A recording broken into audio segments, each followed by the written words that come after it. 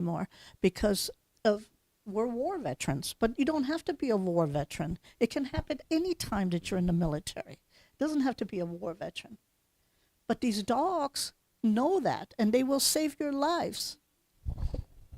I have a question for you. Yes. And it's remarkable testimony. I love hearing veteran stories.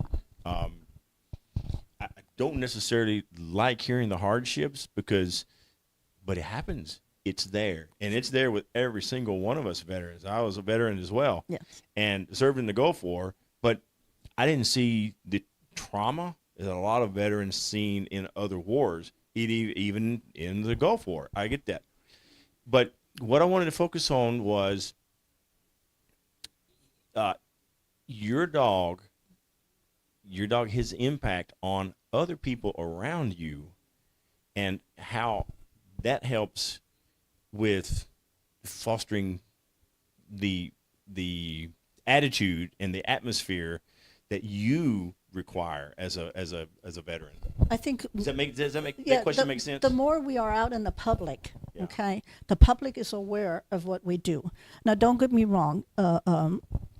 We were at our convention and we saw some dogs that had vests on that said service dogs that were hand carried.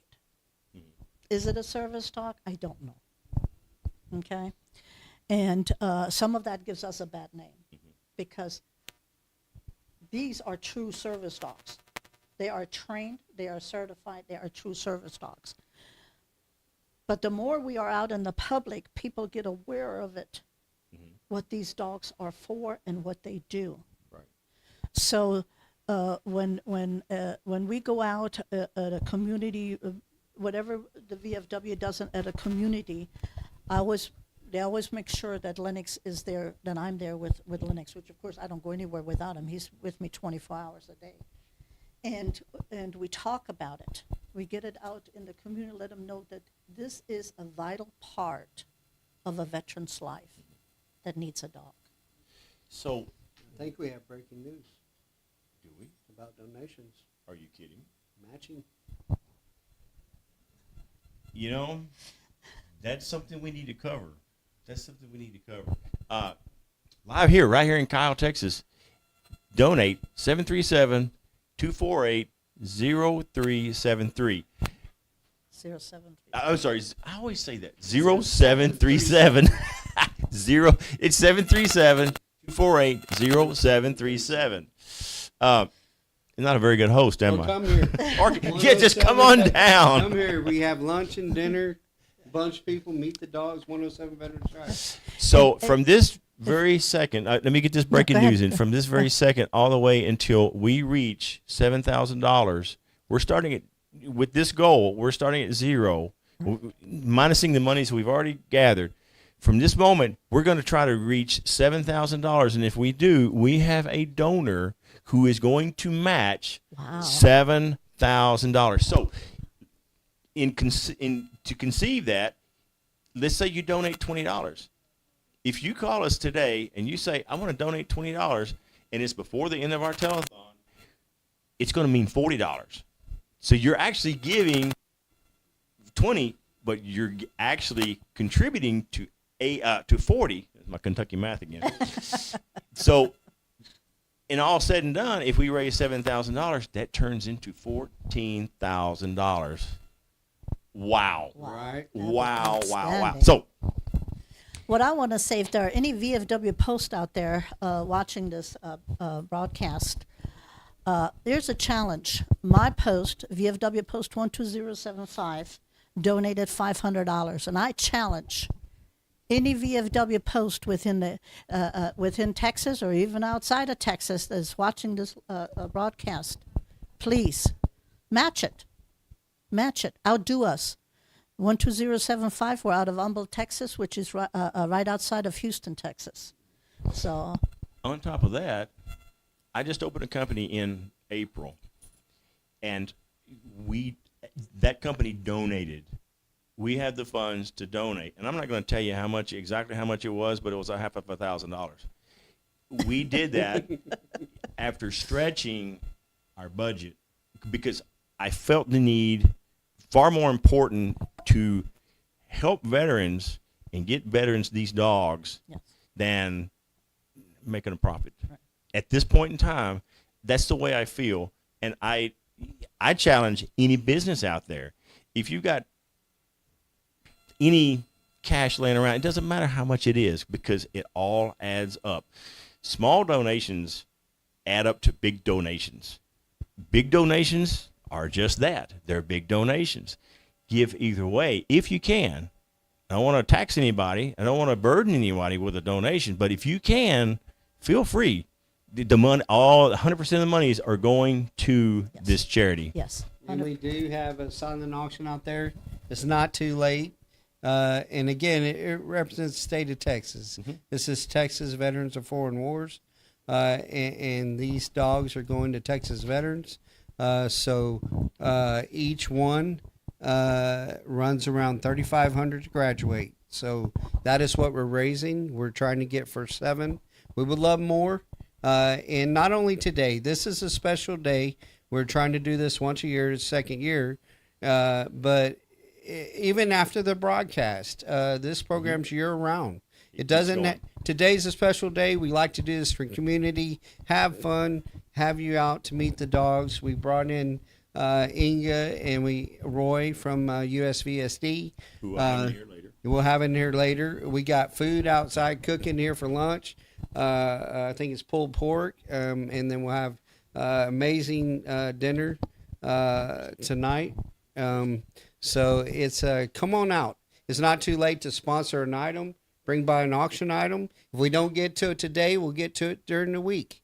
So, and all the monies, like I said, from the silent auction, from the donations, from just our 100%. sales, all 100%. It's not like if you're going to give to United Way, where only 8% of your Right. your monies go to the actual charity itself. We absorb all the overhead, we absorb all the administrative costs, we absorb all the overhead, and we absorb that as a post because we want to make sure your dollars are 100% counted for and allotted for these service dogs. And I think what you have to understand too, when we say graduation of the dogs, what that money is for is we bring the veteran in for 7 days of training. Now, these dogs are already trained, but now what we're doing is we're training the veteran with the dog. So part of that money that we're raising today will take care of the hotel for them for 7 days, take care of food for them for 7 days.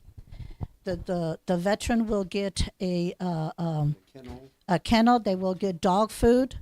And I'm talking about a big bag of dog food, correct? A big bag of dog food. They will get their collars, they get their leashes, they get their vests, even down to the bowls and some toys for them. So that's what that money goes for. Now, these dogs, that $3,500, excuse me, is for that purpose, okay? The actual dog itself is roughly about $70,000 to $75,000 to train one dog for a veteran. Okay, so we're taking care of the graduation. Right. And I probably need to ask Roy this question, but you may have an idea as well. That's a tremendous amount of money for one dog. Where does that money come from? It comes from donations. Donations and from the Texas VFW. We support USVSD, United States Veteran Service Dog. Yeah. So a portion of our income goes to USVSD to cover these dogs. See, But if we could get more donations in, then we could graduate more dogs than Right. what we're doing now. Because right now we're averaging, I believe in January we're going to graduate. Our goal is to get those 7 dogs and hopefully 9 dogs. That's what our goal is. well, every good telethon host should know the answer to those questions. But when I asked you, I had no idea what you were going to say because I had no idea where all that money was coming from. Yes, So yes. most of it comes from the VFW. Yes, 90% of it comes from the The VFW. VFW post But- and the state right, VFW but itself. When the money is low at USVSD, of course they have to hold back the dogs because Yeah, we can't. They don't financially can't do it because they have salaries they have to pay It takes money. for trainers and all that, for veterinarian bill because everything is covered. Okay, And I'll also want to reiterate that once this a veteran gets the dog, that doesn't stop with USVSD. It's a continuous. They follow up with you. They have a psychiatrist that you can talk to on the phone, and they check up, make sure you and the dog are okay. Financially, let's say there's a veteran that receives a service dog and all of a sudden he comes in a financial bind. Well, we have a program set up that if he's in a financial bind, we have money set aside where we can help out with veterinarian bills, food, whatever that veteran needs in order to keep that dog healthy and safe. You know what I've learned? This is just me off the cuff here, but I have learned being part of VFW and being a veteran myself and interacting with other veterans who are in the know. If a veteran needs help, regardless of whether it's for PTSD or anything else, doesn't matter. the help is out there. Yes. You just have to go ask somebody. Start by asking the question, and not even necessarily admitting you have an issue, but ask the question, because that question is going to yield a tremendous amount of help for what you need, whether it's financial, whether it's for mental, whether it's physical therapy. All this help is out there. And I didn't know. I mean, we were talking at the Post a couple weeks ago, and some of the veterans were pointing to me and saying, "Hey, maybe you need help. Maybe you need help." I don't know. Well, I can give you a good example of this. Okay, this man sitting right here. Yeah, absolutely. Okay, I knew he needed a service dog because whenever we talked about some serious problems, I could tell that he was in bad shape, and I literally forced him to fill out an application. And He's hard-headed. And he can tell you, it's the honest to God truth. I literally forced him because I was so afraid that something was going to happen to him. And my dear Guppy down there, excuse me, even though she's a little dog with a nice-sized man, but she has done wonders for him all the time, the change that they have seen in him, okay? And I've seen it myself. But again, here's a veteran that was hiding his stuff. Me being a veteran, going through stuff that I wish on nobody, okay? I could tell he was in trouble. Yeah. And thank goodness, we finally knocked on that hard head a little bit and got him to fill out an application and get him a dog. It's human nature. It's human nature. I mean, it's not anything wrong with you if you can't admit it or you refuse to admit it. It's human. We have it all built into us. Nobody wants to think, number one, that there's anything wrong with us. Number two, we don't want to let anybody know anything's wrong with us if there is. Right. Because our world and our society is structured upon a lot of times the word embarrassment. And that's where we have so much pride. We have so much, I don't know what you would call it. Or guilt. Guilt. Yeah, you exactly. feel you were responsible. Yeah, exactly. Exactly. And so and not confess or up to it and realize in your mind that it wasn't you. Yeah. You were the victim. Yeah, exactly. Okay, whether it was war or not, well, whatever happened, okay, you're the victim. Yeah. Okay, but to get that in your mind, to actually admit to it, takes a long time, or it comes to the point where you can't handle it anymore, and you become a better person when you do. Yes. Prime example. Yes. Prime example. Yes. So that's why it's so important that we get the word out that we need this money. We don't put it in our pockets. It goes straight to these dogs, to a veteran who doesn't pay 1 penny for the dog, not 1 penny. We supply all of that. Now, once the veteran receives the dog, then the veteran is responsible for food and veterinary bill. But like I said, we have a special program set up for that also if they can't do it, okay? So, and I want to say a special thank you to Cody and Nicole Bellinger, who are the mastermind of this. Of the United States Veterans Service. Yes. Cody is the CEO of United States Veteran Service Dogs. And if it wasn't for him to come up with this to help Texas veterans, I don't know what happened. 22 would have definitely increased. And I think, if I understand right, Cody is the CEO and the president, Yes. but he doesn't like the administrative portion of this. He Not is at a all. dog trainer, Yes. and he is Yes. the one who is the primary trainer of all the dogs that are graduated through their program. Is that correct? Right. And we have many obstacles we had to overcome. Hurricane hit the building where the dogs are housed, destroyed it completely. So we had to come up with some money to build a new building. They had to stay someplace. They have to be trained. So we done fundraisers, and we have somebody that sponsored it and pretty much almost paid for it. But if you can donate, I need you to call 737-248-0737. And I guarantee you that Lennox and Guppy's asleep and Lennox is almost there. And if you hear somebody snoring loud, that is my Lennox. But I know they would appreciate every penny that comes in, because what they do on a daily basis, there's not enough money that can pay for it. I got Never one more. enough. I got one more thing to say before we close. Yes, sir. We'll finish this segment, and then we'll get ready for the next one. Yes. These coins are unique. You may have seen them, and you may not have. They're double-sided coins. One side has the paw, and the other side has the American flag with the veteran and his dog toward the bottom. This coin was designed by this guy right here, and he took it upon himself to fund the minting of these coins, and they are for the United States Veterans Service Dog Organization, and we here at Kyle, Texas, are the only ones in the world who have these coins. Now, we had how many we have minted? We had 500. We had, okay, so we had 500 of these minted.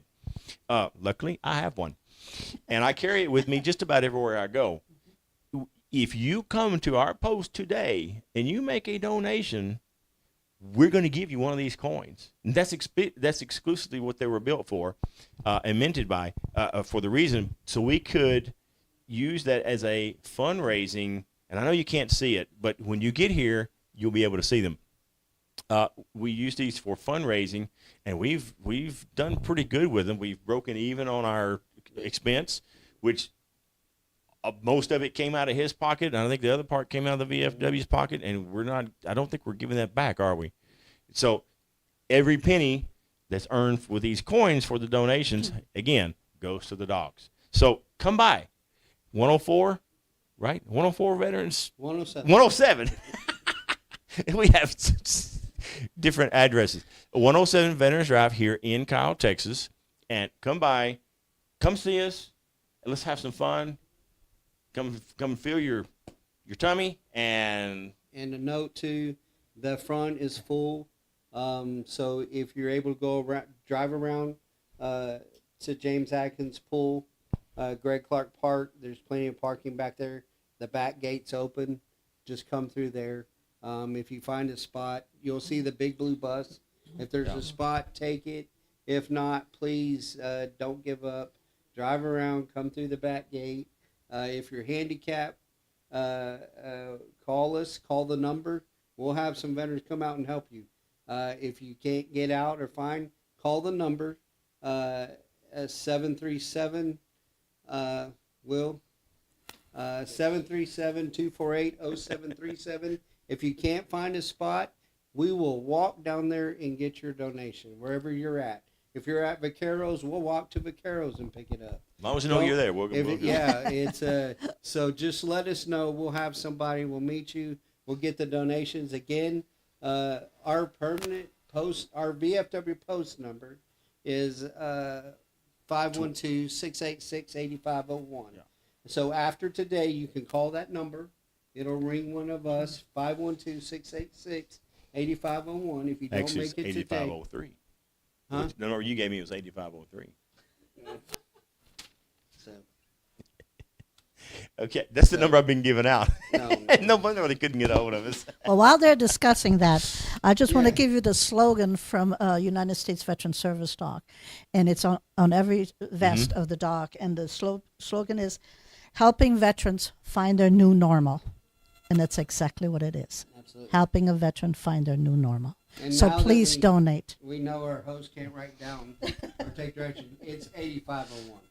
So 512-686-8501. 8501. And shout out to Larry. He's really done a lot. The number today, 737-248-0737. They're out there. They're taking calls. Larry, thank you for doing this. LDBs. He owns his own bee company. Again, gave money out of his business. Need a bee guy? He's the man. He does. He did win. So tell him about the jar of honey that's out there. You won Hayes. What was it? Well, I'm not here to promote my business. However, I'm gonna give you a shout out because that honey it won. well, last year we entered in a contest, and it ended up being best tasting in Hayes County for 2023. And I have included the second to the last jar that I have. It's in a quart. It's in a quart size. It's in the silent auction. It's really good honey. It won like out of 12 or 15 different samples from other people. So, but yeah, and I don't make the honey. The bees make the honey. I just steal it. Tell us about the big blue bus that was out front, real quick. Just Right. So the Department of Veteran Affairs brought out their veterans. It's the disaster assistance bus. It's completely mobile. They got 6 bays to help veterans with benefits. So if you're in need, we're right here in Kyle. We're actually talking about getting it out once a month, but it's out there right now, 11 to 2. So right here in Kyle, come down, talk to them. Tony is the coordinator out there, and they'll get you taken care of. Get some food, donate. If you got the money, come on in, meet us, meet Guppy. come on down, even if you don't have the money. We're going to take a real quick commercial break. Can I say one more thing? Go ahead. I just want to shout out to all of the women veterans out there. It's still a hard time for us because most of the time we don't get recognized as a woman veteran, and I can give you many examples for that. But we don't come right out and say that we have a disability. So women veterans, if you need help, reach out to somebody. If you think you need a service dog, if you think that service dog will save your life and help you, go online under usvsd.org and fill out the application. Don't be ashamed. There's nothing to be ashamed of. Trust me, I know. So please, log on and apply for a dog. And if you're able to make a donation, please donate to USVSD. Thank you. All right, so we're going to take a break, and we're going to run some feeds for you for your entertainment. And have a function and be out in public and be around a large group of people and not feel nervous. A remote where we'll go back through the call center to the silent auction tables and outside. We're going to get all this included in for you. And so don't go anywhere. Leave your feeds going. Paranoid and watching everybody's movements. Thank you guys. Thank you for everything that you've done for me and for Pearl.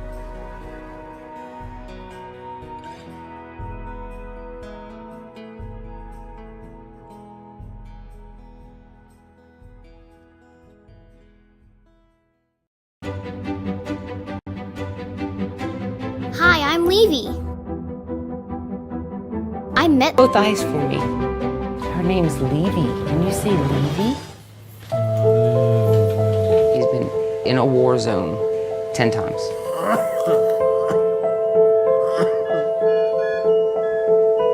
We couldn't hardly keep him awake longer than like 4 minutes, 5 minutes. I mean, this is the longest he's ever been awake this whole time. You okay, Tom? He gets excited when he knows the pups are coming. My new friend has a long way to go, but I will be with him every step of the way. Everybody gets to the left, right, follow lead. This is our new normal.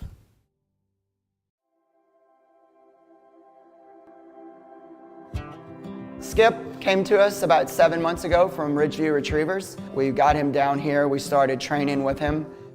At first he had some unique issues that we had to work through, but we continued teaching him some commands like forward, left, right, back up, brace, and every day he just rolled with it. We went from grocery stores to Target to the World War II Museum, and he's excelled through everything. There's nothing that I've thrown at the dog that he can't handle. And I really feel that Nick will step out of his comfort zones a little bit, because I think Skip's going to help him realize that life's not so serious. My name is Nicholas Spikey. I was in the Air Force in 2009 through 2010. I was hit with a 1mm mortar. I really wanted a dog that could help me be more independent and take some of the weight off of my wife's shoulders, especially due to my seizures. If I'm going into a seizure or if my left side is starting to give out, he'll be able to help me get safely, either from one room to another or, from the car to the front door. First couple of days, it was a little bit rough. Skip took a little bit to adjust to him, but by day 3, they were on a really nice page, and today on day 4, they're doing well, very, very well. I'm almost 100% more calm than I was even 4 days ago before I even met Skip. It's our mission at USVSD is to get the veterans into a new normal. And I feel pretty confident that Nick is going to be headed to his new normal because of Skip.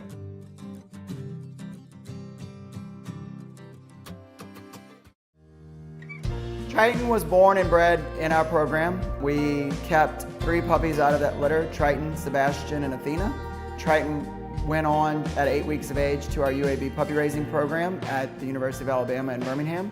Emily was our social media coordinator for USVSD, and she took on Triton. Honestly, I couldn't have asked Triton to have a better head start when he came here. Most of our dogs come back for training and they know a few basic commands and they've been well socialized. Triton came back for training and pretty much knew every command that he needed to know. He breezed through formal training.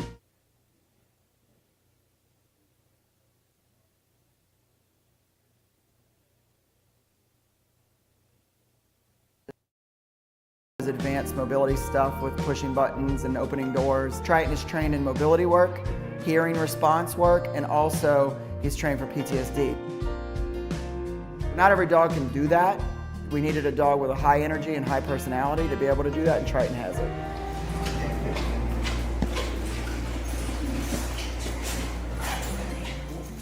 My name is Scott Phillips. I served in the 82nd Airborne Division. I did 2 deployments with them in Iraq. I was in the Army for 12 years before I was medically retired. On a training mission at Fort Bragg, my chute collapsed and I burned into the ground, and I had a bleed to the brain, and I was in a short coma. So my memory is still really, really bad. I can't remember the simplest things, and I can't remember a lot of the important things. But with this dog already, being able to train to learn how to remind me to take my medication, or finding an exit in a store. Simple stuff like that that I can get confused with and backwards in, he can help me do that. I really know he's helping me pick stuff up already. He can open doors for me.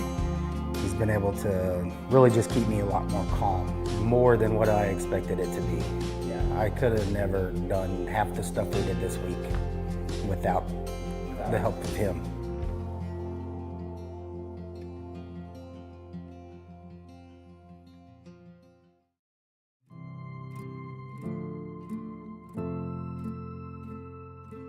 My name is Andrew Camplin, and I'm with the Texas Veterans of Foreign Wars. I served in the United States Air Force from 1989 to 1994. I was deployed to Al-Kharj, Saudi Arabia, where we formed the 4th Tactical Fighter Wing Provisional, which was a squadron of F-15Cs F-15Es, F-16Cs and Ds, and EF-111s. When we were gearing up to deploy for the deployment to Iraq during Desert Storm, I lived in the dorms and I was single, and they told us to pack up our dorm rooms because they were expecting 50% casualties. So we got over there, we got our base all set up, we got our airplanes squared away, we started producing bombs and missiles. 20 minutes after the last aircraft took off, started hearing air raid sirens, alarm red, you know, we've got incoming, and Iraq was shooting Scuds at us. It was fun at that time. It was great to serve. We were all proud to be there and proud to serve, and you never wanted to shut it off. But then when it was over with and we went back, it is shut off. And so you were left with, how do I get the thrill of war from now on?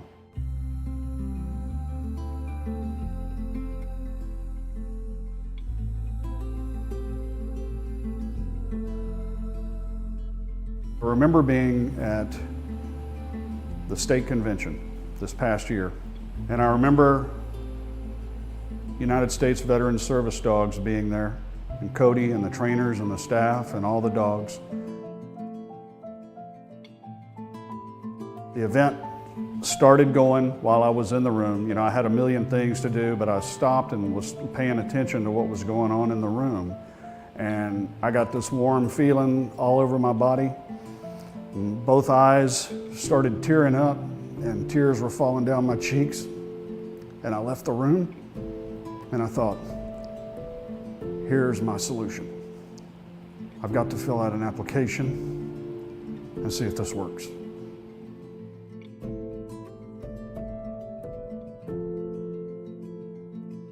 You know, the anticipation.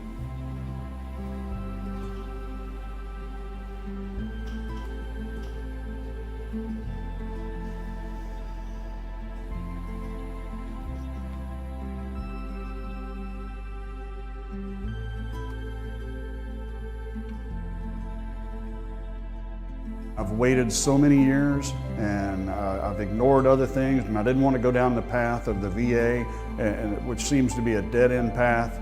So I was very much anticipating Monday. And I have to say that Monday, when I was sitting in a chair, very much in the same position this is, my heart was pounding, I was getting the adrenaline rush, and Sebastian was walked into the room, and I felt this overwhelming sense of I've taken the first step down a major path, and this is my buddy for life here.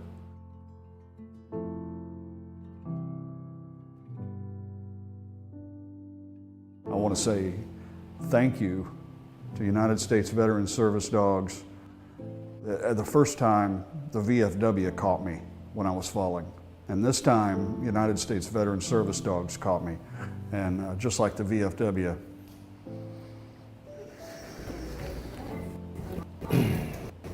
I'll be forever grateful. So we need to Nola was brought to our program in May of 2018. She stayed with Rebecca through mid-April of 2019 and started formal training on May 1st, 2019 with this graduating class.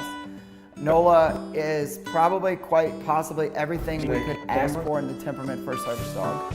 She excelled at everything she did. Every behavior that we could have ever asked out of a service dog, Nola had. When we were looking for a placement with her, we knew we wanted a moderately active person. I wanted a female handler, if possible, because Nola was handled by females her whole entire life. What I encourage female veterans out there is, you're not weak if you ask for help. If a man can ask for help and we can help them, we can help you too.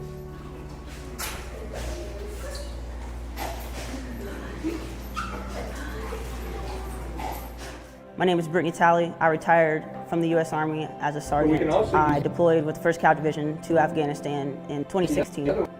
I served for 7 years. I did 1 deployment to Afghanistan. November 12th, 2016, it was the day after Veterans Day. And as we are getting ready, we're brushing our teeth and we're going down the street, this explosion happens. And I felt the world just stop. Every day was a struggle. I don't want to get out of the bed, or I'm angry, or just I literally could not get myself together just to even go to the store. When I hit my low point, where I'm crying every day, I can't get out the bed. It was time for me to get help. So I just started applying when I found your program, probably the best program that I had looked at, and you called me right after. I was just excited that I was going to have a new partner every day. Having her, it's like, I'm ready to go. Where do we want to go next? Where do you want to see? And that's been the most change for me, is that I'm comfortable. All right, folks, we're back here after a short break. We've got a little presentation that we want to do. This is Inga and Roy. Roy is with, you've already met Inga. Roy is with the U.S. Veterans Service Dog Organization, and you are the Director of Fund Development. Fund Development, not fun. Fund Development. All right. So Jason Payne here is a veteran who has his own business, and he does a lot of different things. Jason, I'm just going to let you tell them just a little bit about you real quick, and then what our purpose is here for right now.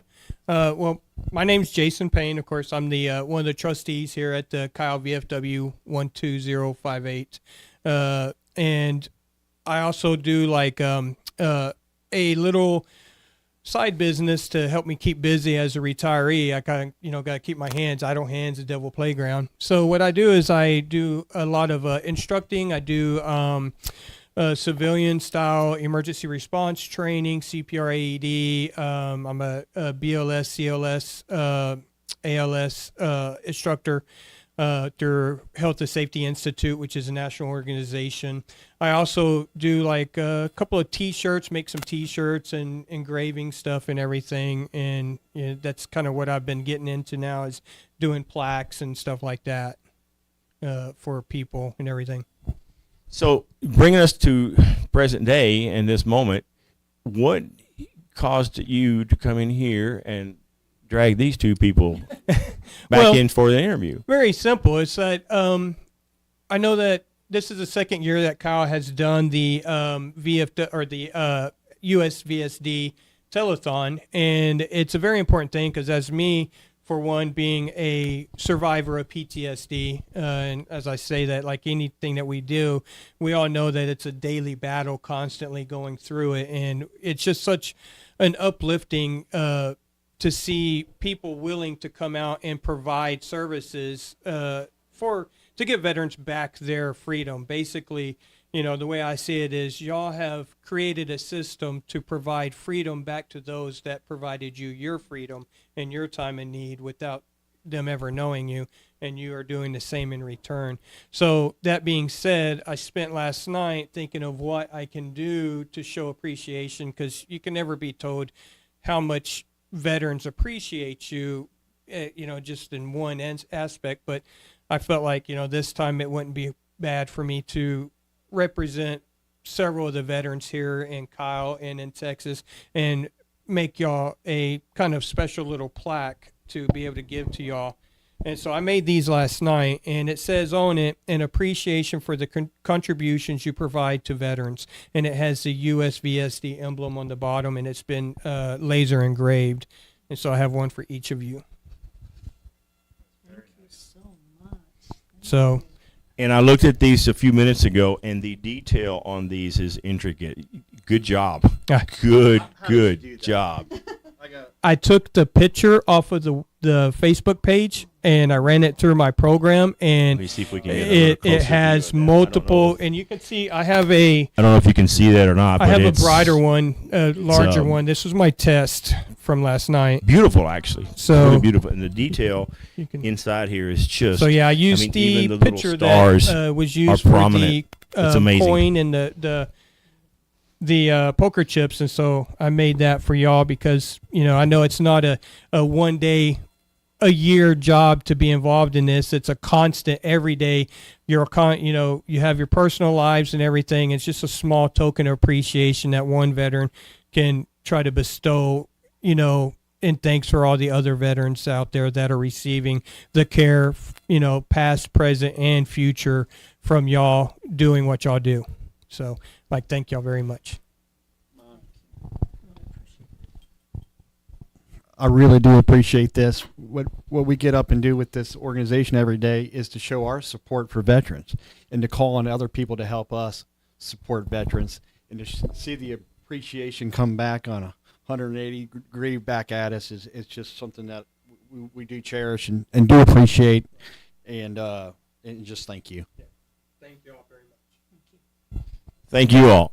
Thank you all for everything you've done, everything you continue to do. Veterans across our state and across our country I know they're extremely appreciative of what the energy and the expenses that you all have incurred to help other veterans' lives be better. Thank you very much, and it's a passion. When you care about your veterans, I'm going to ask everyone else while we're on live right now.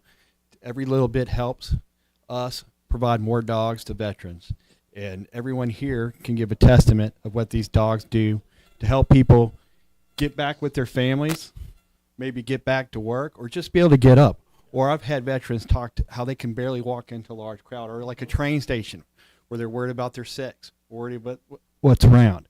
The things that these dogs can be trained to do by our head trainer, Cody, is unbelievable.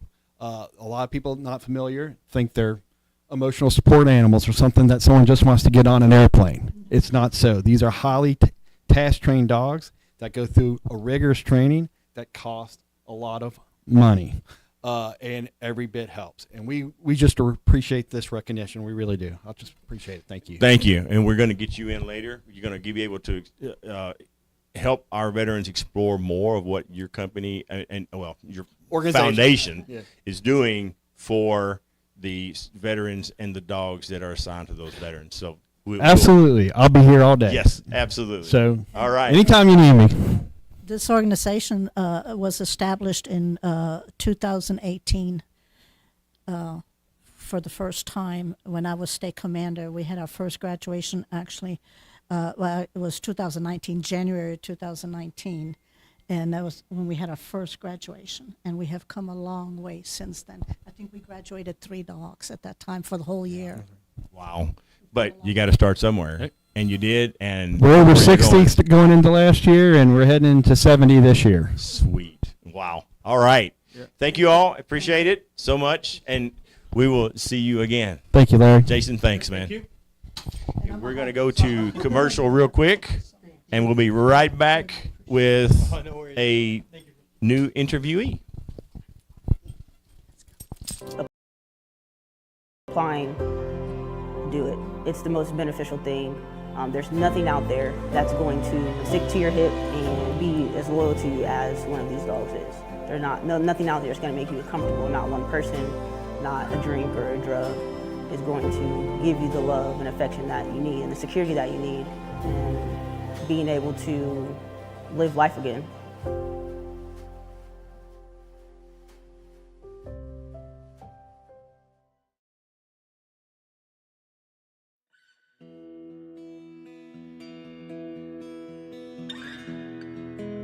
Welcome to United States Veteran Service Dogs. Hi, my name is Cody Bellinger. I'm the CEO and Director of Training and Client Services.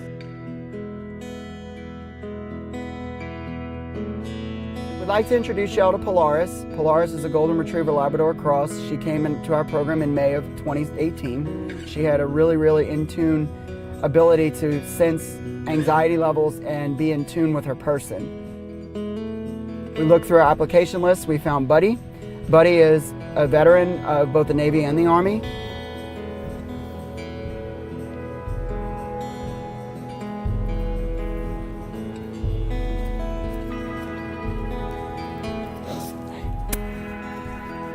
For me, this is like a dream come true. You have no idea how long I've been fighting for one of these dogs. I feel like a kid who just got this really awesome Christmas present. Buddy suffers with PTSD. He suffers with some anxiety and a little bit of fear to be out in public and out of his home environment. So Polaris was trained to be able to guide him or help him find an exit in a building. When matching Polaris and Buddy together, we looked at personality traits. Polaris is a very analytical dog. She's a one-on-one dog. She needs to be with her person. Buddy has a lot of patience. He's a dog person, and I knew once we paired the two together, it would be a little bit rough at first for the first few days, but once she realized that was her person, the bond would be incredible. Personally, I'm just really sick and tired of walking around feeling like a target. Sick and tired of walking around feeling like I gotta have eyes in the back of my head. I just really hope that this works. I really hope that Polaris can help alleviate some of the stresses and some of the anxiety and some of the nightmares and some of the fears that I've got. I've been made promises before and they just fell through. This is the one thing that hasn't fallen through. She's a beautiful dog and she's well trained. I mean, you guys literally, in my opinion, have spared no expense in training her. There's a lot of things I don't know, but I do know that I owe you guys the biggest thanks that I could ever possibly give.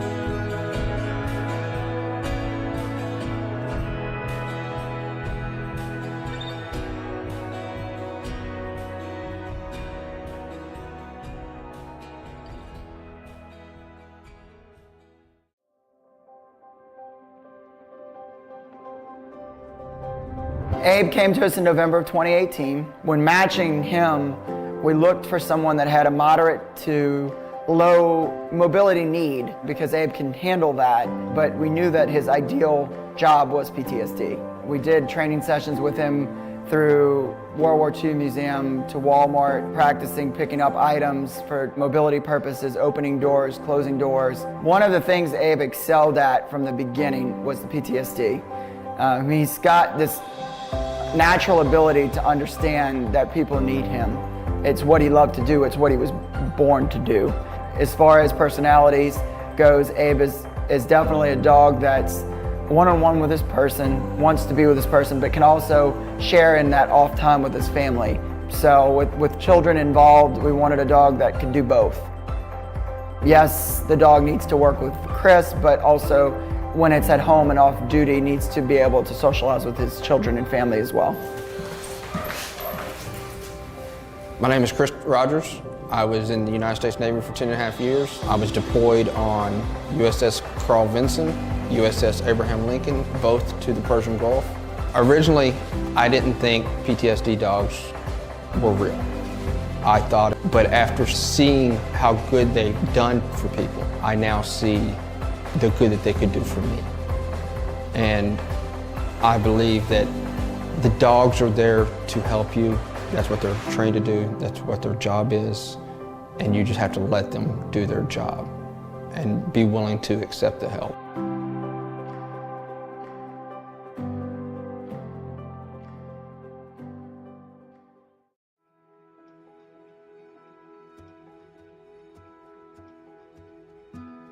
Joe was purchased from a gun dog breeder in North Carolina. We liked his attitude. He had a really soft nature and just was a really kind dog. Having a gun dog background, it's very rare that one of these dogs would have that soft nature, and Joe does. We got Joe into training. He excelled leaps and bounds right from the beginning. We had no issues. His public access work was beautiful. Anywhere from Walmart to Target to World War II, pretty stable-minded in any given situation we could throw at him. VFW Kyle 12058 post. We're doing our telethon for the U.S. Service Veteran Service Dog Organization to raise money for the service dogs to be placed with vets. Today I have with me Emilio Martinez. Emilio Martinez. You and I have known each other for some time now, right? Yeah, it's been quite a while. Yeah. I mean, enough that we've become close friends. Close friends. And I'm just going to turn it over. What do you want to talk about? Man, I like to talk about the way these service dogs help people. Veterans and, first responders get them. There's many people with this effect, especially people with mental health and mental health problems that we didn't accrue on our own. They weren't by choice. Not that everybody has a choice by them, but it was something that was handed to us without an option. I'm a first responder. I did emergency services for almost 20 years. Yes, I suffer PTSD, anxiety, depression, all the above. I've got it too. It's rough. And I have friends that suffer from it too. One of them being Steve Cook. He's one of the veterans here at the VFW. I've seen a huge turnaround in him. It's tremendous how these things help people. These animals have senses that none of us could possibly ever begin to understand. Doctors can't even fix the things that these dogs can fix. Medications can't fix what they fix. The emotional attachment and the sensitivity that they have, it's unreal. It's unreal. I've seen it. Would I like an emotional animal? I probably sometimes feel I could use one, but there are people that probably need it more than I do at this time. So if you guys can donate, get on the phone, donate to the cause. It's the greatest thing you could most awesome thing you could do for people at this point. You mentioned that you were in and still I know you still are in first responder services. Yours is mostly medical, am I right? You Yes. were in EMS and you fire department. I was law enforcement for 21 years and the military as well. So you and I connected quite well when we first met each other, knowing that we would probably we didn't discuss it, but deep down we all know that, what each other's gone through, responding to scenes and helping people, seeing people mangled or injured, that you just stuff Most that people just, couldn't even begin to most people can't understand. handle it. Yeah. You just can't. Tell me about that. Just in opening up the field beyond the military veteran to first responders and what it's done to you over the years. And initially getting into being a first responder, I was told, it's going to be rough. Ever prepared me for the things I would witness. And that's what makes us very unique. And lately, like up to a couple years back, there was a stigma that we always hid our feelings, our emotions, our thoughts, our dreams, and we hid them under dark humor. And now it's coming to light. Here in Hays County, I will say that there are volunteer departments, paid professional departments, all these departments from the fire departments, the police departments, they all are actually paying for first responders to get free mental health care. And just up not too long, think about 2 weeks ago, right now, the San Marcos Hays County EMS Association has actually broke through, and they actually made an agreement with San Marcos Hays County EMS to continue first responders mental health treatment free of cost for I think is 3 to 6 months out of them leaving the department to make sure. Yeah, it's a huge thing. I didn't even know that. Yeah, it's huge. They're actually making big strides with this. But San Marcos Fire Department pays for their mental health for their guys. San Marcos Police Department, the Hays County Sheriff's Department, San Marcos Hays County EMS. Every department in this area is taking this whole thing to a whole new level.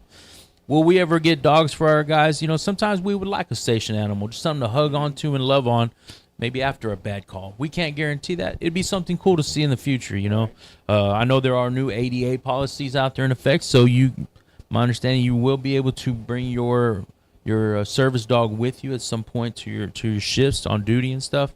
But right now they're really working and they're hammering hard to break the stigma of just hiding this I'm going to call it a disease because that's what it ends up being because it spreads so much, and bringing it to light and letting more and more people talk about their mental health. I've always been very open with mine. I'm not ashamed of it. I didn't ask for this.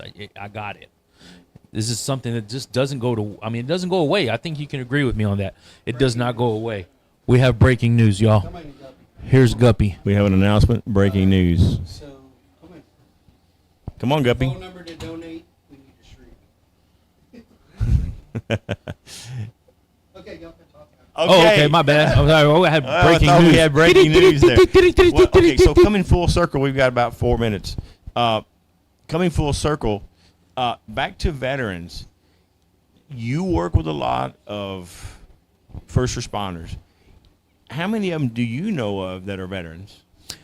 A very, very high percentage because they actually get extra points on their tests. So they tend to be the guys that get hired. Right. A lot of veterans get extra points on their veteran tests. preference. Yeah. So like the fire guys, they tend to, the firefighter test is, we always make fun of them at EMS. They just have to color a fire truck, and as long as you stay inside the lines, you can be a firefighter. Well, I mean, that's if dark humor. If it's a good picture, veterans get extra points, so they definitely get hired. I've worked with many veterans. Some of the greatest guys. They're very structured.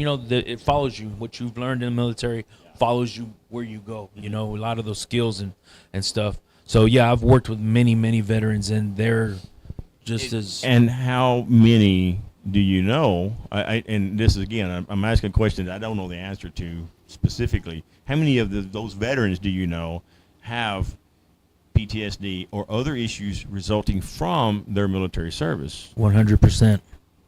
Isn't that something? It's crazy. And we have I'm not going to get political, but we have our government who doesn't. They don't take care of the veterans enough, and government agencies don't take care of their first responders enough. We all know that, and so this is exactly why we're doing what we're doing here, in order to help veterans. And we can't reach them all because we only have so many dogs, and there's only so much money to train those dogs and graduate those dogs. But every veteran that we can help in some way or another gets the benefit. Oh yeah. Whether that dog is assigned to that veteran, or if the dog comes to the post or goes shopping and another veteran said, "Hey, let me see your dog. Your dog is beautiful." It helps every single veteran that comes in contact with a service dog, whether it's assigned or not. Am I right, Steve? We're absolutely right. We have a breaking request. We have a breaking request. Who needs to see Larry, right? I can only imagine that request came from Will. Everybody, I want everybody to understand. We've got a few more minutes here with the kill. Will Wilkin with Wilkin Technologies, is that right? Oh yeah. He is our tech guy, and he has put all this together for us. And then we give him a hard time. Of course, he returns it. Oh yeah. So it's back and forth. But Will he's put all this together. And he's done it. He's doing it for volunteer work for the VFW. This guy can do anything. For the U.S. Veterans Service Dog. So I'm gonna give a shout out to Will. I'm not gonna insult him. I'm not gonna do anything. But he is the guy. If you need any type of IT work, call Will. Will Wilkins Technologies. And I thank you all for helping us out here. Mm-hmm. Thank you, Emilio, for coming in and talking. And thank you to everybody who donates. Helping us to clarify some of this PTS stuff. Yeah. And we're going to... Oh, yeah, your lawn care. No, I don't even want to do that. I just want this to be all about 512-665-0226. Give me a call. You need some lawn care done. I can do residential and commercial. What's the number again? 512-665-0226. My brother's lawn care.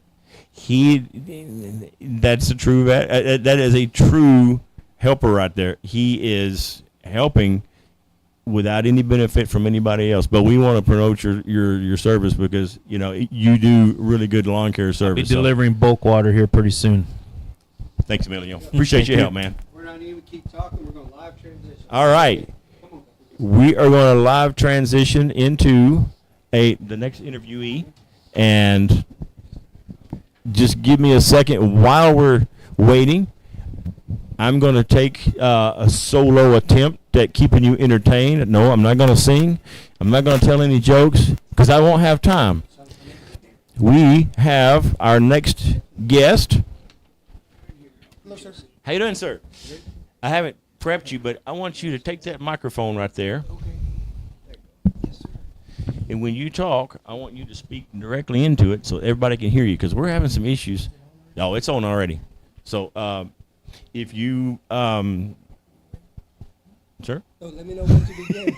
You're beginning right now. Hello, everyone. It's Councilmember Miguel Zuniga here. I'm here at the VFW post 12058. I'd like to wish everybody a safe and happy Labor Day weekend and to come on out and send and make donations to our VFW Telethon for raise money for service animals to be trained so that we can help our veterans have these dogs that enable them to get on the right path to heal and for emotional support and physical support. So anyone who's out there right now, challenge you, other council members or city staff to make a donation and just call the number. Do we have the number here? It's right above here. It's 737 248 0737. 0737. Or you can go online, scan the barcode, and help support this great cause. It's out here, and enjoy the weekend again. No. Yes. Yes. On the feed, the live yes. feed, I have been informed that the QR code and the numbers and the websites are on the live feed. So we can sit here and say it all day long, but all you got to do is just look at the live feed and get the information there. No. So what is our goal, and how much have we raised? Okay, so I don't have an exact number yet, but I do know we have enough for one dog. Our goal is 7 dogs. If we can get monies for, which is $24,500 because they're averaging right at $3,500 a piece to graduate. So when we have the goals, every time we reach another $3,500, we're going to take one of these bones.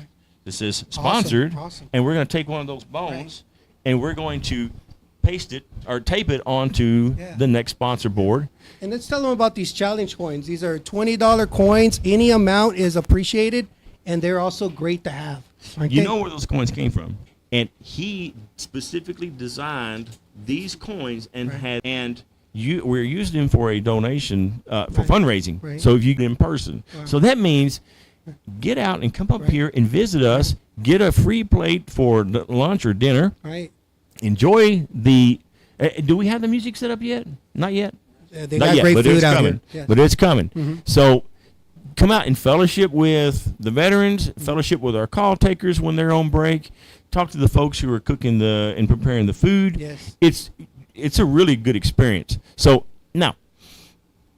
Let's talk about you real quick because I know you hate to say it, but you're a politician. Well, I'm involved on city council. Yes, we're a really busy city. Yes, growing really fast. Yeah. Well, I'm glad to meet you because you and I are going to talk later because I got some beefs with the city council and the mayor, but we're not going to discuss those right now. Tell me about yourself. How long have you been a council member? What was your political career before then, and what are your goals for the city? Just second year on council. I'm obviously a research scientist by profession. I just got involved to help support my community. Started off with our schools and our neighborhoods, and as council was just the next step to be more effective. Okay. Yeah, and I try to work for everybody. Yes. Good. And how you do that? You have to compromise and be very moderate, be very middle and neutral to many things on the dais. Okay. So let me ask you this. You're here at the VFW post today, and we're not out of time, but I'm going to let Steve tell us when our time's up. Okay. Because I keep forgetting to set the clock. Yeah, it's being old and, forgetful, whatever. So being a city, what does that mean to you? Oh, it means a lot. I mean, just it's an honor to be out here and try to help and give back and help donate for a worthy cause. I mean, every organization that reaches out, I try my best to come out and help support them. Just give them information and share what I can to the community that these are great groups out here, and these are great people to be around. They're so involved. They do the parades. They do a lot of fundraising for our community, and the money stays local. And when we raise for a cause like this that's national, it still helps promote our veterans all throughout the state. So it's just really good stuff. Yeah, I mean, do you know any veterans? Yes. Yeah. Do you know any veterans who could use a service dog? Yes, there's so many out there. I have a veteran, Uncle Jesse Flores. He has a piece of metal in his head, and sometimes there's some bad headaches, and sometimes he does not like to be around. Sometimes not very social. But I think if he had a companion dog, it'd be very helpful in allowing him to be outside more, walk the dog, and communicate with people more. Simple stories like that tend to bring tears to my eyes, because I know there are a lot of people out there who have served our country honorably, who have served our country well and protected our freedoms and our liberties, and they've suffered fighting for our freedoms and our liberties. And they come back home and they still have to go on through life, and a lot of folks don't ask for help. A lot of folks don't realize they need help. And our job is to, number one, try to help educate folks to understand that maybe there is an issue. Maybe there's something that we need to address with you. Not necessarily a problem. Right. You know, I don't want to say anything's wrong with anybody. Right. But everybody's got issues. Right. You got issues. Right. We got issues. Everybody's got issues. It's all in how you deal with it. And if you get help from the outside, that's going to help you have a better life. Right. And these service dogs help do that. You can see that with Steve. You can see that with Inga. A lot of other folks who have these dogs, and not just the dogs themselves, but the people around them. Not just the veterans, but the people around the veterans. Yeah. So it just creates a whole new atmosphere and a whole new attitude when you have a dog that's, helping a veteran. Yeah. It's the wounds and the scars that are unseen. Right, it's the unseen wounds and scars. Yeah, it's the unseen emotional scars, the trauma, the neglect. Any way you want to cut it, they're scars, and we really need to pay attention and help those folks who are in need. So back to the political side, it's the first day I met you, by the way. Yes, Miguel Zuniga.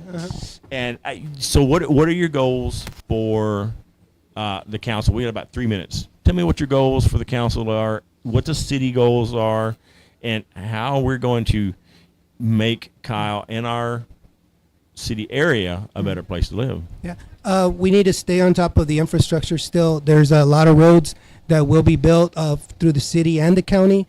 We also have to stay on top of our resources, which is the water management. Building as fast as we are, we have to try to manage some of that density and some of the residential areas as well.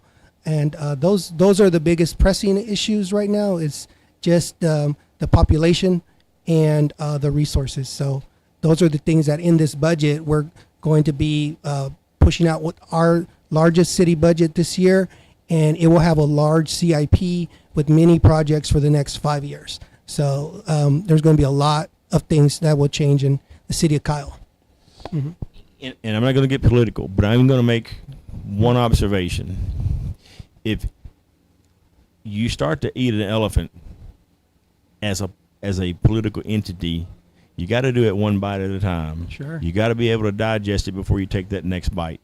That's about all I'm going to say about that. But we do have some things we need to address with Kyle, and particularly looking in our future. Sure. So we've got we're going to take a short break here and hopefully get our next guest in, and we'll go to. And folks, we're doing this pretty much on the fly, so No scripts. No, we don't have any scripts. We've got a schedule, but it's got bullet holes all in it now where we just we've lost track We of can time. sit here and keep talking, right? Well, I don't know about that, but he says we only got about a minute and a half left. So bear with us. We're going to be taking a break here, and I'm not quite sure when we're going to come back on, but it'll be just about 3 minutes. I was just told about 3 minutes. So stand by, and we'll be right back with you, folks. My name is Andrew Camplin, and I'm with the Texas Veterans of Foreign Wars. I served in the United States Air Force from 1989.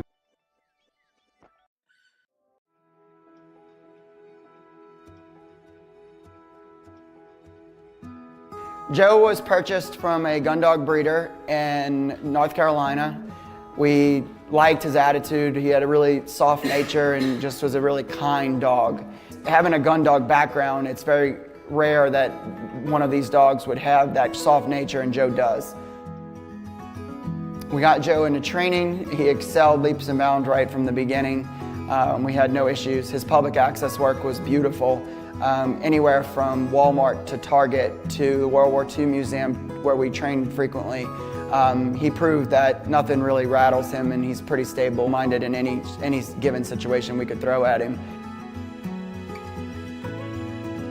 When I was looking through our applicants, we were kind of toggling between a few applicants. We felt as though that Chris was the best match for Joe. Name's Christopher Wade. I was a sergeant in the U.S. Army for 8 years. I served 2 tours of duty in Iraq, 2005, 2006, and 2008. Well, my first TBI injury was in September of 2005. I had a 2 .155 rounds go off underneath my Humvee. Destroyed the road. There was no road left. And then after that, I was 10 foot from a car bomb on Thanksgiving Day of 2005. I was injured with it, received another TBI as well.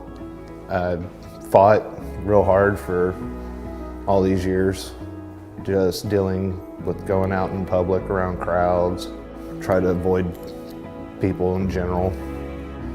Wanted to get out more and not be a homebody as much.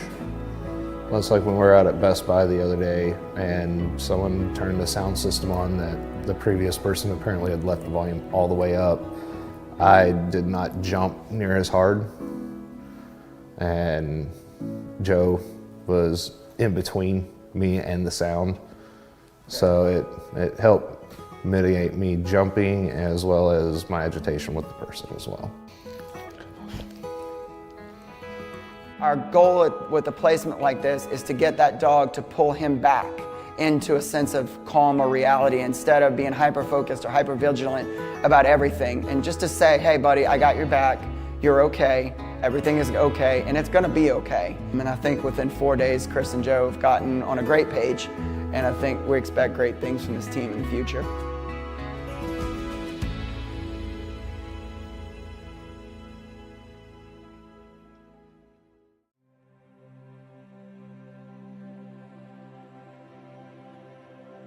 My name's Corey Strouth. I'm from Houston, Texas. I was an infantryman in the Army for 10 years, and I got out as a specialist.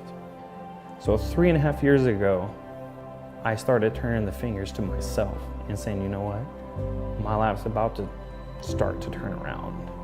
I started the process of going through the change that I needed for me, for my family. And a big part of that I felt that was missing was a service dog. And I can tell you, in the 4 days that I've been working with Zazu, has been such a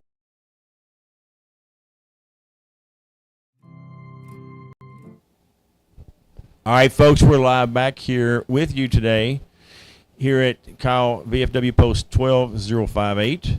And Larry Stamp's here trying to entertain you all somehow or another, but I don't think with us here, Howard Shower. He is the post commander for VFW in Corpus Christi. 8932. 89 number 8932. That's correct. That's correct. Hold your mic a little bit closer, that way people can hear you. But we've got you in here, and appreciate you coming up and being a part of this. And tell us a little bit about y'all's post and you and what your history is, and then we'll go right into the service dogs. Well, we had VFW, Veterans Foreign Wars Post 8932, located in Corpus Christi in the Flower Bluff community. We mustered in October of 1959, so we were coming up on our 65th anniversary. We are a small but mighty post. We do a lot of community service, and recently we just gifted a brand new 2025 6x12 enclosed trailer to the Moody High School, Foy H. Moody Navy Junior ROTC program. They were the only unit in Corpus Christi Independent School District that did not have any type of a way to move their equipment other than on their bus or when they went to the competition. So their current leader, senior instructor, Lieutenant Commander retired Luis Sanchez, is a member of our post, and he came in and introduced himself and said, "Hey, we have this need." And a lot of times that they would show up at competitions, they have to jam all their equipment in the school bus, their uniforms, everything that was required of them, or they would rent a U-Haul vehicle. And when they'd get to the competition, then you'd hear a little snickering here and there from other folks. Look who's there in the U-Haul and so forth. And so I talked to the post, and it's kind of like, this has got to stop. This is not the way we do business. So we started the effort, and we were able to come up with enough funds, locally funds, to buy this trailer. And then the Navy paid to have the trailer wrapped. So we delivered that this past week, and it was a great asset to them. I mean, some of the students spoke and said, since I was a freshman, we've been enduring this. And so it's just small things like that, getting out into the community. We have a Boy Scout troop that we work with that's coming in and doing stuff on a regular basis. So, but it's just great that we do the things we do, and we have the Cooties Pup Tent number 5. It's a subset of the VFW. Leave Them Laughing in Bed Sheets of White.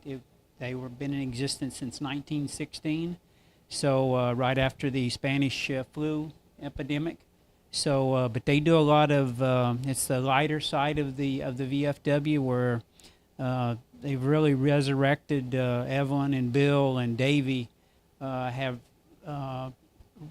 brought that little pup tent back.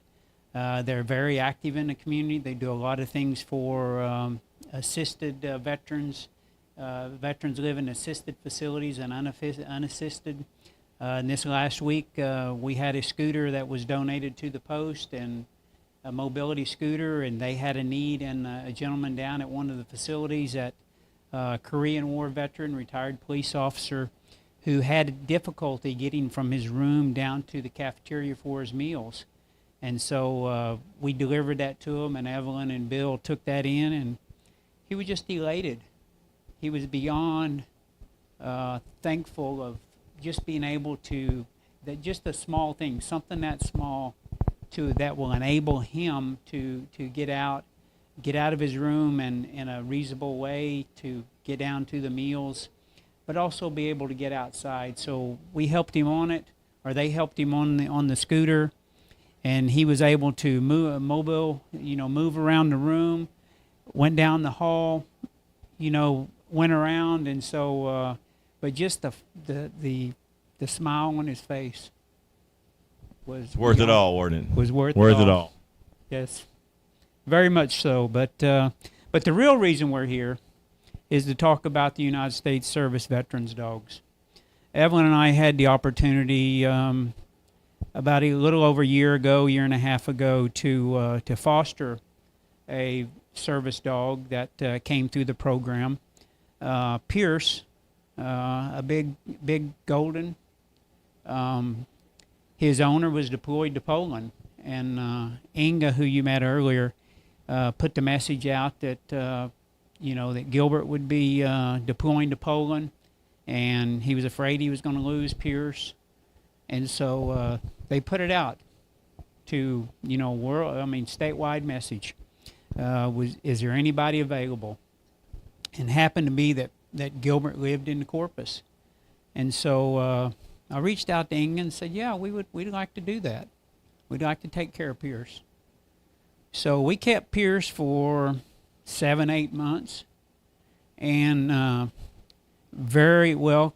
All the dogs are very well trained. Very, as it's been, you know, spoken to several times, highly trained into what the role that they're supposed to play. And Pierce just fit right in. We had a black lab that had been rehomed to us, and they got along great. She was a little bit older, Abby girl.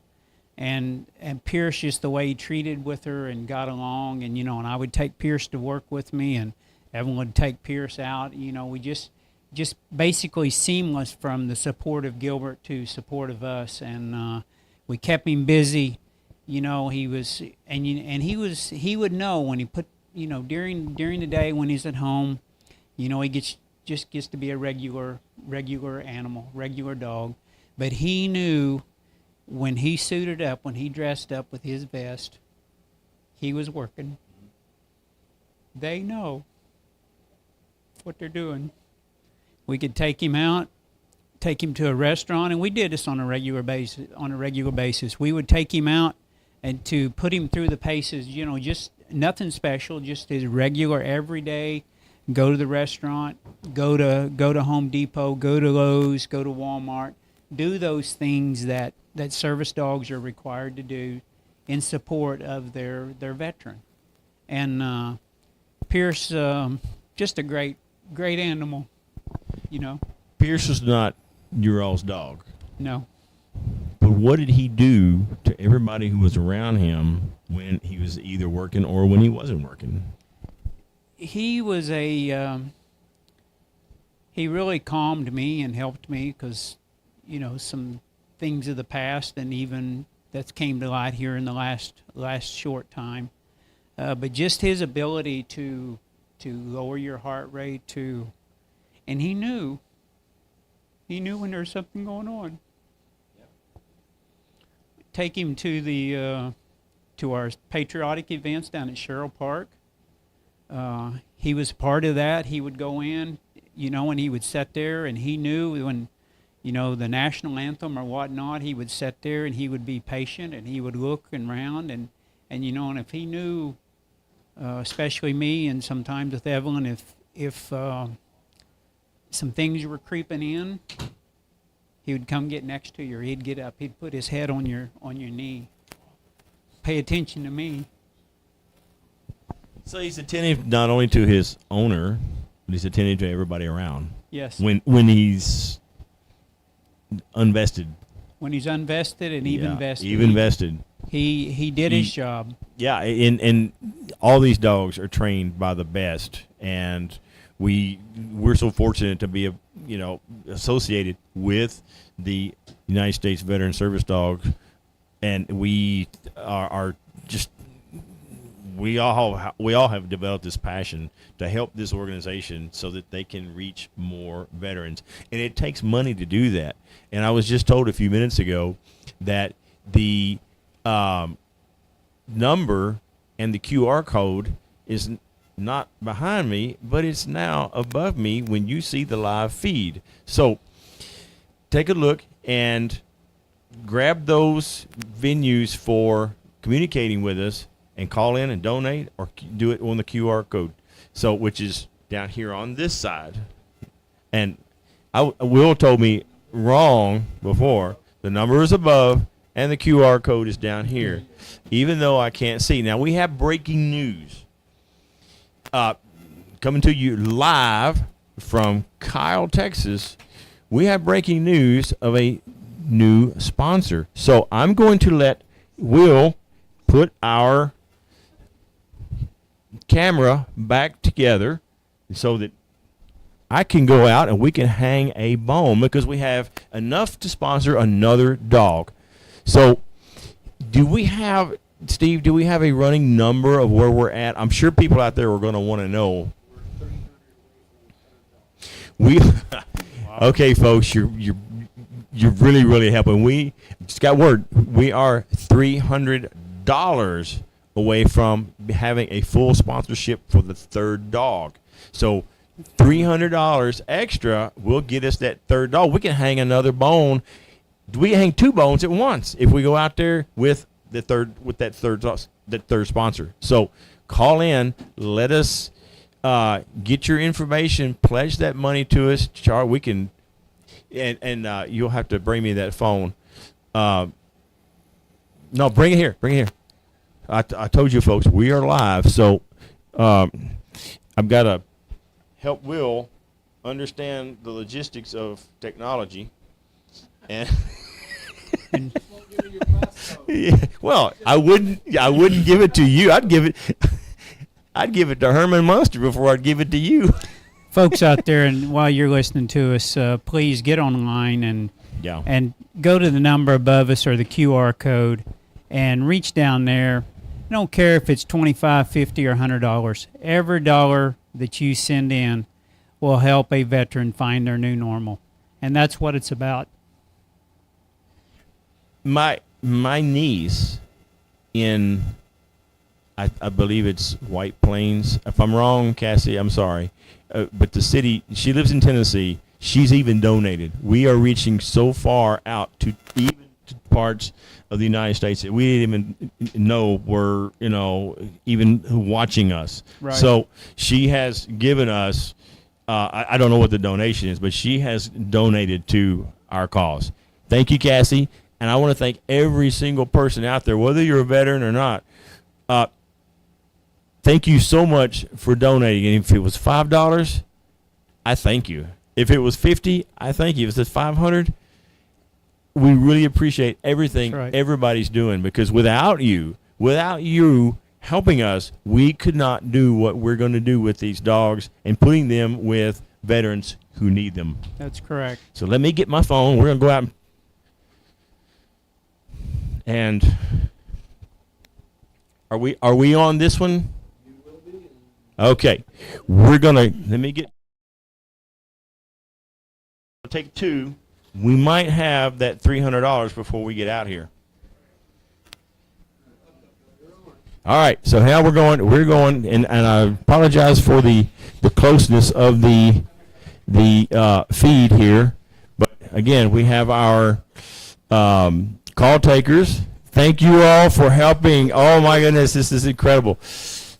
And then we're going to Steve, take this phone here, will you?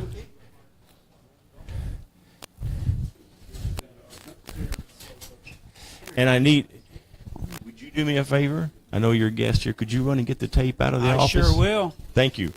Because we're going to need a tape to hang a bone. And if we have $300, I'll put it on the third frame. If we don't yet, we'll wait. But the second bone is going to go here to represent the full sponsor for the second dog. Miss Evan, what do you think about that? That's awesome, right? All right.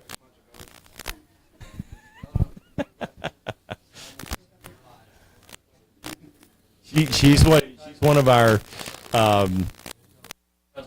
was a veteran. He has since left the earth. He is more than happy to support us down here at the VFW, and as well as AM Vets just up the street. So, you are the guest of the hour. So why don't you just pin this right here? All right. That is dog number 2. We're looking for dog number 3 sponsor to be fully sponsored. Number 4 all the way down to our goal of number 7. Any more we get after that, it's just going to be a bonus. So thank you all for calling in. Thank you all for donating. If your friends or your family are out there and they don't know what's going on with our telethon, give them a quick call. Send them a text and tell them to join Facebook Live or on YouTube, because we're on YouTube as well. And make sure that you help them understand what we're doing. And if you tune in, we'll even explain it more, and hopefully they'll contribute as well. Thank you, everybody. We're going to go back into the room, and we'll finish up with you here real quick.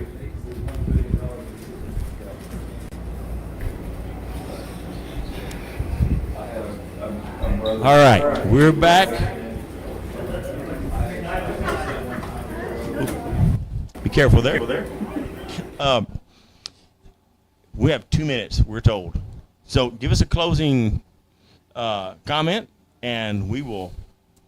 I would also like to ask all those posts out there, all of our VFW posts out there, reach in and send what you can. Whether you do a 50-50, whether you do something there at your post, just like we were saying, $25, $50, $100, it doesn't matter. Just whatever you can do, whatever you can afford, just pick it up and send it in to this great program. Real quick, did you know about our match? I didn't. So the monies that we are raising right now, and it started, I don't know what time it was, but we started at a point where we said any monies that come in after this minute, if it equals $7,000, at the end of the day, we get a sponsor to match us $7,000. So instead of giving 20, or 50, they're giving to double that amount. Wow. So it's an investment if you're giving monies right now, because we haven't reached that $7,000 goal yet. Right. So as you're giving monies, understand in your mind, okay, I can only give $20, but in reality, you're making 40 because it's being doubled. That's right. So we've got a sponsor out there who is really, really enthused and committed, and they want to help raise money. So that's the match that we're getting. So thank you so much. In closing, this organization, this foundation, they earn their reputation every day. Yep. They make a difference by putting dogs in a veteran's life that will to bring them back to their new normal. But most of all, we have to tell the story. Absolutely.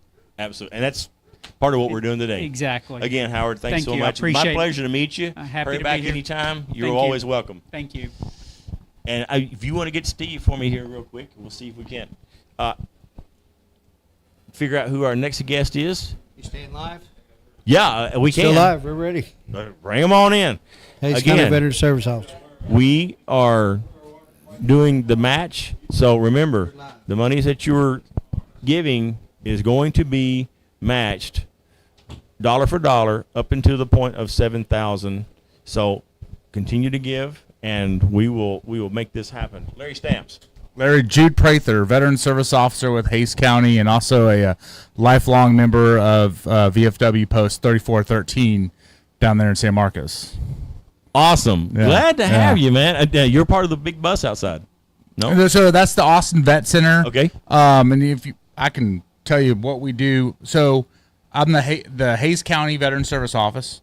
In Texas, nearly every county is required to have a staff veteran service office to make sure the veterans in their county and their families are getting all the benefits they've earned. Okay. And it's a very rewarding and heartbreaking and frustrating job. But when we make a promise to our veterans, I consider that a sacred promise. And it's our job to help deliver those promises and make sure our veterans are getting those benefits. How long have you been doing this? You look really young. So I'm not that young, but I've been the Veteran Service Officer for Hayes County since 2011. Okay, so you've got some experience in doing this, which leads to the question of how effective are you and your folks in helping veterans get their benefits, whether it's local, state, or national level? So by statute, that's what our job is, to help people file for any benefits to which they've earned, state, federal, local. But when you say you need to apply for VA benefits, unfortunately, a lot of that is very complicated. And it is our job to make sure we kind of untangle those complications and go over people's files and medical records and determine what they could be eligible for. Now, when we talk about veteran benefits, there's a whole umbrella. There's a whole host of benefits people have earned, and most of those benefits can be traced back to the original GI Bill of 1944. So in 1944, Congress was doing what they do best, endlessly debating, right? They were saying, what are we going to do when World War II wraps up and we have these millions of service members returning home? And so they were batting around ideas about, should we help with veterans in their housing, veterans in their health care, elderly war veterans regarding pensions, health care, educational benefits. And then in June of 1944, D-Day happened. And then shortly thereafter, Congress nearly unanimously approved the original GI Bill of 1944. And what that did was it guaranteed a lot of promises. It said, that farmer from Texas, that would never had the ability to buy a home or go to college or start their own business or farm, now they could go to Texas State, Texas A&M, become an engineer, a doctor. It provided college for people that never had the opportunity to go to college. And then with the home loan, the VA home loan, a great benefit for veterans, it provided opportunity for people to purchase homes. And I always say that, political scientists and historians, they talk about some of the most impactful pieces of legislation, civil rights legislation, but another one they always talk about is the original GI Bill of 1944. It really fundamentally transformed the landscape of our country, because now with these service members coming back from the war, they were able to purchase homes. And next thing you know, there were suburbs built. And with these homes, there was bedrooms, and families said, let's fill that bedroom with a baby, and a baby boom happened. But it was that original passage of law that provided those promises. And like I said, a lot of the benefits that exist today have that genesis, have that history to that original GI Bill of 1944. I made a comment earlier in our broadcast that veterans, no matter what a veteran needs, whether it's emotional support, physical therapy, or financial, there's support out there that would help a veteran no matter what they needed. And I have found that to be true. And the problem is veterans don't ask for that. A lot of veterans, I being one of them, or unaware of it, or unaware, even more so, because they've been told no by our government so many times, and they don't realize that there are people and entities out there that can help you as a veteran not really bypass, but help ease the bureaucracy that you have to go through to try to get benefits. You all do that, right? Absolutely. So getting access to VA healthcare, that's another one of the big benefits for veterans. So the VA healthcare system is one of the largest healthcare systems in the country, on the number of people that are enrolled and utilize it every day. But when you say, you need to go to the VA and talk to them about your health, well, sometimes you need someone to help navigate that. We call it healthcare advocacy, especially when time is sensitive, like when someone's battling or dealing with a cancer or something like that, or a mental health crisis. Fortunately, the VA has widened some of the eligibility requirements for veterans in healthcare. And one of the things they did is any veteran, regardless of service or length of service, if they're suffering a mental health crisis, can walk into any VA facility and tell them that, and they can start addressing and providing mental health care services that day. So outside, the Austin Vet Center is here. A great organization. Think of it's kind of a silo within the Veteran Healthcare Administration, specifically for veterans that served in combat or veterans that suffered from what's known as MST, military sexual trauma.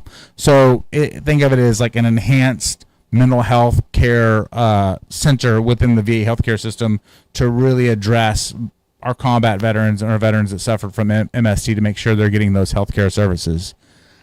With our office, the Hays County Courthouse there in San Marcos, we have a counselor with the Austin Vet Center that comes to the courthouse once a week for in-person counseling. We've actually set up a counseling room there in the courthouse, with the couch and the dim lighting. We're trying to make it a welcoming and comfortable environment when people go through their counseling. But we have a counselor with the Austin Vet Center that comes down once a week, along with the Samaritan Center. They send down a counselor once a week as well, and they have them on different days. So we have a counselor there at the courthouse at least twice a week. Have you found since 2011? And let me ask you, were you doing any work before 2011? So I was the post service officer for VFW Post 3413 before I ended up taking the job as the Hays County Veteran Service Officer, and also I was involved with veterans awareness and issues in the community beforehand. So it was kind of a role I just fell into. So my question is this. I, for one, am a human being. We all are. And we all like, it's not that we like, it's just our human nature is to withhold or hide the issues that sometimes underplay them. Or Like, underplay them. You know, because we have a lot of pride. We don't want people to think lesser of us.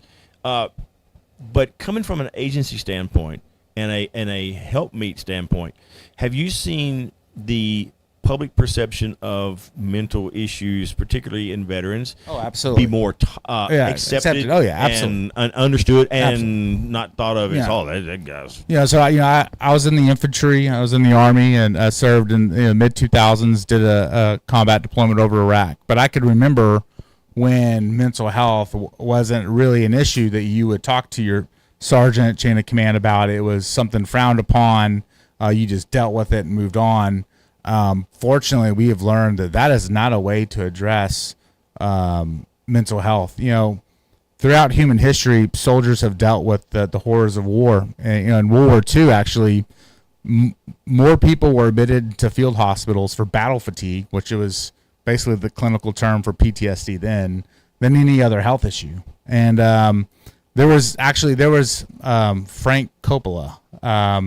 He was a filmmaker during World War II and helped put out films for the War Department. A really good one was Why We Fight, and it kind of talked about the ideals of Western democracies and freedom and America and what we stand for, and the contrast to the dictators and fascism of Japan and Germany and Italy. It was a great documentary, just kind of Why We Fight. But another one he made, and unfortunately, they never released it public because at that time in 1946, they just didn't know if the American public could really understand it. But it dealt with soldiers returning from war, going to hospitals regarding mental health and stuff. Like I said, fortunately, as the greater public awareness, understanding of people that when they struggle with dealing with the horrors of war, we've been more compassionate on how we address that, and the VA is, like I said, opened up eligibility for mental health care. There's a mobile clinic outside here on Veterans Drive here in Kyle, Texas, to kind of show that the VA is really putting in those assets and efforts to be out there in the community. Having a counselor come to the courthouse. I tell our brothers and sisters all the time, going, especially those that have suffered traumatic events, going to war, it will change you. And it's okay to reach out and get help. And, we want to encourage that. Well, I know it's difficult. Like I said earlier, it's difficult for folks to say or admit that they have a problem, or many times even recognize it. Sometimes, take for example, anger episodes, sleep. They're having sleep issues, disorders, things that disassociation, where they're just not really engaging in relationships and friendships. And one thing I always try to tell, especially you're a member of the VFW, and that's the unique thing about the VFW is that we've all had a shared experience of serving in a combat zone. Is the best way that we could honor the legacy of our brothers and sisters that didn't make it home is living the best life possible. Yeah. And that's the best way to honor their legacy, because they wouldn't want you to, dwell in a dark place for the rest of your life. They want you to thrive and succeed and live life. To me, you're not. Let me try to figure out how to say this. I know what I want to say, but when you're looking at your inner self, don't think of yourself as a lesser of a person because you have whatever issue that you might have. Think of you as a stronger person because you're still living through it, and you can even be stronger as you seek and get help. Absolutely. Because we weren't born with these issues. They came to us by virtue of experiences and being a lot of times forced to do something we really didn't want to do. We wanted to serve our country. Well, we saw the real world. We saw the real world. In the real world, there's parts of it, many parts of it it's dark and it's ruled by brute force and violence, and that's an unfortunate part of the world we live in. And then we come back home, and sometimes home's like Disney World, right? It's this beautiful, safe place, and it's hard to make those adjustments. But those things, you live with those scars. Yeah. You live with those emotions. And I would try to let it be a growth experience. Yes, absolutely. Tell me your name again. This is the first time I met you. Jude Prather. Jude Prather. Give me a telephone number. Yes. So our number there is 512-392-8387. A good way to remember that is 392 VETS. We've had that same number since I believe 1985. Our office is there on it's in the historical courthouse and Hays County Courthouse and the downtown San Marcos Square. Yes, we do. If you go to the Hays County website, Veteran Services. Okay. Because I want to be able to help people find you easily. Yeah. Yes. So give us a call. We prefer appointments. We do take walk-ins. Our main bread and butter is helping people file claims for benefits and making sure we're helping them. Also, to I always say, be a lighthouse in the community for veteran resources. Like we're raising funds for service dogs, things that help people bring awareness to other resources out there in the community. We do also have a program we call Hope for Hays, and if a veteran is behind on rent, mortgage, utilities, car payments, car repairs, we can help them if they're a veteran, surviving spouse of a veteran, or a dependent of a veteran in school. Just ask for help. Have you ever heard of Gerald Prather? General Gerald Prather? Unfortunately, I didn't know if you were kin to him or not. There's not that many Prathers, so we're definitely related somehow. Okay, he was down in Del Rio. Good guy. Yeah. And any Prather I know has always been a good guy. So thank you for your service. Thank you for your help. Absolutely. Appreciate you. And I'm going to let you know, folks out there, we are now $220 from our third fully sponsored dog. Call the number just above me or hit the QR code that's just below me to the right, all right, it should be your left, and make that donation. Make that donation. We have agencies out here who are helping veterans, and he's very, very well aware of what we're doing here as far as helping raise money for these dogs and the veterans. So make the calls, make the donations, and let's get after it. And my wife and I, we wanted to make a donation to the effort today. So wow. Yeah. I'm going to leave it to you to tell me how much it is. If you want to, if you don't, that's fine. I'd rather just not. Yeah, but if you can make a donation, make a donation. Dogs are always man's best friend. And I'm going to tell you right now, you just push us over to get that third bone. Oh, fantastic. Fantastic. We're going to go do it, and I'm going to let you pin that bone on. All right. Here you are, Steve. Are we good? Okay, good. I'm going to transition here. And do we need Will to? I don't know. I'm gonna take the microphone anyway. Stay live talking. Yeah. Sir. VFW. Yeah. The veteran I was over in the Go for. Okay. Yeah. So here, sit down. We'll wait so that people can at least watch us while we're. Are we still live? We're still live. We're still live. So my service was Go for in 1994, and I didn't see any real action, but I had a lot of fun over there in Saudi Arabia. And so we're going to transition to the remote. It is. It is. Well, Does it show? Are we good? I told you, folks, we are live, and sometimes it takes a little adjusting on this electronic stuff, and which I have very little knowledge or experience with. So, I'm ready to go. All right. Okay, we're gonna go. Come on, grab one of those bones right there. All right. Come on. All right, got our sticker.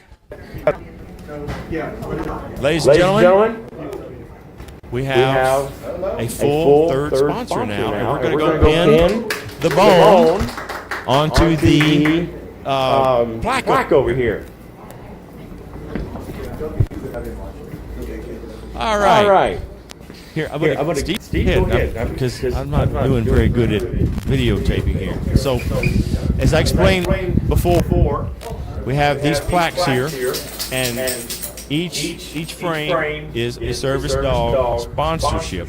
So it doesn't mean that only one person sponsors the dog. It means a collective amount of money of approximately $3,500 is reached, and we pin a bone here on the plaque. And now, could you go get some tape? It's in the office in there. Yeah, okay. I did have it here until Steve moved it to the office. So, yeah, good help's hard to find, and we're still looking. So, but like I explained before, we've got our first dog sponsored. We got our second dog fully sponsored. Now we have the third dog fully sponsored. A bone will go here, and we also have. I'm just going to leave it out here. We go back there. We also have other dogs that we're trying to get monies for, all the way down to a full 7 dogs, and then hopefully any others after that are going to be a bonus. So you just gave us a check. I'm going to let you do the honors. Pin that bad boy right on there. All right. Without your all's help, this couldn't be possible, including even our guests are donating. So reach out. Dig a little bit deeper in that pocket if you can afford it. I don't want to tax anyone needlessly, but if you can afford it, please do, because it's going to benefit the service dog program, putting these trained animals into the hands of veterans who need them. Let's see if we can walk out to the bus. Okay. You got a minute? Yeah. Okay. All right. We're going to go out the bus here real quick. We'll see if Wi-Fi reaches. I hope so. If it doesn't, we're going to go dead. No bus. No bus. So it won't work on the bus. Stay tuned. But here.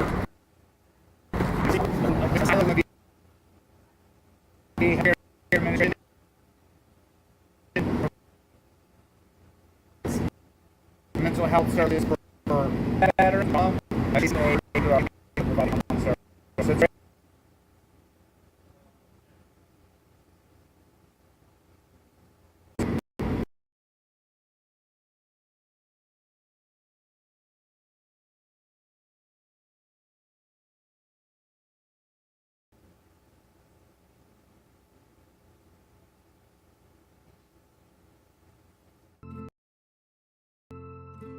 My name is Andrew Camplin, and I'm with the Texas Veterans of Foreign Wars.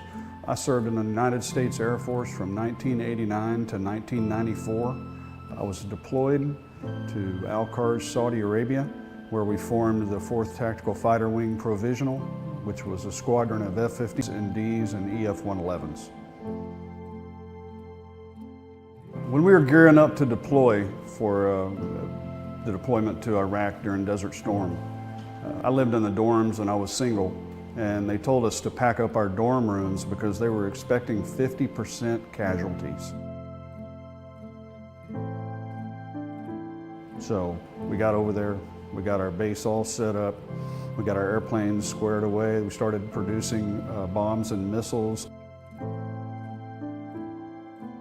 20 minutes after the last aircraft took off, started hearing air raid sirens, alarm red, you know, we've got incoming, and Iraq was shooting Scuds at us.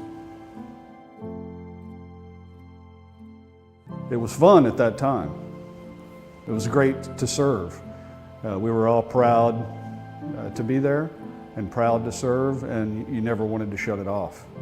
But then when it was over with and we went back, it is shut off. And so you were left with, how do I get the thrill of war from now on?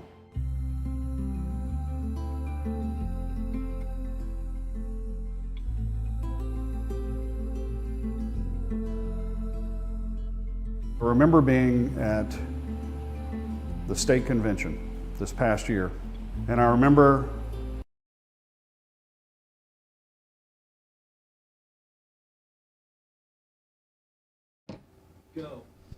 All right. We apologize, folks. We went outside, and the Mr. Wilkins did not let us know in time. We were already out of earshot. We couldn't hear him screaming to go back, stay inside, stay inside. Yeah. So at this point, I'm just going to blame it on the tech guy. But when we went outside, we were looking at the big blue bus is sitting in front of the VFW post here at 12058 here in Kyle, Texas. Obviously, we're doing our telethon for the dogs, and that does have some relation to what you all do. You all are with the big blue bus. Yes. So whichever one of you would like to talk first. All right. Just kind of hold up to your face there, because we want to make sure we hear everything you're saying. Okay. Okay. Because we don't want the tech guy to be yelling at us. Oh, no, we don't want that, for sure. Okay, so the bus is here. What is the bus, and what does it do? So this is a mobile vet center. It's a vet center that goes to disasters events for those veterans that we can reach far out in the rural areas, or like events like this where we can just touch veterans. We also go to disasters where it's deemed by Congress and the president. So we will go out to the border, and then we'll talk to those Border Patrol agents that need our assistance with counseling as far as what's going on with them right there on the border at that time. I just thought of something. Mm-hmm. Is it Maria who's with you all? Is that her name? That is we Minnie Garcia. Minnie, not Maria. Minnie Garcia. She's out there by herself. Is she okay to handle everything? She is good to go. Good. Okay. Yeah. All right. I just drove you two guys in here, and you're the first. It's good. Okay. So my name is Tony. Tony, I'm the outreach coordinator. Tony, what's your last name? Coble. Coble. Yep. Okay. Yep. I'm the outreach for the Austin Vet Center. Yep. I go out to these events like this with the big blue bus, the mobile vet center, and talk to veterans. And then you got. My name is Frankie Jenkins. I'm one of the new counselors at the Austin Vet Center. So I provide counseling services at the vet center, very close to Riverside Drive and off of I-35 South. All right. I'm going to start my timer here because I just got told we only have 4 minutes. Okay, so so when you see that thing hit at 11, we got to run. All right. All right. So back to the issue at hand. You've been how long you been a counselor? I've actually been a counselor for about 4 years now. Okay. I'm with the VA Vet Center. I actually just started, so I started here at the beginning of August. With 3 minutes here left, tell me, between you two, give me a good summary overview of what you all do and how you do it.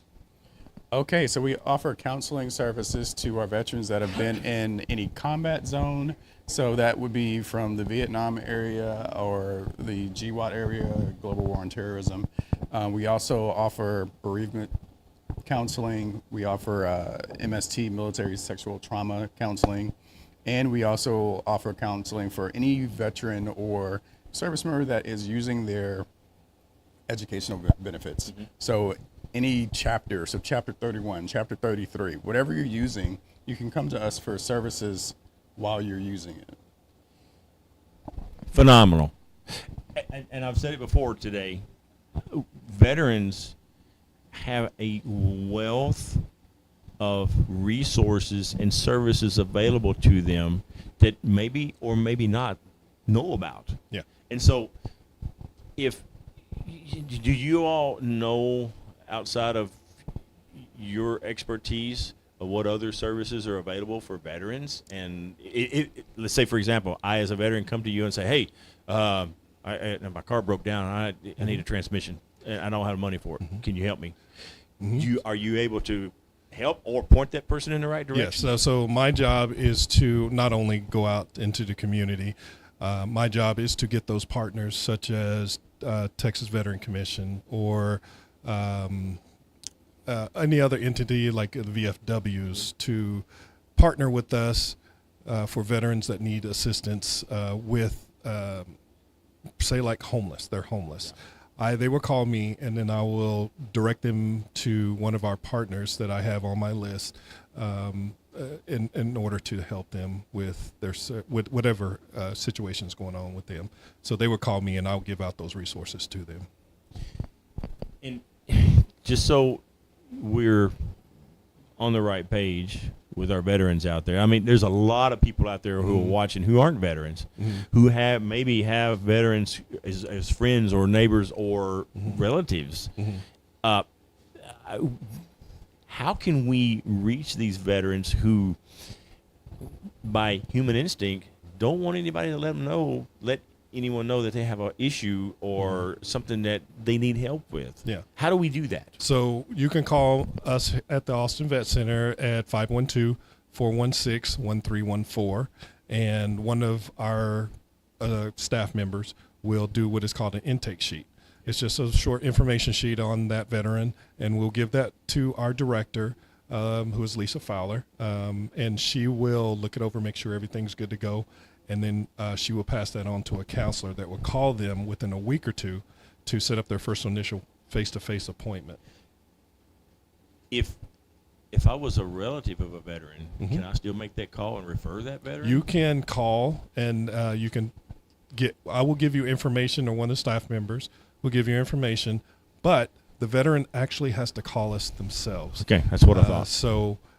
But we encourage veterans or the family members to give us a call to let us know, and we'll give them that information. That way they can let that veteran know that we are there for them whenever they're needed, or whenever we need to. And the veterans, families of veterans, friends of veterans, the help is out there. And I don't want to be a burden to the system, but if I have a need, I know now that I can call, or I can go visit one of these centers or one of these mobile sites and get help. So take that step, reach out to somebody who can help, and get the services and the aid that you need. It's just that simple. I mean, the good thing is we have what is called CAP sites. We have CAP site where we're extended from our main office into Georgetown, Cedar Park, San Marcos down here, down here, and also in Bastrop. We have counselors that goes to all those locations once a week, so those veterans don't have to come into the city of Austin. It's great. This is all great news for me, because I've been a veteran since 1994 and joined the VFW in 1995, but I really didn't get actively involved with the VFW until this year. Yeah. And it's phenomenal what I'm learning. It's just phenomenal. Yeah. So thank you guys for your help. Thank you for your you. kindness and being here for our veterans. Y'all are here till 2 o'clock, right? We're here at 2 o'clock. Okay, and I don't even know what time it is. It's got to be 9 in the morning or something. I don't know. But come out, catch them before they leave, or give me that number again. Area code 512-416-1314, and we're located at 1524 South IH-35 on the frontage road. Sweet. Thank you all. All right. Thank you for coming in. Take care. You betcha. And if you would, let Steve know that we are still live, and if he's got, like I said, folks, we're live. So still alive. What do you got for us, Steve? Just talk for 1 minute. Okay. They want me to talk for 1 minute. Will? So he's holding up a prompter for me. This is like live TV. So let me talk to you real quick about the service dogs and what it takes to get one of these dogs in a veteran's hands. So our cost for graduating the dog to the veteran themselves is about $3,500 a dog. So that's why we're raising this money, and to hopefully being able to help with getting dogs into the hands of needy service members. We have 3 dogs fully committed by this drive today, and those 3 dogs, even if we don't raise any more money today, are going to go to service dogs. Those are guaranteed. What we don't have is the remaining 4, which is our goal. So we're working on monies, and we also have the match of funds. If we raise up to $7,000, then we will get matches dollar for dollar. So what you're giving is 100% donation. For example, if you only give $20, that's fine. That means you're actually making available to the donation, the telethon here, a total of $40. So you're getting 100% of your donation matched. So that's incredible. I mean, it's just crazy. We have a sponsor out there who has dedicated that to us, and we are going to hopefully meet that goal. So, hi. I'm Karen Herman. Karen, you and I have met before. Yes, have a seat. Have a seat. Did Steve take your quilt?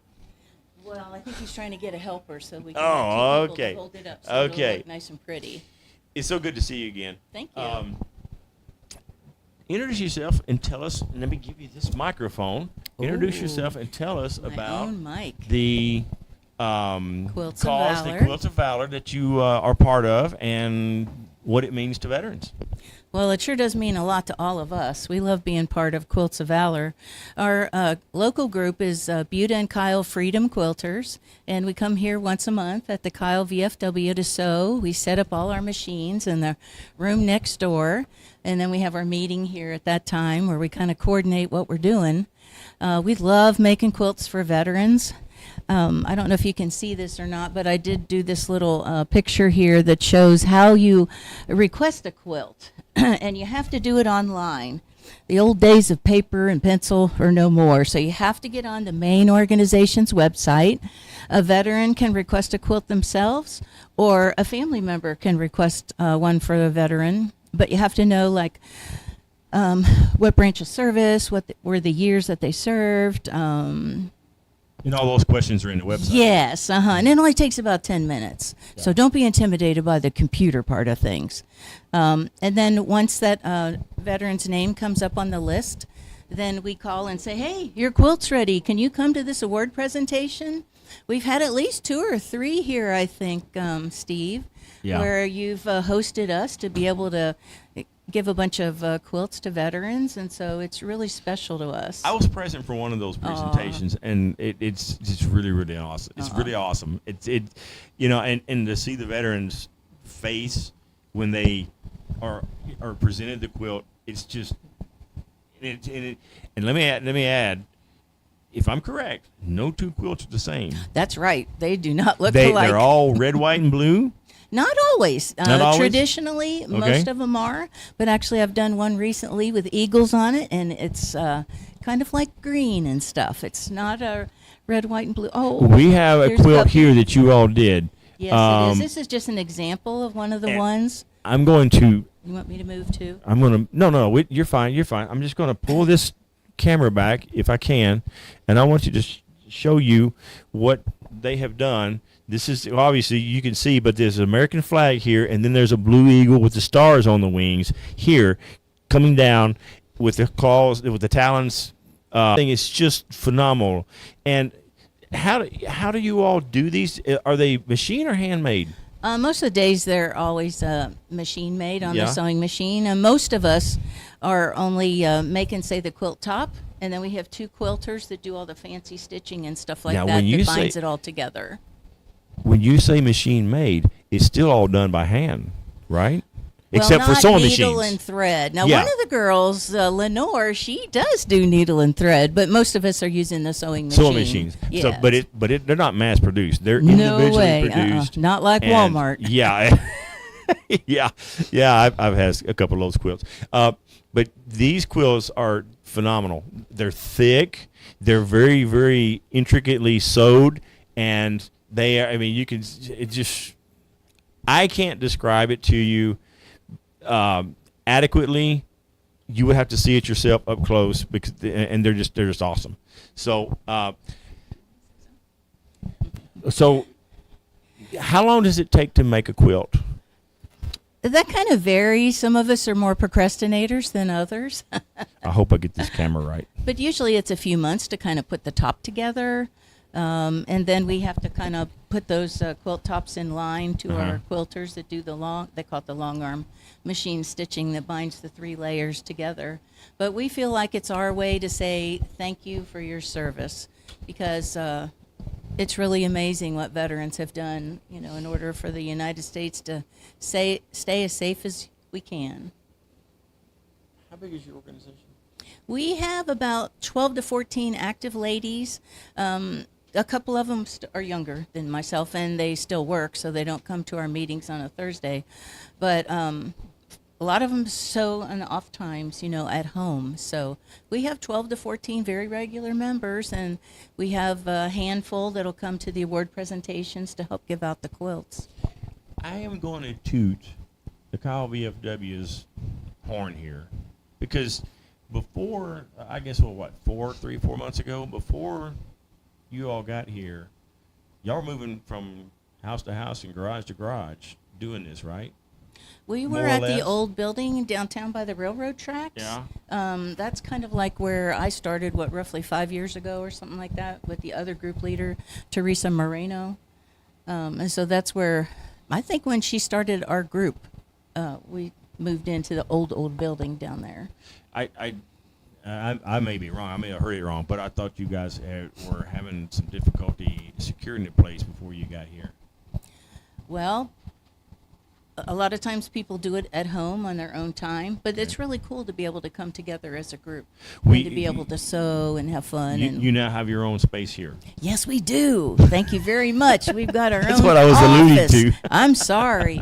That's more of like a storage place for us, that we don't have to keep hauling our stuff in all the time. Yeah, and maybe that's where I got confused at. Wonderful. Yeah. We do appreciate that. We've got all kinds of fabric in there now, and our cutting machines. We understand what you do, and we understand why you do it, and we decided that we wanted to make sure that your all's work continued as much as possible, and as much interruption with as much less interruption as possible, because these things are. I wouldn't want to sew one. I would not even want to attempt it. So well, it's an honor. Thank you all for what you do. And we have a quilt, I believe.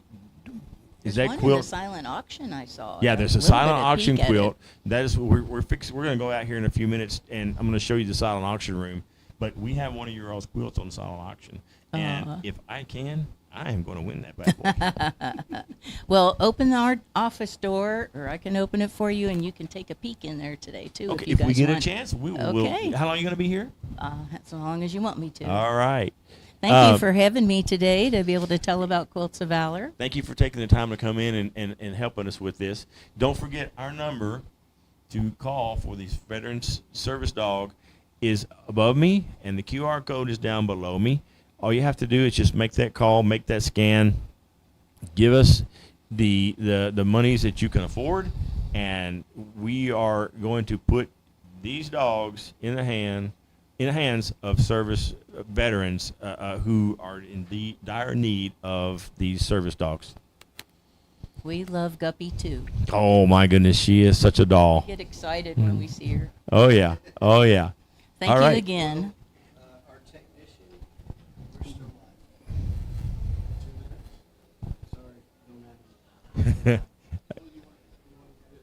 Okay, so my technician is talking to our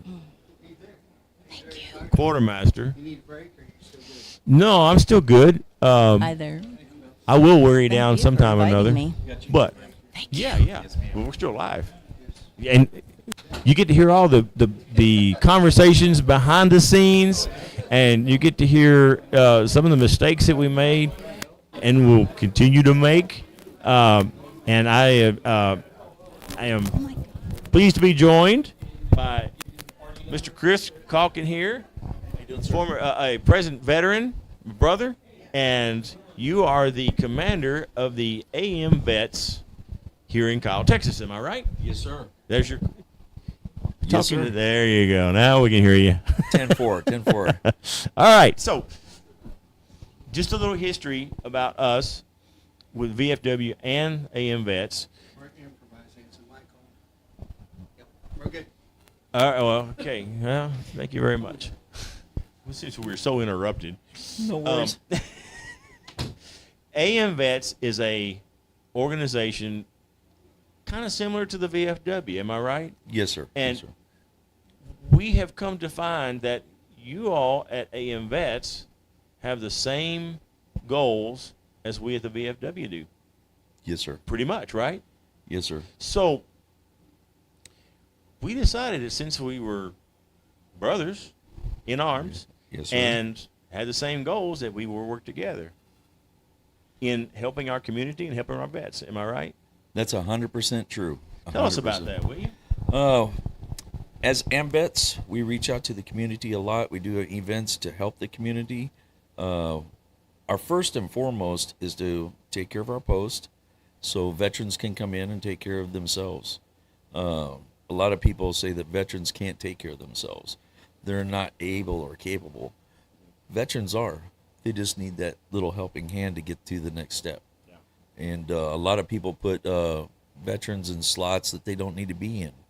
It's very important that we're self-providing, self-taking care of. But again, with that being said, we need to make sure that they can get to that next step in like VA, disability, and ratings and whatnot. So it's very important that we reach out and touch those people.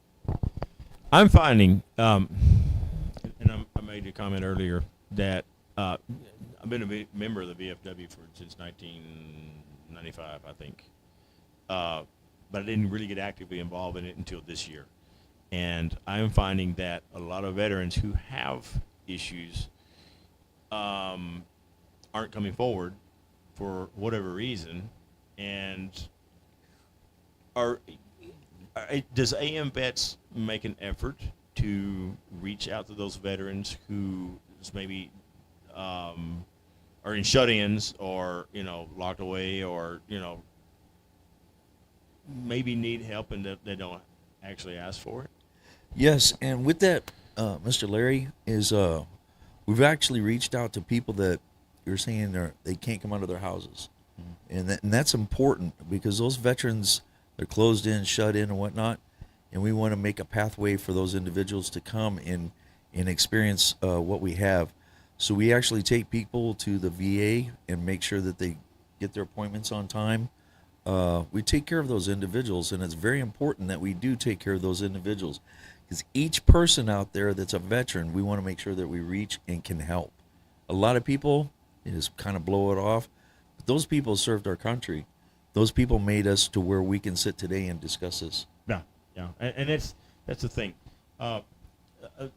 We as humans have a built-in instinct of being protective of ourselves, and we don't want to be humiliated or embarrassed or, made fun of by having an issue that someone out there might think is abnormal or wrong.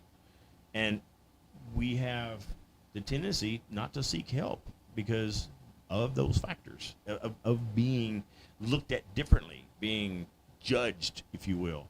But I'm also finding that our society is understanding more and more that mental health is a requirement for being sane, if you want to go that far. But and with that said, people are understanding people with issues need to be helped, and it's not wrong, or it's not just it's not you're not different, so to speak, just by asking for help and getting that help. I'm going to totally agree 100% with you, Mr. Larry. And here's another thing. There's a lot of people that don't talk about this, and this is PTSD. And a lot of individuals have this, and a lot of people live with this. And it's horrible some ways that people treat those people with PTSD. And I think we need to come on a common ground to where we can help those individuals instead of shutting them in, putting them off, stay away, that kind of thing. And it's very important that we reach those individuals to help those individuals. Because like you're saying, they feel like, hey, I'm the only one with this. I'm the only one with this problem. And it's a crying shame how in the past those individuals have been shut down and shut away from help. And sometimes our government is not always helpful with those kind of individuals. Well, I didn't really want to get political, but you're absolutely right. Yes, sir. And it's a shame that it's that way. We serve our country. We fight for the freedoms, the liberties, and the rights that are built into our Constitution and our nation. And when, not quite so much in the recent wars, but the Korean War, the World War II, all those other wars, they came back and they were on their own. They didn't really get any help, and we still have those folks today who need that help, and it's troublesome to me that we can't reach all those people, Yeah. But we do what we can, and this is why we're having the service dog telethon, because we want to be able to reach as many veterans as we can and put dogs in the hands of those veterans who need that comfort, that surety, that compassion from none other than a dog itself. So, and it's veterans helping veterans here. Yeah. And it's a legit charity, and it's a legit event. Some of the past events been kind of shady. There was problems, but this one's real, and this one reaches out to those individuals that really need help. And the word "need," quotation marks, parenthesis marks, that dog will probably, one way or another, save that individual's life. You knew Steve before he got his dog, didn't you? Yes, I did. Yes. Did you happen to see a change in him from the before he got his dog issued and until 100% legit? Yes, I did. Yes. Yeah. Positive change. Yes, positive, 100%. Well, you saw the same thing I did. But, and a lot of folks out there may not realize the impact of what a canine can do for the mental attitude. Whether you're female or whether you're male, it doesn't matter. If you have those types of issues that a dog can help with, by all means, reach out, let somebody know, and apply for a service dog. Because the worst thing that can happen is you get told no, but the best thing that can happen is you get a dog and boom, you've got a companion. Yeah. Even when humans fail, dogs are still there. Yes. I'm ready. Ready for what? Next guest, or to do whatever we need to do. Okay. So back to our relationship with the VFW and AM Vets. We really appreciate your all's hospitality, camaraderie, partnership, and genuine brother-in-arms love. Yeah. We thank y'all for that. I know you offered some help with helping set up our equipment to set up our telethon today. Yes, we really appreciate that. And you always know that if you ever need anything from the VFW, all you got to do is make a call or come down and see us. With that in mind, I would like to say today, on the behalf of AMVETS, we're donating $100 to the dogs, the fur babies, and then we're going to donate $100 to the wall plaques out there.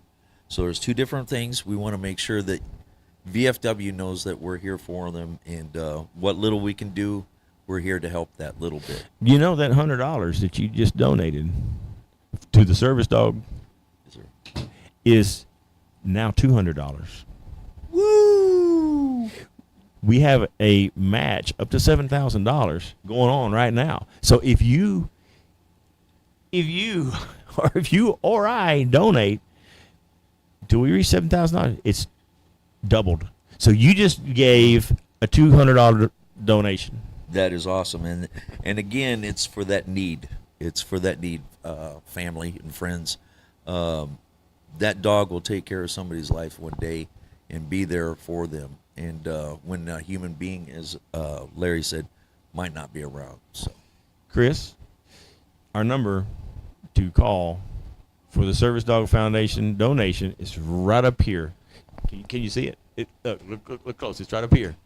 And then if you look close down here, it's right there in the corner. You see it? Yeah, right there. It's kind of like a Pokemon Go thing, you know. So you don't see it right there. They see it. Right there. Yes. They see it. Awesome. And you and I are being kicked out. Uh-oh. So I don't know why. I have no idea. But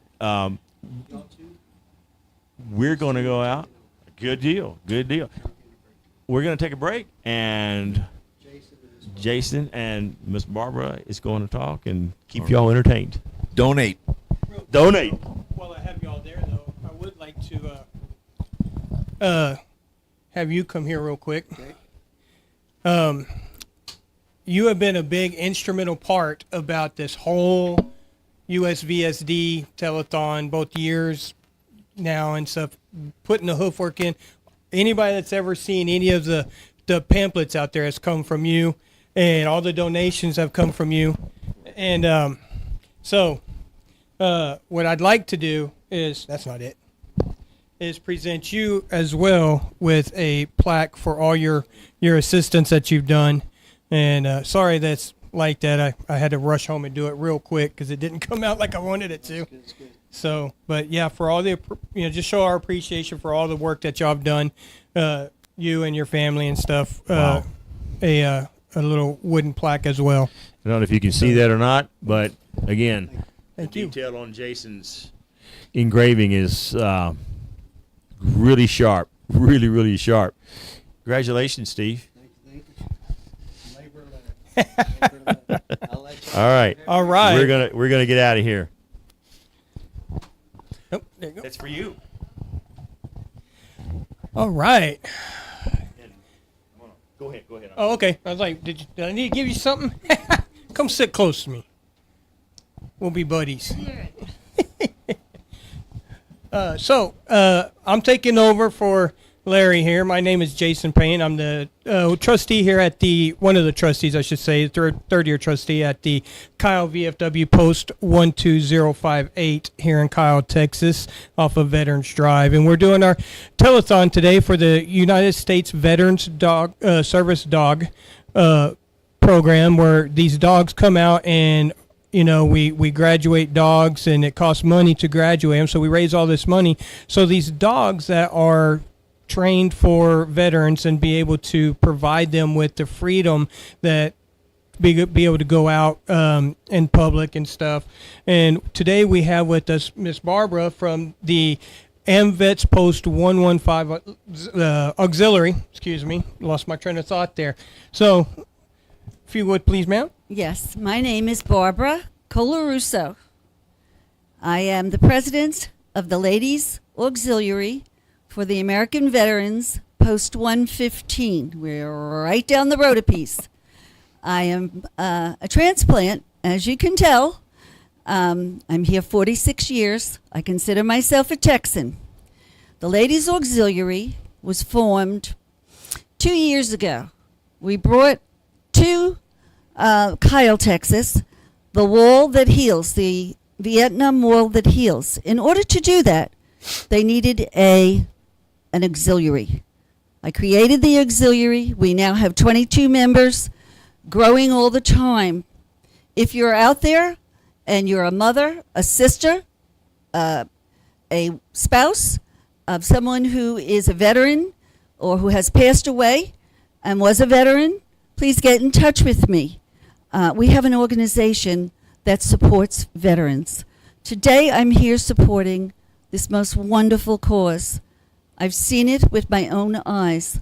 Those of you who have dogs know what a companion is. Those of you who have veterans that need help mentally or physically, a dog can provide that. I've seen it here at this VFW.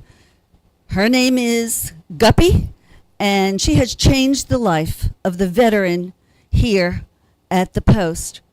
She has changed the life of his family. She has changed the life of his friends. She has given him peace, companionship, both mentally and physically.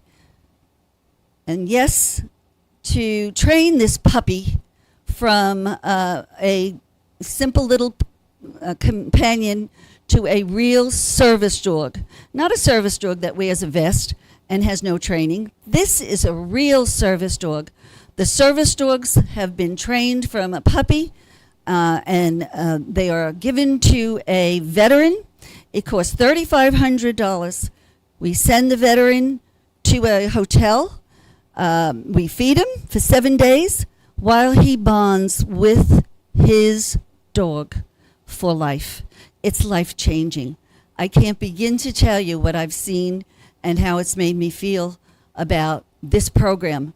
You need to donate. I don't care whether it's $5, $10, $15, whatever it is, it's being matched. What a blessing that it's being matched. Again, it's life-changing. The numbers are here and here. Just give us a call. We're waiting. We have a room full of people waiting for your donations. Surely you can donate and help us to make our goal of 7 dogs. We had 6 last year. We're going for 7 this year. Again, we are being, any donation you make is going to be doubled. So feel good about it. Feel good about donating to this wonderful cause.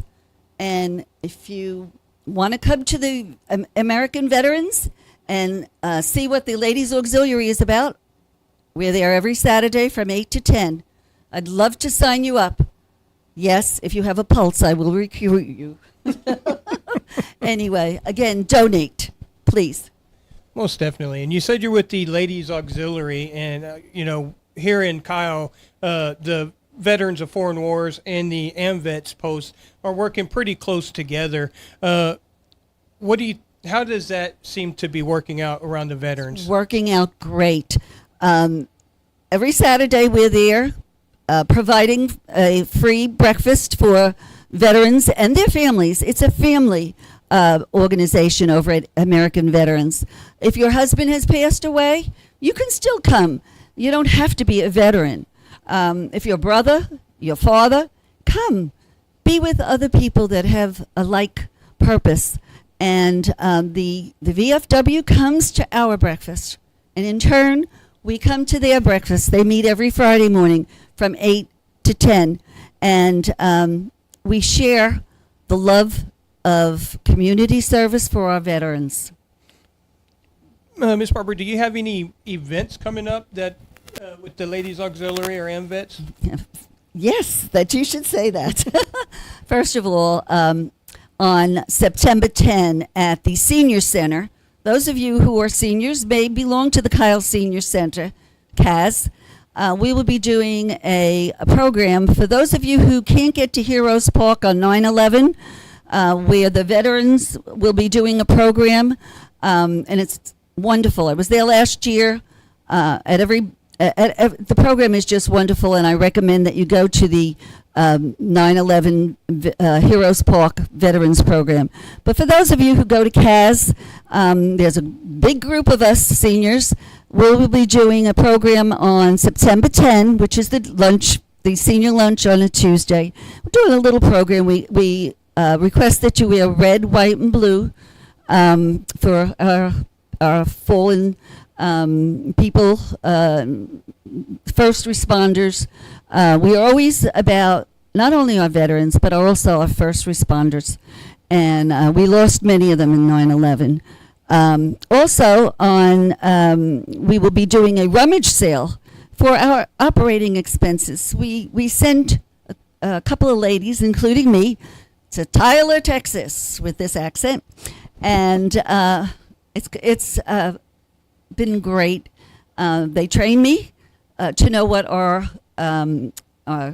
bylaws are and what our purpose is. Our preamble is to support veteran organizations in Central Texas.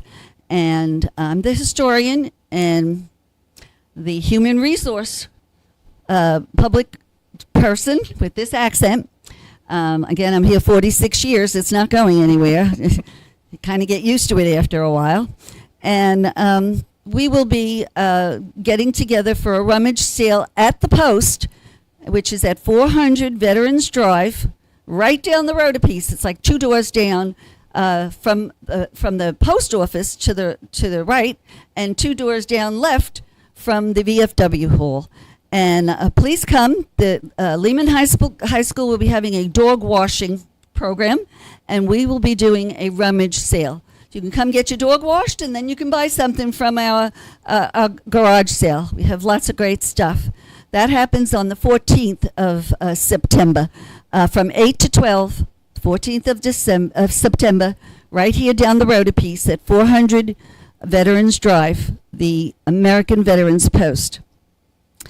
After that, we have programs that we monthly check with AMVETS and see what their programs are and how we can help. That's what we do. We support the American veterans.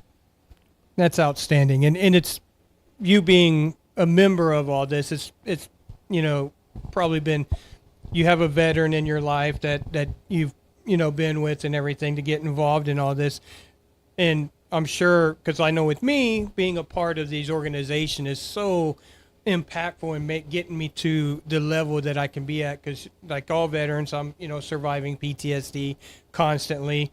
You've dealt with it, being having a veteran in your life before and everything, and having that connection with other like-minded people. I'm sure it's probably been, just like me, a great help with you in dealing with everything that's been through. So I was married 54 years to my husband. He was killed in a car accident in December. The veterans helped me. My husband was very proud that when the AMVETS needed an auxiliary, I stepped up, created the charter, created the bylaws. He was proud. He was at that post twice a day, every day. Coffee in the morning, water in the afternoon. Just like the elderly, he sat and communed with his fellow veterans. He did not have PTSD. He was not a veteran of foreign wars like we are here at VFW now. That's the difference between the American veterans and the veterans of foreign wars. He spent 3 years in Germany. He was a proud veteran and never gave that up, and participated all his life in the veterans program, and of course took me along with him. So I was very pleased to sit with the ladies during the breakfast and just be welcoming to new members of the AMVETS. And now we not only welcome new members of the AMVETS, but we welcome their spouses, their mothers, their sisters, and any female who has, and veterans, of course, female veterans, of course, any female who has a connection with a veteran and like-minded wants to help our veterans. Please do get in touch with me. And that would be Barbara Colarusso at AMVETS Post 115. I can tell you that we have a AMVETSpost115.org. It's my mantra. AMVETS115.org. If you go there, there's a tab. It says Auxiliary tab. Press on the Auxiliary tab, and you will hear everything about us. You will know what uniforms we wear. You will know what our purpose is. I recommend it. Go to it. It's a good place to go. But today, I have my ladies out there and on the telephones collecting for this wonderful, worthy cause. And I implore you to please donate. Again, it's being doubled. So whatever you donate will be matched. And who better to to give a donation to than a veteran and watch his world change as he becomes a partner with his dog who has been trained to give him peace and be with him for both his mental and physical needs. And all the people around him will enjoy the fact that he is better. He's better with that dog. He is better in life with that animal. If you've had a dog, you know it's true. The number to donate is to the left and up, right? And the QR code is down there. If you want to write a check, write it to Kyle Anvets, 15028. Did I say that right? Kyle VFW 12058. Yes. And if you want to mail it, it's at 107 Veterans Drive, Kyle, Texas, 78640. If you want to call it in, you'll see the number to the left at the top and to the right, straight up. And then you'll see the QR code, and you can call us. We're waiting for your call. Please call.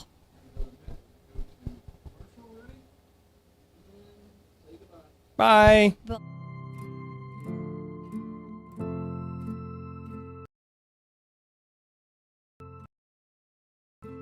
My name is Andrew Camplin, and I'm with the Texas Veterans of Foreign War.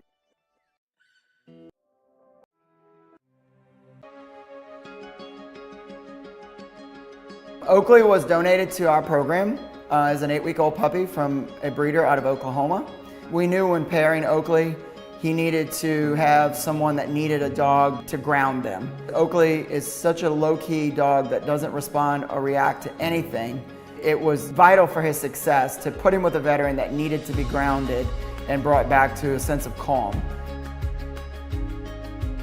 Dan is a great guy, and I think he needed a sense of calm in his life. Through the graduation week, they paired immediately on Monday, and they were inseparable ever since. And it reaffirms that our decision process when picking this pair was a good one. My name is Daniel Smith. I served in the United States Army from 2000 to 2007. In 2003, it was the beginning of the war when we went, and we did a lot of convoys. I was a recovery specialist. There was one particular blast that took out a truck, and we went down to the next base, and I don't remember anything from the blast to getting there, recovering the truck, and getting back to our home base. I struggled 14 years, I tried everything, and a friend of mine had reached out to me about trying a service dog. I always thought somebody else needed it more than I did. Know that you're worth it. There are a lot of people that need them, that kind of think like I did, that somebody needed it more, but you need it too. This last week I've been smiling constantly, real happy. I was close to giving up, but I don't feel that way anymore, not with him. The bond that we built the past couple of days, the last week, has been amazing, and it's worth it.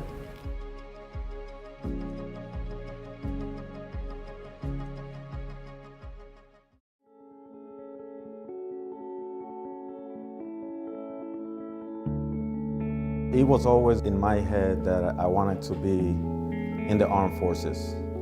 So I decided to join the Navy first as a Civi. I did my 10 years, got out. The Army welcomed me. I did another 10 years. I went to Iraqi Freedom Operations. I was going through a lot of issues in Iraq due to a blown up and RPG. And when I got back on country, they diagnosed me with PTSD. I didn't believe it. I didn't want to admit it. I was struggling a lot. And to this day, I still struggle.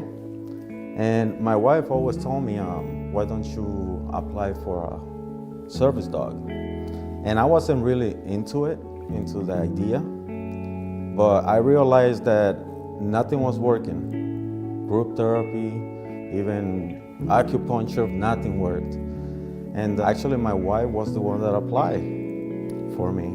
But We never heard anything until a couple of days earlier that it was one available for me. So I was kind of nervous, not knowing how it was gonna go. But once I started interacting with my service dog, I started noticing that I didn't have to take as many pills for my anxiety.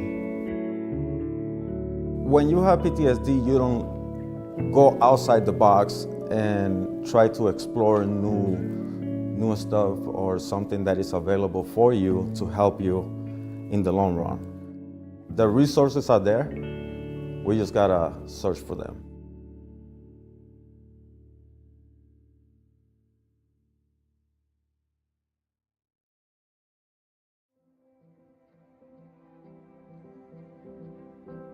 Hi, my name is Erica. I was in the United States Marine Corps from 1998 to 2007.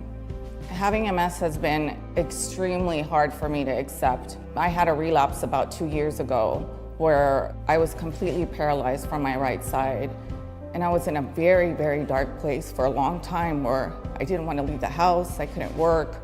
I was so depressed and in such a bad place. I just knew that it was time for me to accept my disease and it was time for me to do what I needed to do to get better. I teeter-tottered with getting the dog. I thought it would be too much for me. I thought it was gonna be too stressful. Tafiti has done a lot for me within the past couple of days. I can walk easier now. I don't feel like I'm gonna fall. I don't feel that I'm gonna trip. I don't feel awkward in a huge crowd. I don't feel like I need somebody with me at all times.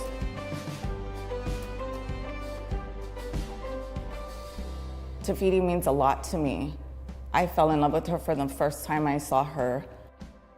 To finally find their peace and to find their normal, to find the resources that they need to get the help that they need so they are able to do the things that they used to, but now they just have a partner in life to do them with.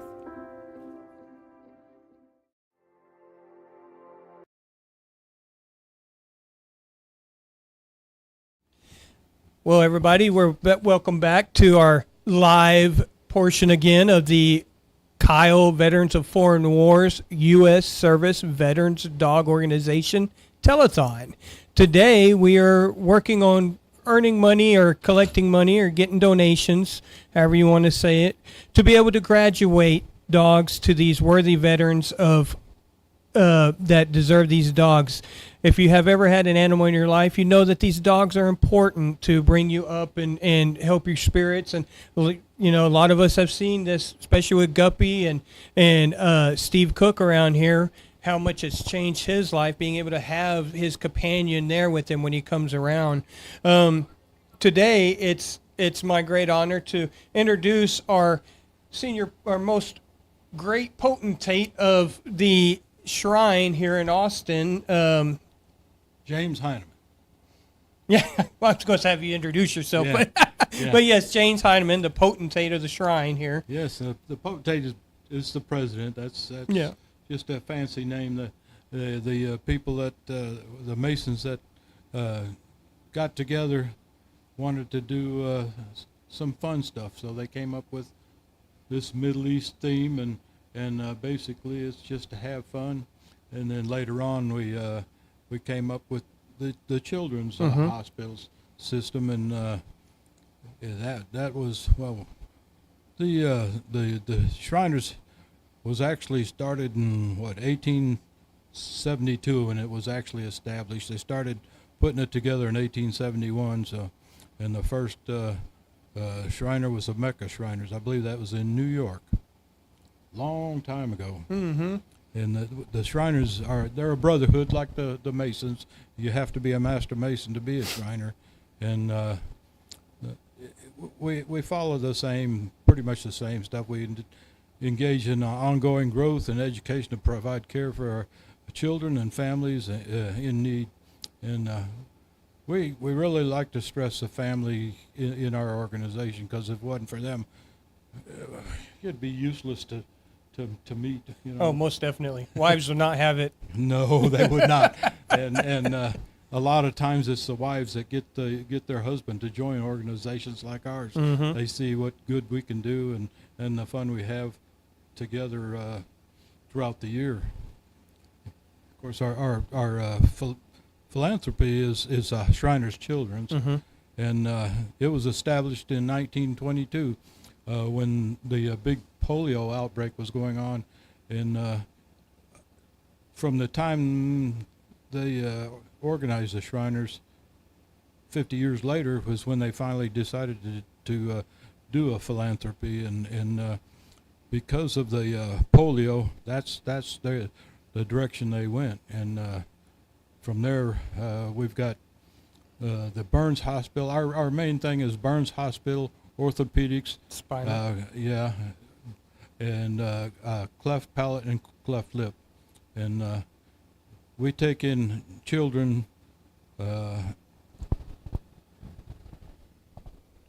pretty much from probably newborn till they're about 18 when they go into the normal system, but whatever it takes to get these children back to health, and the first thing they ask the child when they come into the system, if they're old enough, Mhm. is what do you want to be able to do?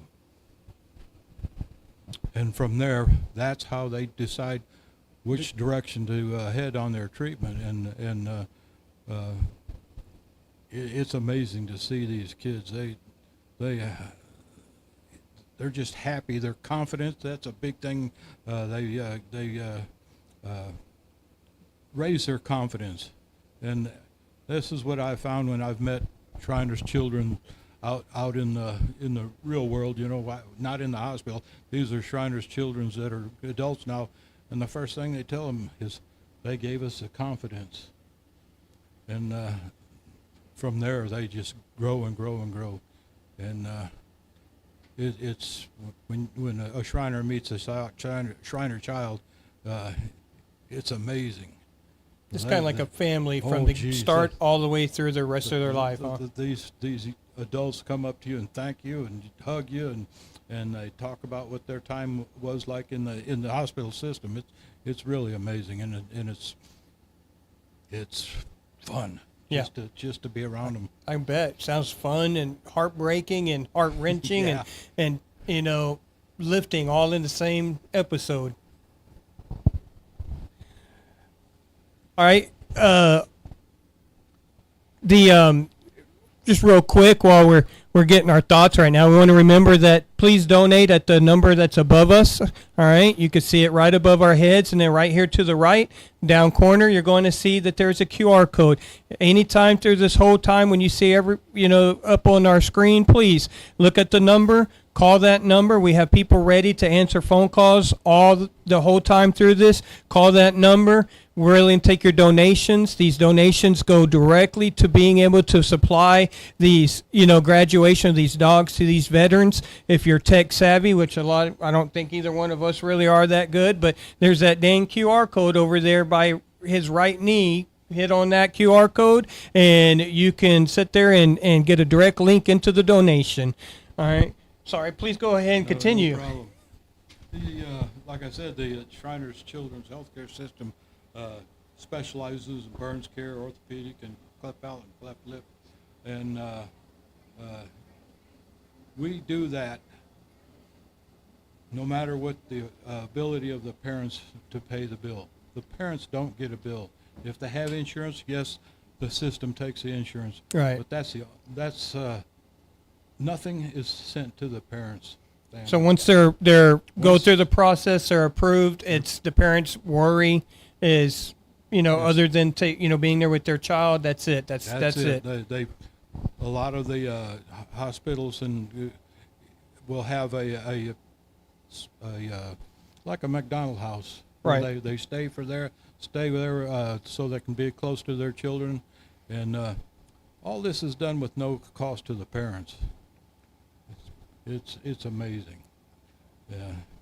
Yeah. Sounds exciting. Yeah. The other thing, the Shriners have units and clubs, and I think one of the units that would interest veteran is the Legion of Honor. Legion of Honor. What do they do?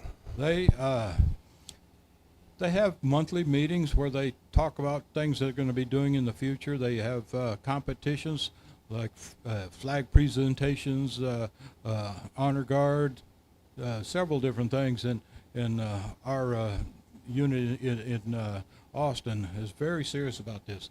They work hard on it, and they usually win. Pull off I see first lots and of second medals. degrees. Yep. They do a very good job, and they enjoy it, and they're very serious about it.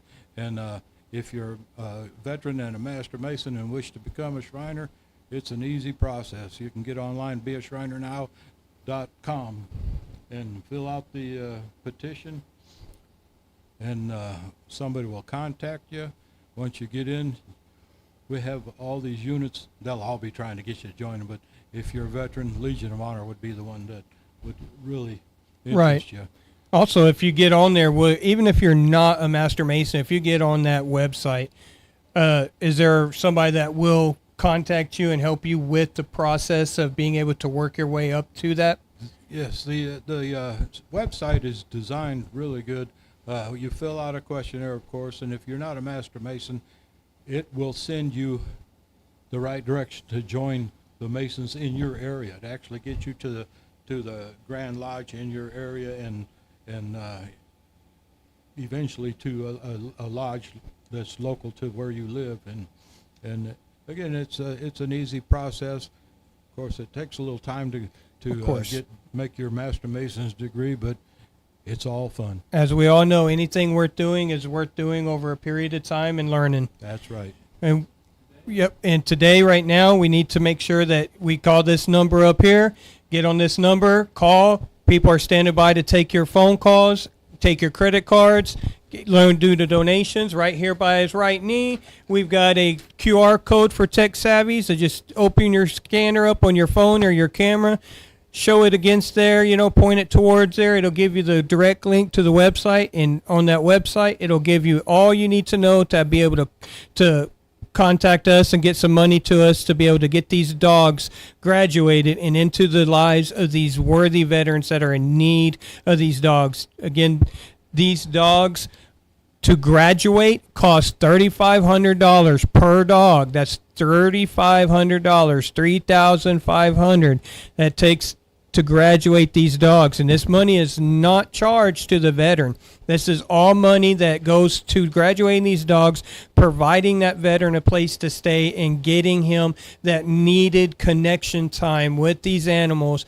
so that he can have this new life given to him to be able to get out in public. All of these dogs are trained for PTSD, and PTSD is such a constrictive issue with veterans out there without being able to have that trust and that feeling, and these dogs allow them to get back out in the open. This organization is giving freedom back to those who fought for your freedom. So it's very important that you call this number today and get up there, and let's get these money rolling in to these dogs so we can get them graduated. We want to get 7 or more graduated to, at this next thing. So call this number up here, scan the QR code, and let's get these dogs graduated so we can have these veterans that freedom to get back out in the public.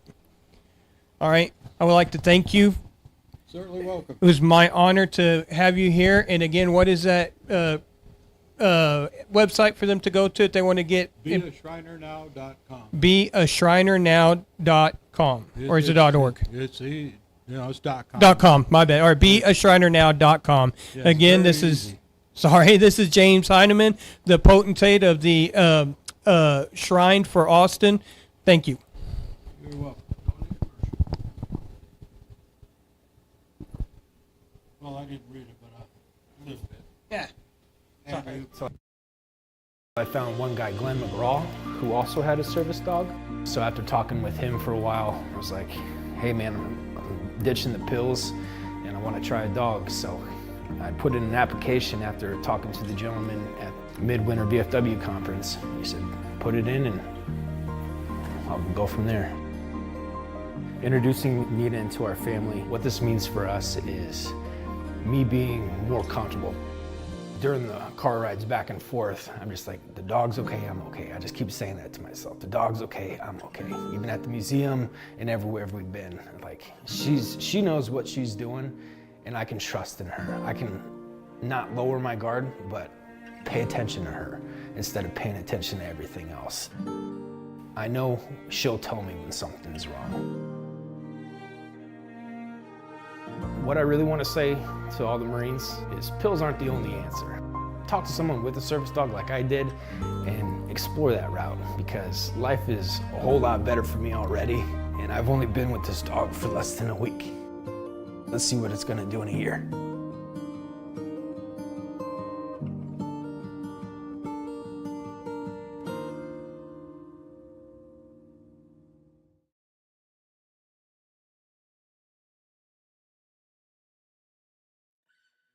Welcome to United States Veteran Service Dogs. My name is Cody Bellinger. I'm the CEO and Director of Training and Client Services. Pearl came to us about 8 months ago. She was a Golden Retriever Labrador Cross. This is graduation day. She's about to meet her handler for the first time, and this is the day we wait for.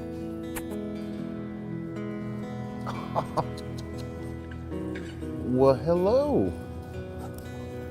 Hi. Hi, Pearl. Oh, tummy scratches, huh? You like that, don't you? She's been trained by our staff to a stage 4 PTSD dog. She can retrieve dropped items, she can help with mobility, and she can also mitigate night terrors and also mitigate the effects of the anxiety that PTSD brings. I'm a combat vet from the Iraqi War. I'm a Purple Heart recipient. I was blown up in an IED explosion in February of '07.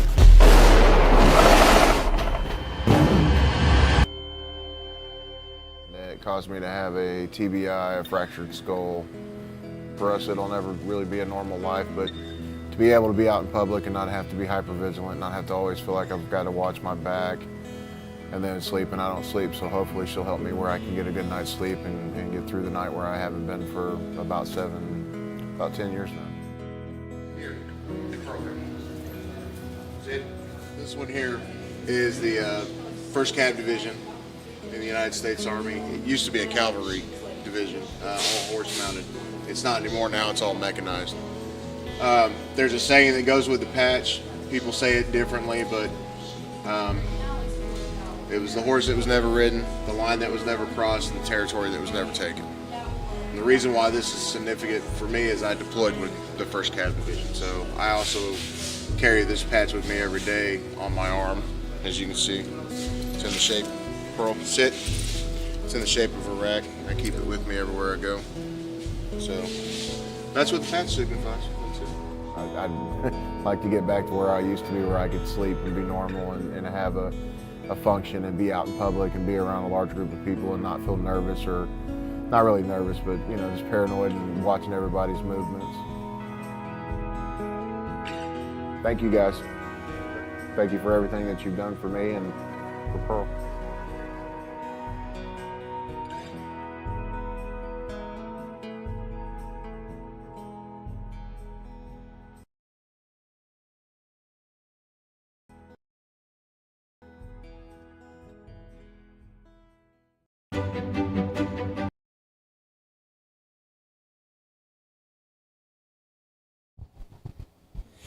Well, hello, everybody. We're back again with another live segment. Hope you enjoyed that wonderful commercial that Will put on for us.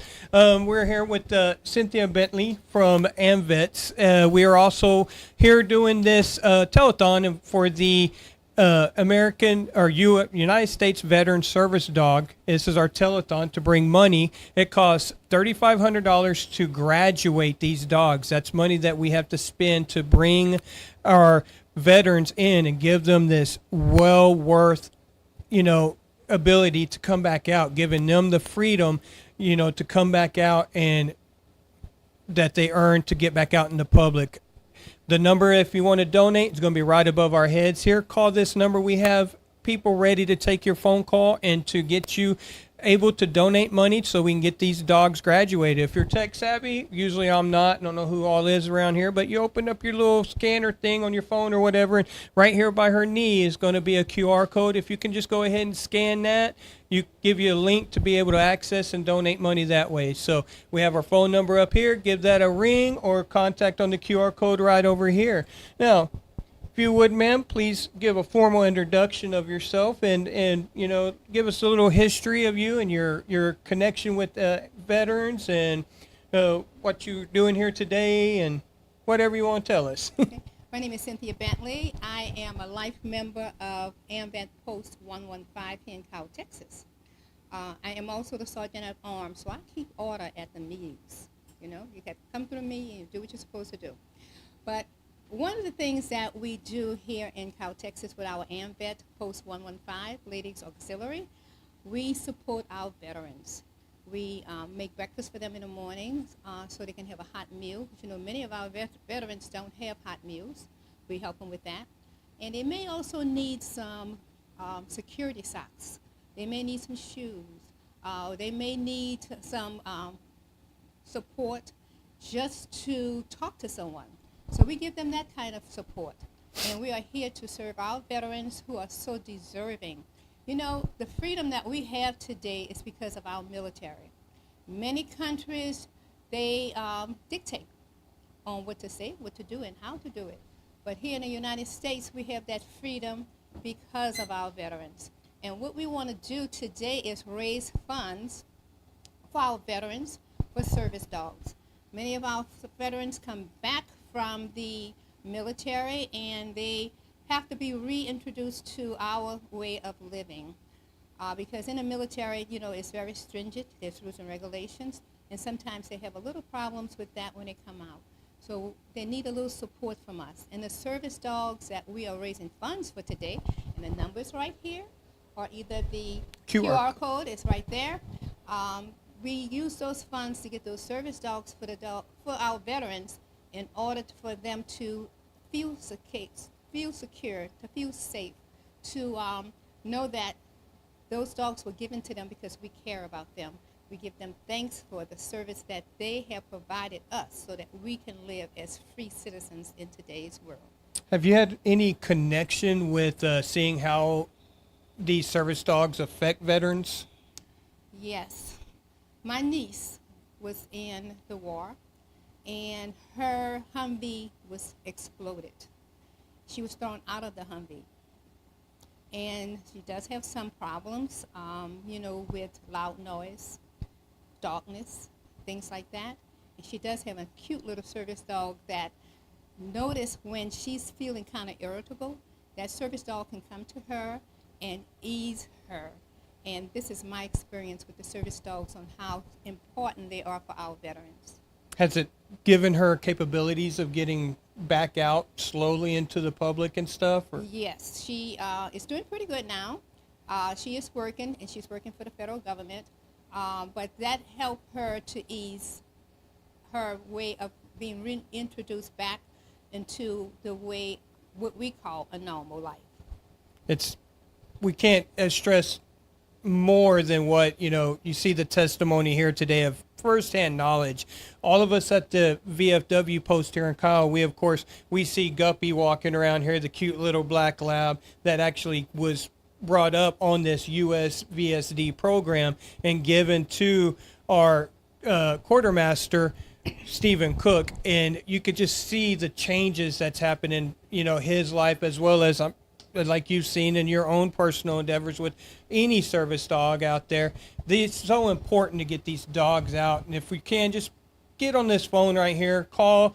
We got people ready to talk to you. We got veterans there. We've got AMVETs on the phone. We've got AMVETs Ladies Auxiliary on the phone. We got vet VFW members. We've had the Shriners on the phone. We've got so many people on these contacts to bring in this money and get these dogs graduated. Again, it costs $3,500 to graduate one dog, and we want to graduate 7 dogs for 7 veterans and get them that capability of getting back out, give them that freedom that they gave us. These veterans give us our freedom, and these animals and this money goes directly to providing their freedom back.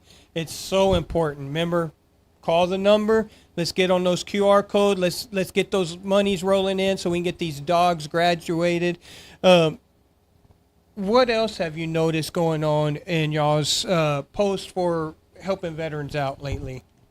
Well, we also have assistance if our veterans need any information, applications filled out for services. They may not know exactly how to fill out the applications in order for them to get their disability. We have someone at our post that will help them fill out those forms. Now, right now, we are in a match situation. Every dollar that you pledge will be matched by an anonymous donor. All we need is another $2,000 for the match to work.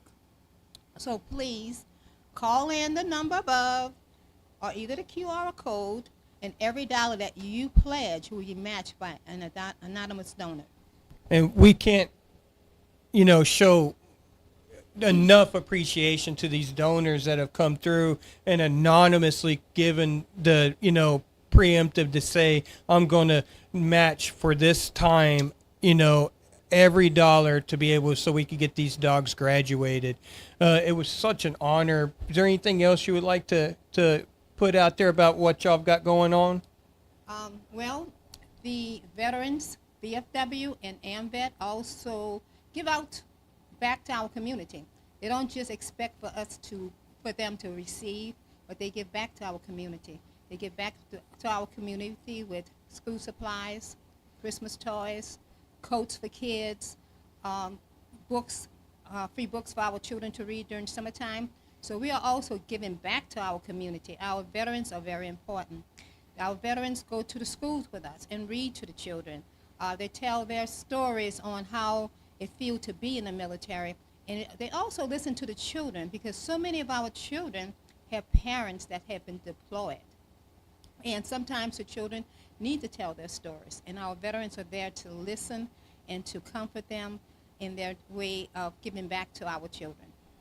So important. Children are definitely, need to be, given the stories. We've got so much stuff going on in the, whole world, across the globe, and so much history and story is getting lost by not telling the kids and children and letting their mouths bring it up to their and keep it going. We need to get more of that out there for sure.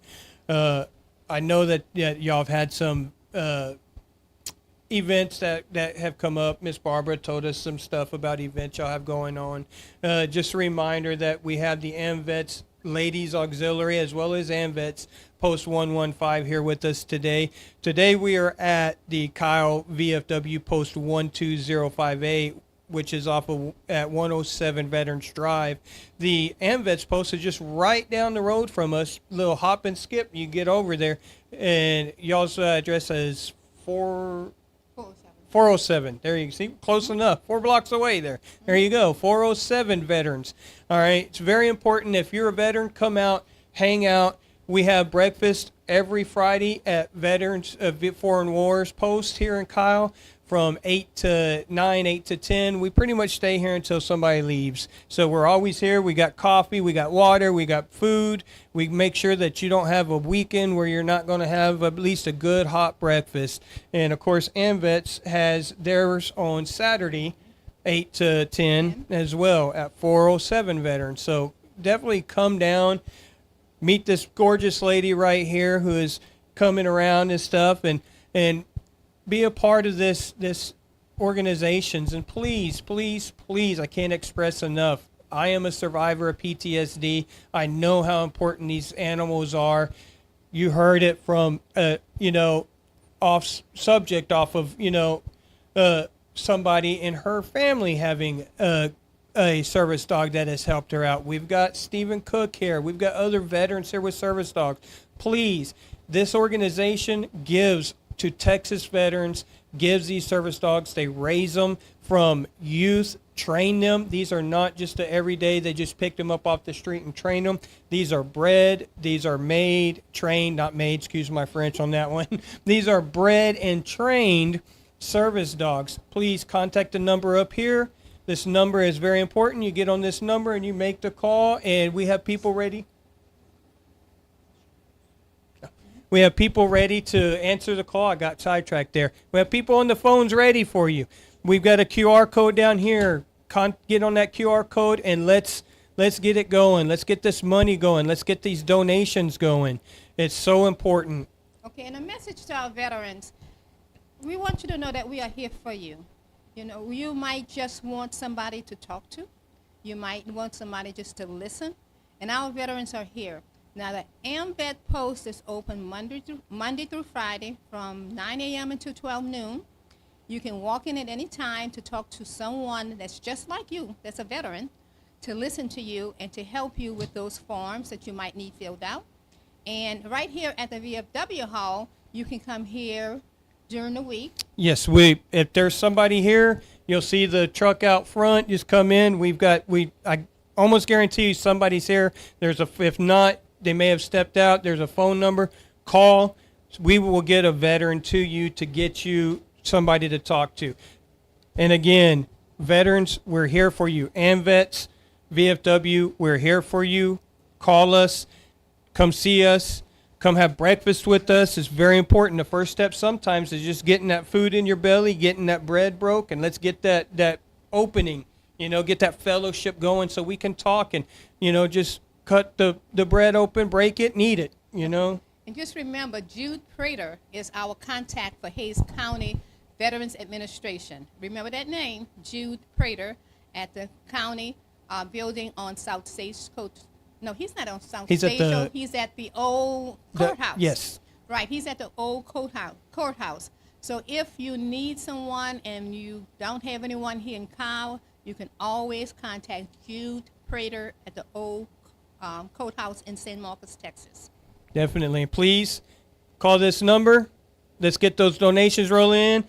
Contact this QR code down here. And ma'am, it is my great honor. Thank you for all you do for the vets. Thank you for coming today and giving your statement and your testimony on important this program is and these animals are. It's on my honor.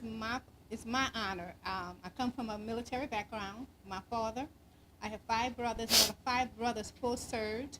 And out of those 4 served, they touched every service, Army, Navy, U.S. Marines, and also had a sister that was in the Coast Guard. Nice. So I come from a military family, so I am dedicated to help the military as much as I can. Well, we appreciate everything you do. Thank you so much. Thank you. Oh, all right, guys. Remember, it's important that we go ahead and get these veteran service dogs taken care of. We need to get that number, get on that number, call it. We got this QR code down here. It's important. We got to get that going. It costs $3,500, $3,500 to get these dogs graduated. Please, let's get this going. Let's get these to get these donations rolling in. We got our next guest up. Please come to the hot seat, sir. Sit down. Well, perfect. How you doing? I'm well. How are you? I'm doing good. My name is Tennyson Marino, and I'm the Republican candidate for HD 45 for state representative. Well, that is a lot of letters. Yes, sir. I'm glad I'm an infantryman because I have. Thanks for coming. Please Absolutely. sit And down. Thank you. Yeah, I like to be a little joking every now and then, so and I'm not very good at this. I am by far an infantryman, not a newscaster. So I'm not an anchor. So. I've been watching y'all all day, and you've been doing a great job. Oh, it's good. I'm glad because I fooled my wife too.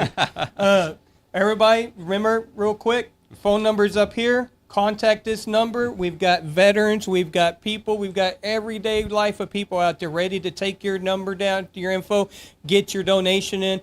$3,500 per dog to graduate. It's very important. This money goes to these dogs to be able to get them graduated. No cost comes from the veteran. The veteran is taken, put into a hotel room, fed. All this stuff is going on so they can bond, spend this time to bond with their animal, and then get that dog graduated and go home with them and start living their life of freedom again.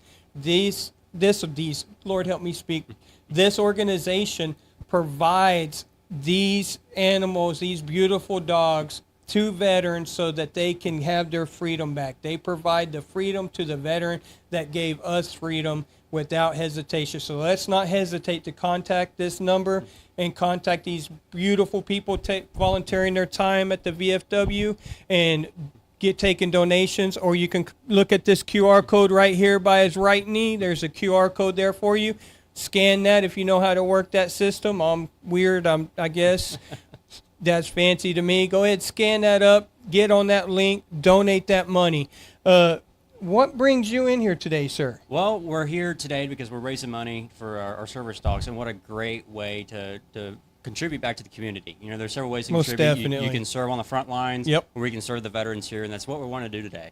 And so I wanted to take some time and come and try to support in that way. So if you're an old guy like Kim, you can use that phone number there. If you're a young guy like me, use the QR code right there. So that works. That's right. Well, and I'm serving my community in a different way as well. I'm running for state representative to represent our veterans, but represent all of our community in Austin for our Texas laws and our different Texas values that we're seeing and losing, unfortunately, in our communities. The communities that you fought for, the values that you fought for. And so that's why I'm here today. Outstanding. And you say you're, what position are you running for again? It's state representative. So So state rep? That's right. If you think of it like your congressman, where they go to D.C., you send me to Austin and represent you there for the state government. That's cheaper. That's right. Yeah. Cool. Yep. So let's get out there, guys. Remember, we're going here. We've got a lot of stuff to get done. We've got this number up here. Let's get that number contacted. Let's call this number. Let's get this money because it's $3,500. They keep wanting me to express that because it's an important number. And the cool thing is right now we have an anonymous donor that is donating dollar for dollar. So whatever you put out there, whatever you do on this number here, you donate, or you use that QR code and donate, it is dollar for dollar.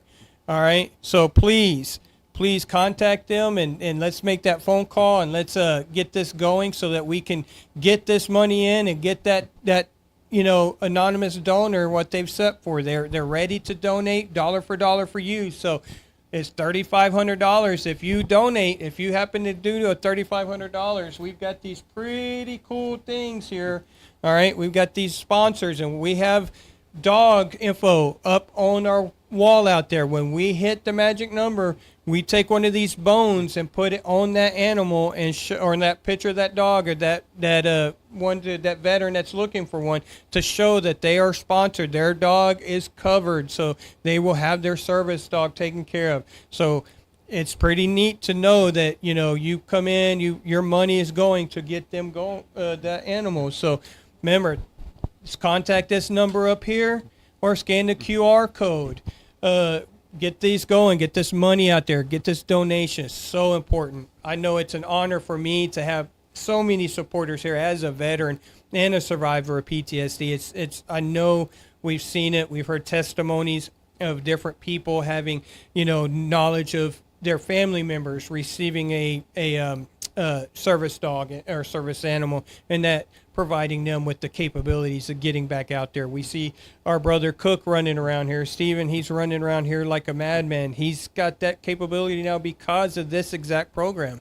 We had another recipient with her service dog from this program here earlier today.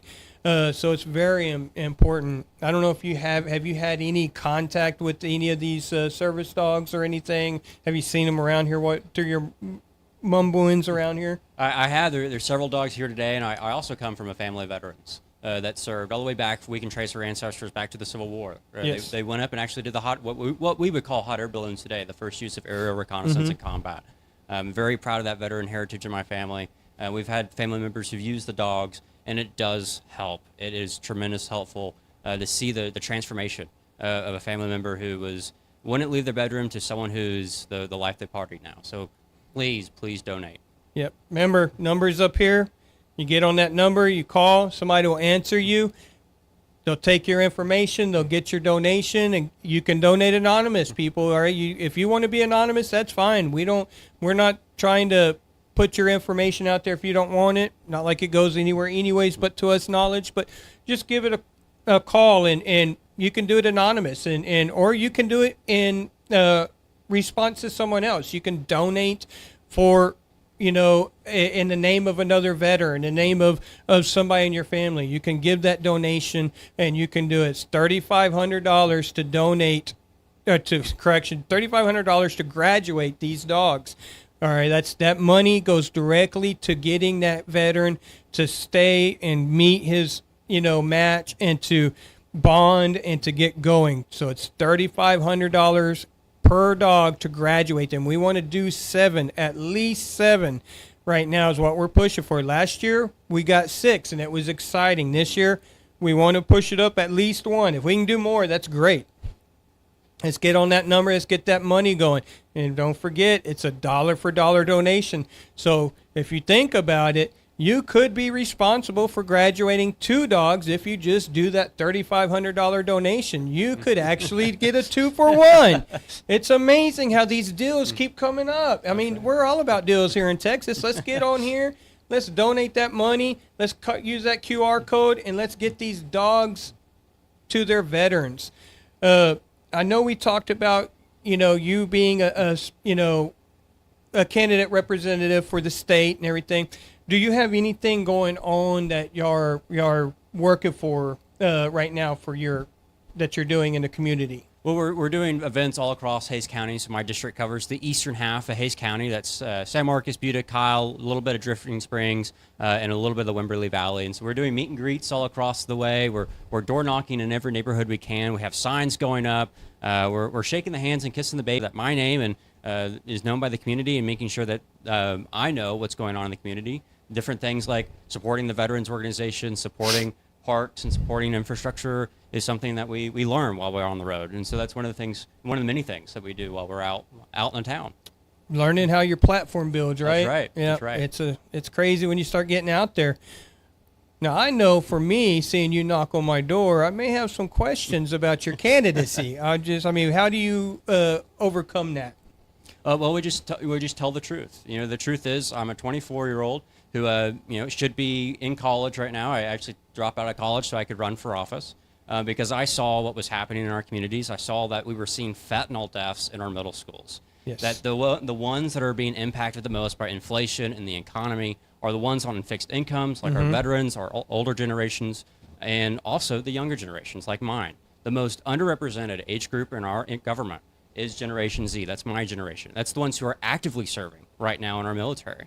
They have very little representation, especially in state government, and that was one of the many reasons I decided to run. I also had a family member pass away from an overdose, and that hit me directly. But then as I started talking and hearing stories from our neighbors, our veterans are also impacted by overdoses because the services aren't out there, and they should be. I know fentanyl deaths or opioid deaths are a huge thing, and it's one of my passions. I have 2 big passions in my beliefs, and that one is stopping the bullying, unnecessary bullying in school. Right. And then, that has a sub-dice too underneath it, because you do that, you also start helping with the mental health issues in school. Right.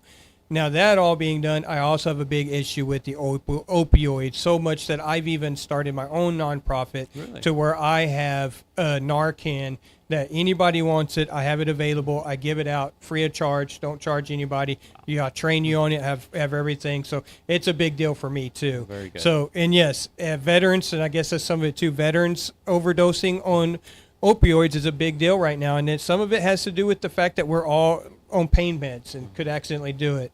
But for all you veterans out there, we're here for you. You've got a candidate here that is ready to speak for you. Listen, he's here. He's a little young in the tooth, but sometimes you need that, Let's get the new youngsters out there. Get a little, what do they call it? New blood. That's right. Well, what were you doing when you were 24? I was actually in the military. I was actually with 143rd Long Range Surveillance, and I believe 24th birthday I graduated in Oklahoma, in Africa. Oh, wow. All right, gentlemen, please, everybody, let's look up here. Let's call this number. Let's get a QR code down there. Sir, it was my honor, great pleasure to see you. Absolutely. Best of wishes to you on your endeavors and your campaign. Absolutely. Well, in closing, thank y'all so much. Please go and donate. Let's graduate some dogs. And outstanding. Thank y'all. We're going to break now. Woo! So this day I still struggle, and my wife always told me Oakley was donated to our program as an 8-week-old puppy from a breeder out of Oklahoma. We knew when pairing Oakley, he needed to have someone that needed a dog to ground them. Oakley is such a low-key dog that doesn't respond or react to anything. It was vital for his success to put him with a veteran that needed to be grounded and brought back to a sense of calm. Dan is a great guy, and I think he needed a sense of calm in his life. Through the graduation week, they paired immediately on Monday, and they were inseparable ever since. And it reaffirms that our decision process when picking this pair was a good one. My name is Daniel Smith. I served in the United States Army from 2000 to 2007. In 2003, it was the beginning of the war when we went, and we did a lot of convoys. I was a recovery specialist. There was one particular blast that took out a truck, and we went down to the next base, and I don't remember anything from the blast to getting there, recovering the truck, and getting back to our home base. I struggled 14 years, I tried everything, and a friend of mine had reached out to me about trying a service dog. I always thought somebody else needed it more than I did. Know that you're worth it. There are a lot of people that need them that kind of think like I did, that somebody needed it more, but you need it too. This last week I've been smiling constantly, real happy. I was close to giving up, but I don't feel that way anymore, not with him. The bond that we built the past couple days, the last week, has been amazing, and it's worth it.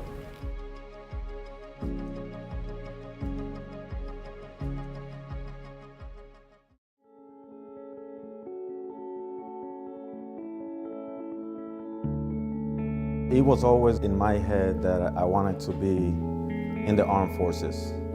So I decided to join the Navy first as a CB. I did my 10 years, got out. The Army welcomed me. I did another 10 years. I went to Iraqi Freedom Operations.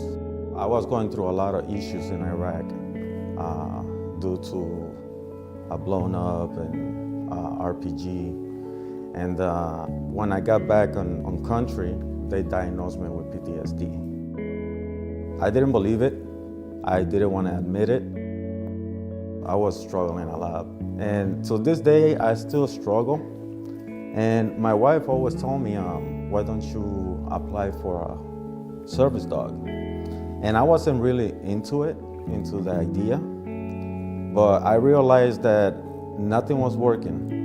Group therapy, even acupuncture, nothing worked.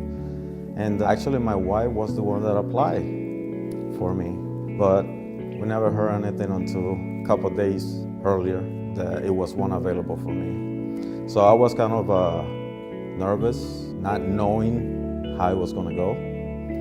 But once I started interacting with my service dog, I started noticing that I didn't have to take as many pills for my anxiety.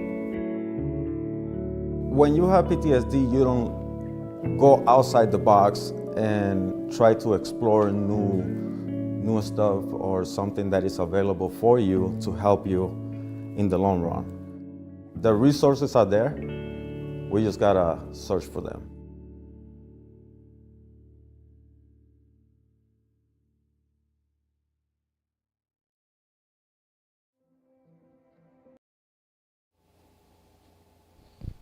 All right, we're back live here for Facebook and the YouTube Service Dog Telethon, and Larry Stamps here at Kyle VFW's VFW Post 12058, here with Mr. Anthony Hippolito. That's it. And he is a prominent member of the Hays County here in Texas, and you are doing something kind of unusual this selection cycle, are we not? Yeah, no, that's unusual is a good way to put it. This is the only place in America that I would do this, because Hays County is a very, very special place to me. I've lived here since 1985, and I chose to raise my family here as well. Lived all over Hays County, and so I put my name in the hat last year to run for Hays County Sheriff. It'll be an open seat. The current sheriff is retiring, and he's given me his full endorsement and his support, and I look forward to Election Day. It's 9 weeks away. Have you held office for any political office before? No. So you are a fledgling politician. And that's part of my message, and I appreciate you saying that. That's part of my message. Like I tell people, like I'm not a politician. I'm a police officer. I'm a deputy. I'm a dad. I'm a husband. Trying to do everything I can to keep Hays County the special place it needs to be. Real quick, because I want to talk about service dogs. That's the reason we're here. Yeah, absolutely. But real quick, tell me what the Office of the Sheriff does here in Texas. Yeah, so the Office of Sheriff, and that's a great question because I do get that from time to time. The Sheriff's Office is essentially a law enforcement branch, and Hays County and every county throughout the state has a Sheriff's Office. The Sheriff's Office is always responsible for the county jail, and also we respond to all 911 calls that are in the unincorporated areas of the county. Here in Hays County, it's very special as well because we also service the city of Wimberley and the city of Dripping Springs because they do not have a police department.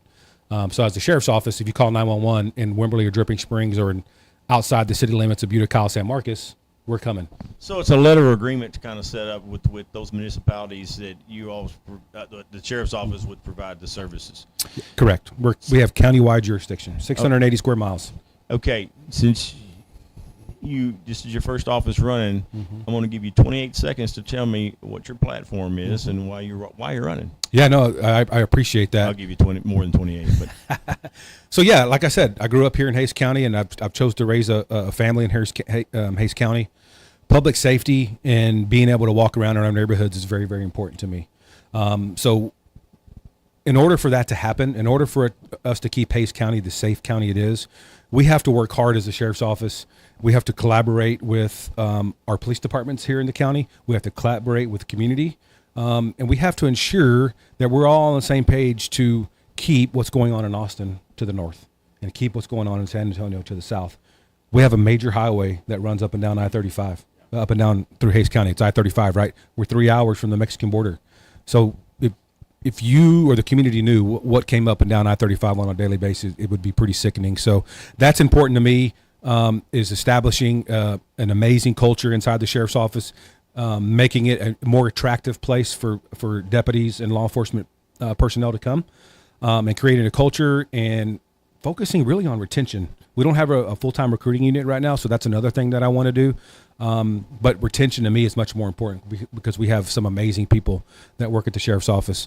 Another thing that I'm real big on is school safety. Our kids should not have to worry about going to school, right? They should feel safe going to school. And when I talk about school safety, I talk about it's just a lot more than just protecting us from active attacks. The fentanyl crisis that has taken over Hays County the last 2 years is unprecedented. So we have to do everything we can as law enforcement and the community to battle this opioid epidemic. I don't know you as far as your military. Have you been in the military before? No, sir, I was not. But you've been around first responders and law enforcement ever since pterodactyls died out, really, right? Yeah, pretty much. I mean, my dad served 30 years at the Austin Police Department, so I was there in 1979 when he graduated the police academy. So that's all I've looked. I mean, that's all I know is law enforcement, and I've always looked up to and respected law enforcement officers, and that's a big reason why I chose to serve and sign up when I did in 1998 at the Austin PD. And so, with that said, you've been around a lot of traumatic events that come about by, you're simply responding. You've seen a lot of things like myself, but you can relate to what a military vet could be going through as far as post-traumatic stress syndrome and other emotional issues that develop from being under pressure, serving, and seeing some of the trauma, some of the violence, some of the things that happen. So, I talk about that when I go out and talk to about fentanyl, because we, as law enforcement and first responders, EMS, fire, and in the military, we see death way too often, right? So we can't unsee what we see when we walk into a house. We can't unhear a mom or dad screaming and bloody murder because their kid's not waking up, right? So that's stuff that wakes you up at night. right? It's stuff that you can hear, and when you close your eyes, you can see the bodies over and over again. So it's important as a sheriff to really focus in on the mental well-being of my employees. What, in your opinion, what would a service dog do for somebody who has been affected by trauma or is, being in stressful situations? Yeah, I've never had a service dog, but what I will tell you that when I was at the Austin Police Department, I was in charge of one of our canine units, and watching them work on a daily basis is nothing short of amazing. And getting to reach out to military veterans who have service dogs and have those conversations with him or her about what that service dog does for them on a daily basis. So that's huge. And what you guys are doing is amazing, right? So if you're out there, I strongly encourage you guys to reach out, scan the QR code, and just give $1. If that's all you can give, it'll go a long way into securing a service dog for a veteran in need.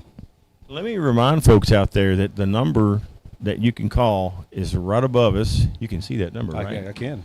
And the QR code is down here to the right. Oh, it'll be on your left side of the screen. So if you are compelled to donate to this organization to provide service dogs to veterans, please do.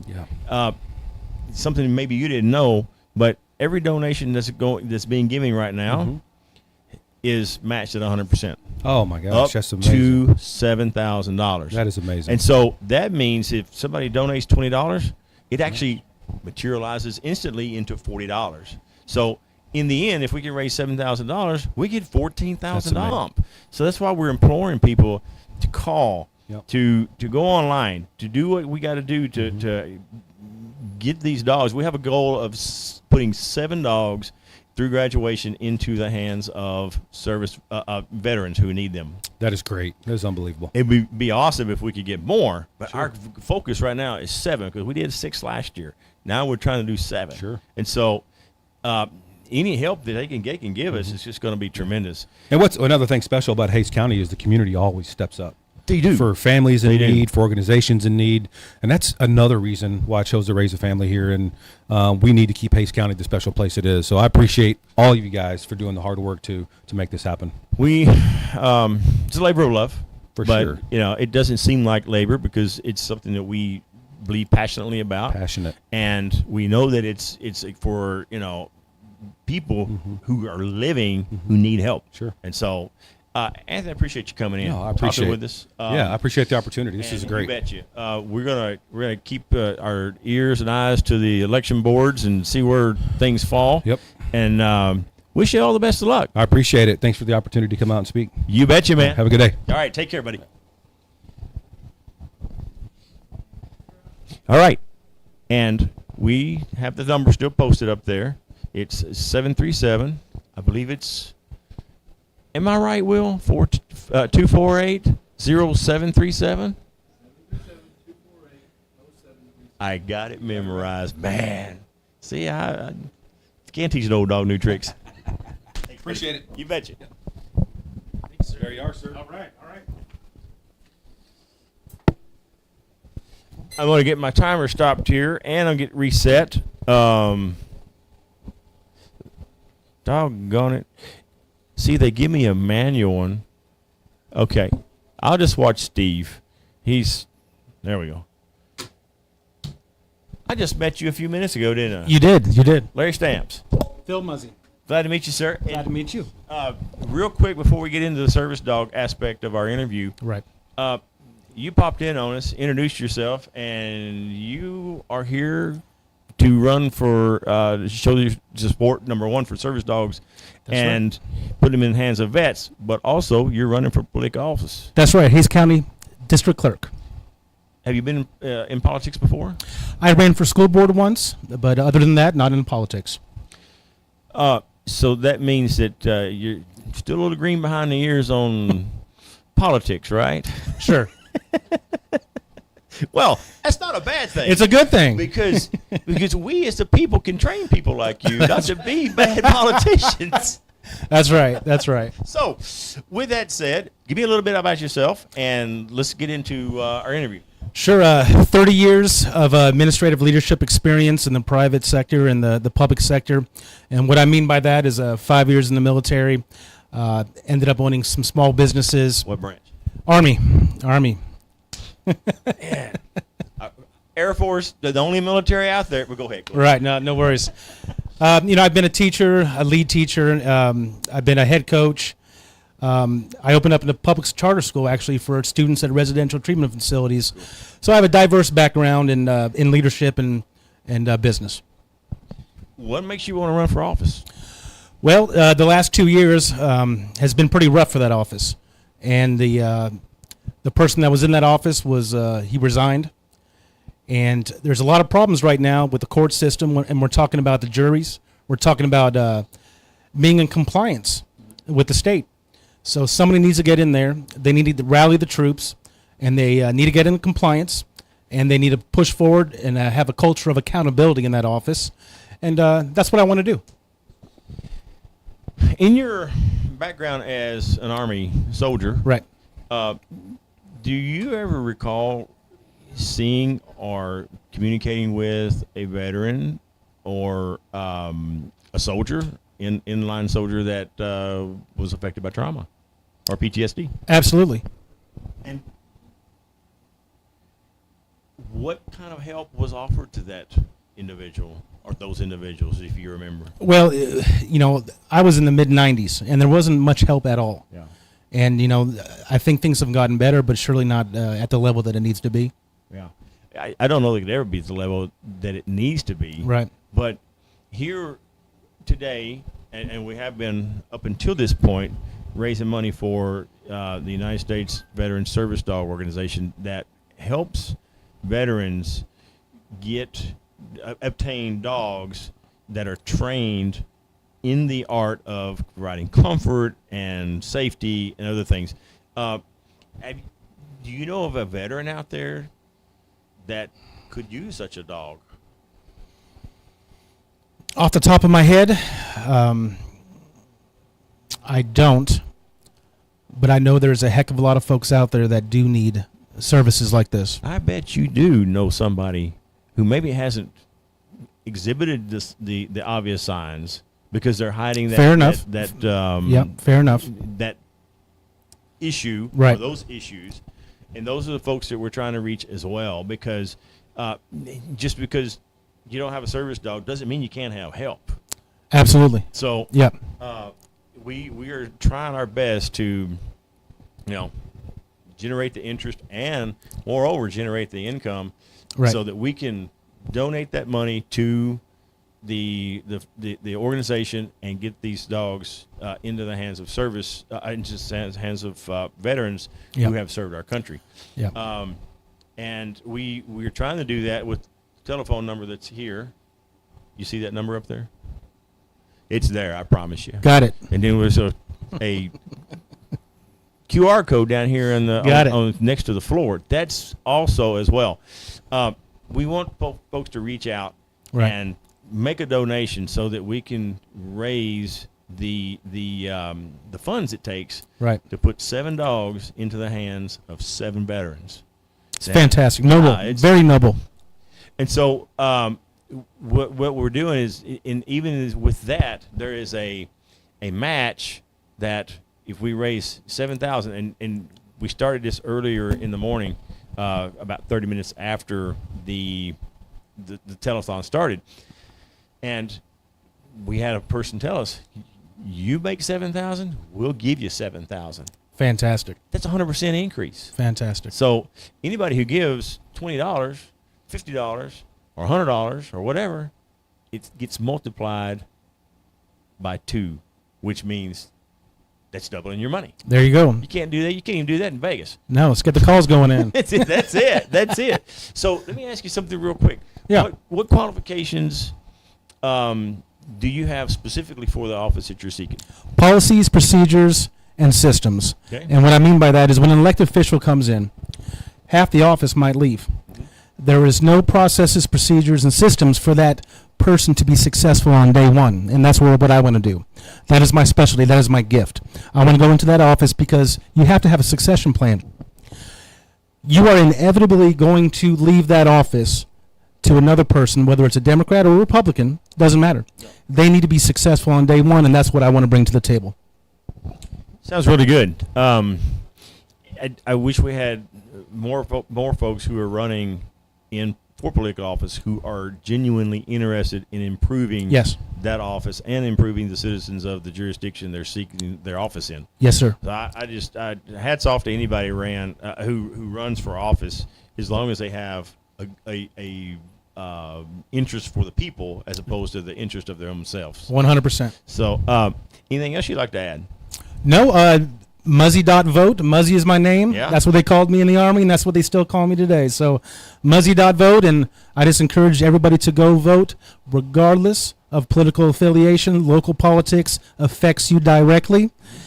Pick the person, not the party, and voting's important. It is. It's critical. It's critical for us to have freedoms and liberties, and not just to vote, but to vote the right people in. Correct. That's what has to happen. So, Muzzy, appreciate your help. You got a phone number anybody can call that sure to show support? 100%. 512-757-1606. You know, Hayes County is a big gosh darn county, and I'm realizing it trying to put in yard signs.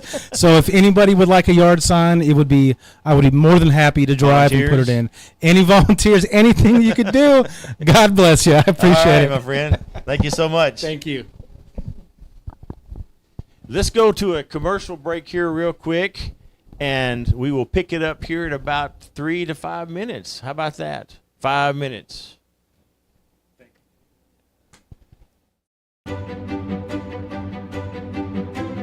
Hi, I'm Levy. I met someone today who needed me. I played the game Doctor and even a game of tug of war. My friend had been sleeping for a long time, but when I came, he woke up. What I really did was heal him. Open both eyes for me. Her name's Levy. Can you say Levy? He's been in a war zone 10 times.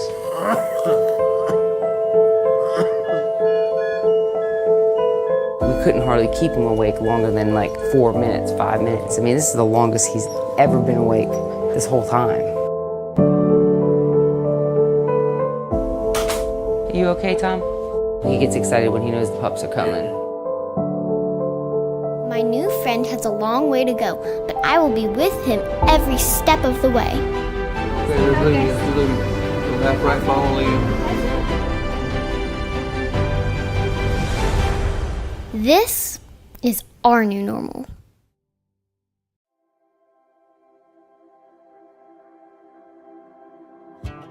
Skip came to us about 7 months ago from Ridgeview Retrievers. We got him down here, we started training with him.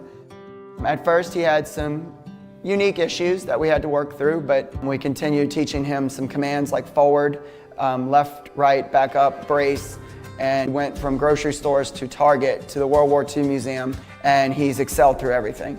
There's nothing that I've thrown at the dog that he can't handle. And I really feel that Nick will step out of his comfort zones a little bit because I think Skip's going to help him realize that life's not so serious. My name is Nicholas Spikey.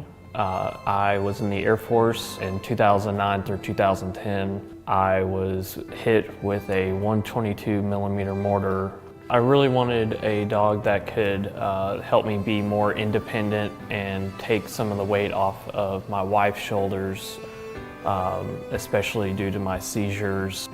If I'm going into a seizure or if my left side is starting to give out, he'll be able to help me get safely, either from one room to another or, from the car to the front door. First couple of days, it was a little bit rough. Skip took a little bit to adjust to him, but by day 3, they were on a really nice page, and today on day 4, they're doing well, very, very well. I'm almost 100% more calm than I was even 4 days ago before I even met Skip. It's our mission at USVSD is to get the veterans into a new normal. And I feel pretty confident that Nick is going to be headed to his new normal because of Skip.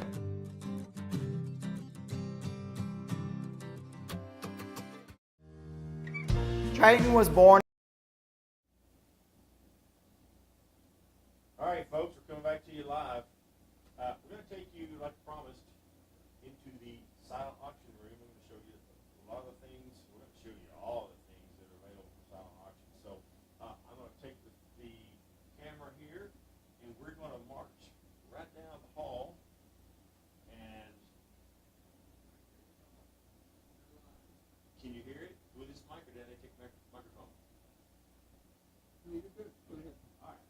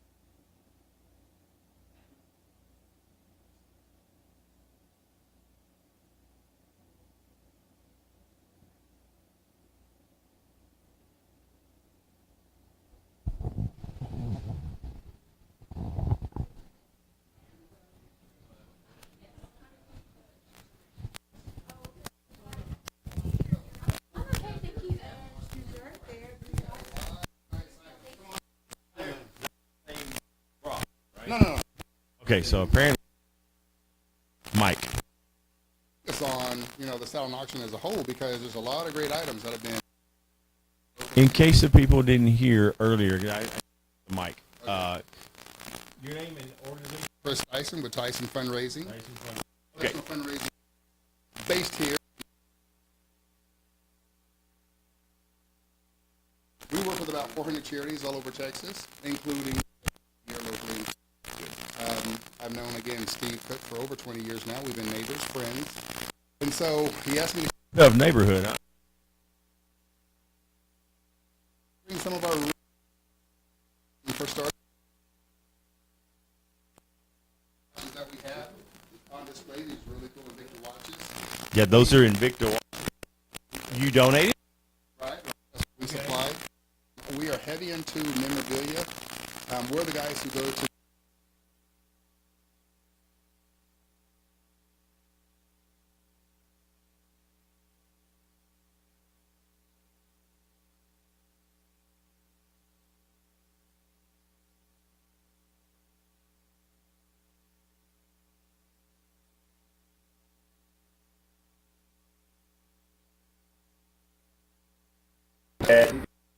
You got gentlemen saw us, they had like, hey, we're raising money for this. Boom, we sell it. Right? I think we do memorabilia. That was CDs for that are CD release party.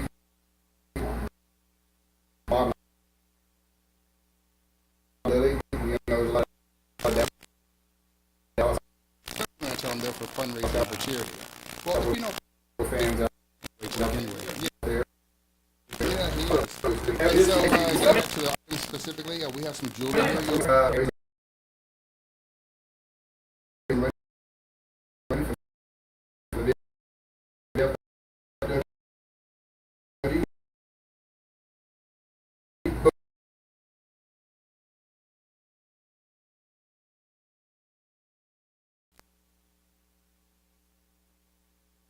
Boom.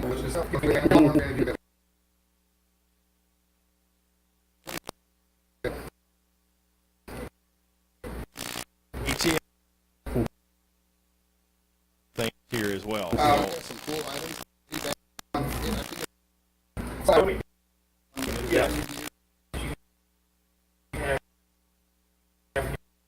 here that are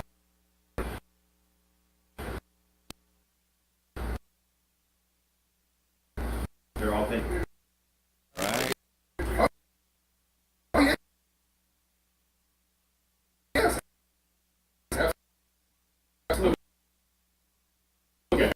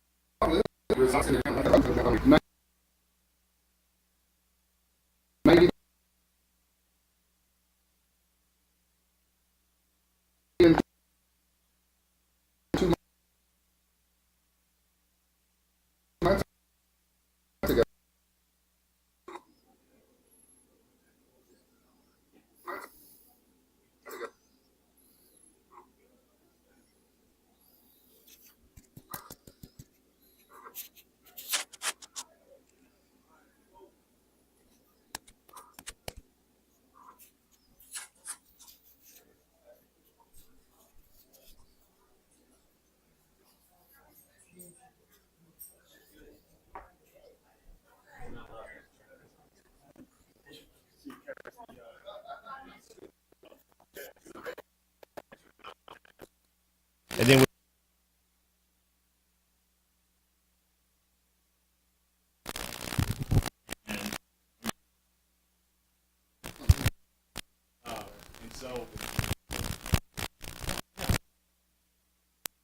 Yeah, so some really cool items here, the trinkets that have been donated from the local community. What is this? Now, when it comes to stuff, I just got to call Spectrum and have them come out. But somebody knows what to do with this, how to connect it. So that's a really cool item for someone who's high tech. I was chatting with that gentleman. I was like, "Yeah, you know what you're doing." Oh, then I saw this earlier. The Marine Corps flags. Looks like a set of flags. That's really cool. That's really neat. Two chairs, yep. Stools, I think is better, yeah.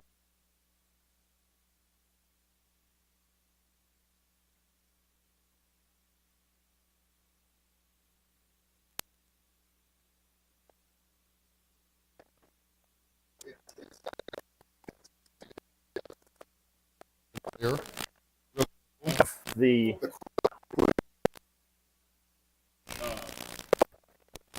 folks we interviewed earlier, and that is a skill. Are you kidding? Flesh? Yeah. That's nice. Yep. that you can bid on. Can they call in and like maybe bid if they can't make it? Yeah. Nobody really, none of my folks really say we're good or not. You know what? I tell you what. This is so. Tell you what, folks. Want to any of these items? Take pictures. Feel free to just give us a call. Me personally. The fund. If you're far and you want to bid, call. Definitely call that number. Appreciate it, sir. Thank you for your I meant to ask if my hair looked good. I'm sorry. Chris Tyson Fundraising. Call me at 512-740-6056.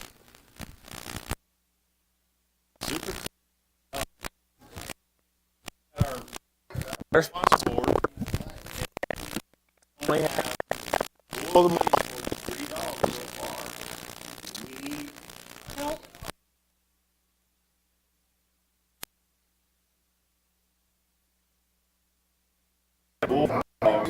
Graduation for the veterans. Their dogs. Call. That number's still there. Love you here. Come on, we're going to go back here in the room again and go get the parents or redirect the kid. So he's an amazing trainer.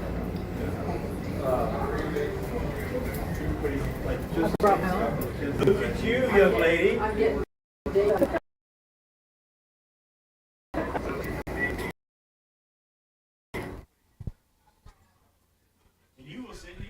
Okay. Well, somebody take my picture? They tell me that we're on. I heard So, that. Is this all right. on? Can you hear this? This one or this one? This is what live TV does. I know. So we're It's kinda- on the fly. Yeah, it is. And Right. I love it. I can tell. People see the mistakes you make. People, they get to laugh at you out there. I don't like laughing at people laughing at me, but I'm sure it's very entertaining. I hope so because it hurts me. Is All this right. one on? Yes. Okay, We're okay. going to go ahead and start. Okay. I'm going to hold this mic here just in case the collar mic doesn't come in that they just gave me. So, Rebecca, Larry? you are a city council member for the city of Wimberley. Yes, I am. Texas. Yes. Yeah. Okay. You're absolutely right, Larry. I got it right, didn't I? Yes, you did. Yes, I did. It's amazing what brain power does. Mhm. So, you and I were introduced this week, and you have a special interest with the service dog program. Am I right? Yes, you are. Okay. Tell us about your interest in what you've done so far, and if you, I don't know if you donated or not. If you want to tell what you did, that's fine. If you don't, I understand. Tell me Okay. what you Okay. I will tell you some. Steve and I connected very quickly because my dad was a vet, and my dad, I was born at Carswell Air Force Base, and my dad was, it was peacetime when he was in the service, and my son was joined the Army and did great. He was in Germany, and he was honorably discharged, and it really had his feet under him, and all of that was great. And he came back and was called up. And he was on an upward trajectory with his career. And when he went overseas, he came back and nothing was the same. And over the years, it has been very challenging for him, and I have felt very helpless that way. Because we just really couldn't help him. And he still is struggling a lot. Right now, I can't help him, but I can give him some resources. I can do what I can, but at least I can help other vets. And I know that having animals around him is very comforting to him. He does not, however, have the highly trained service dogs that we are trying to raise money for now.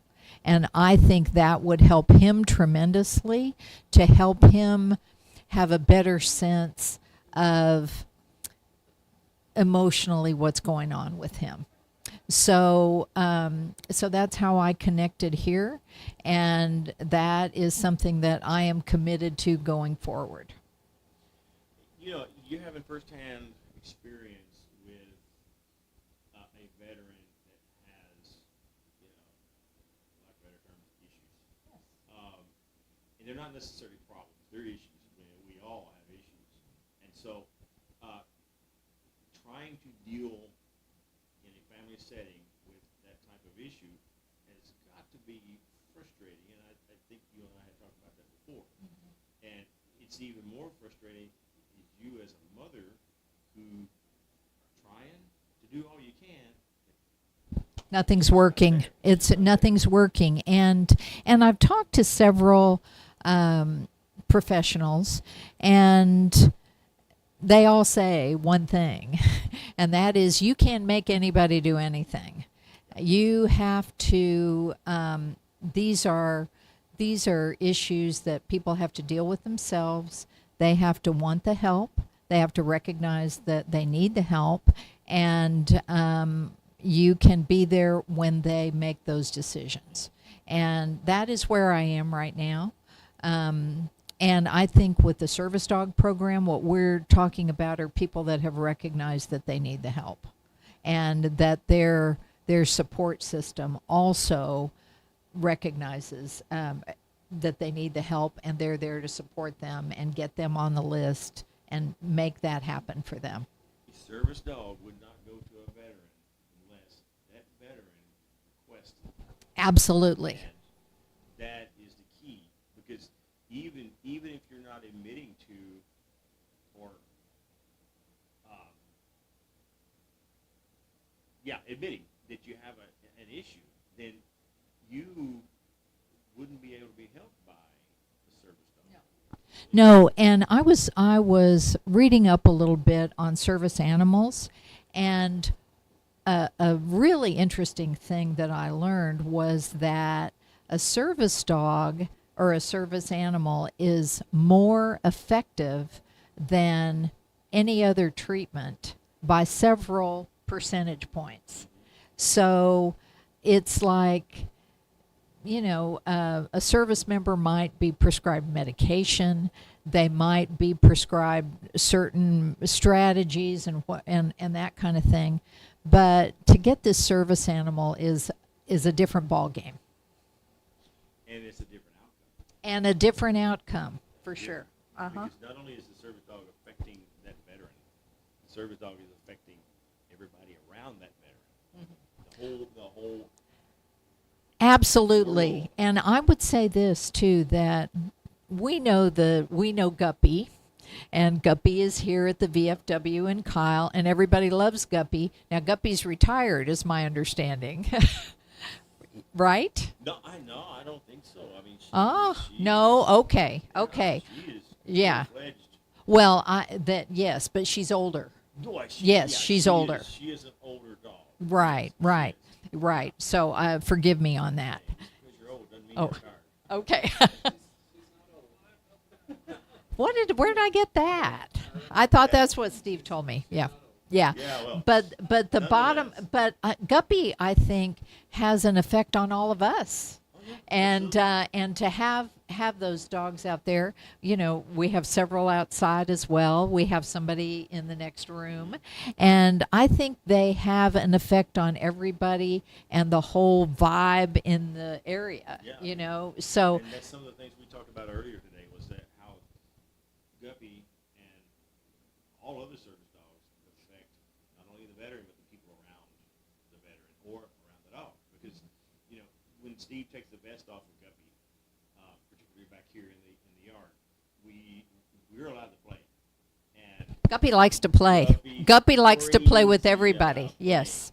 And so Steve will come inside, and it's just me and Guppy, or me and whoever else is in the yard, and she never stops.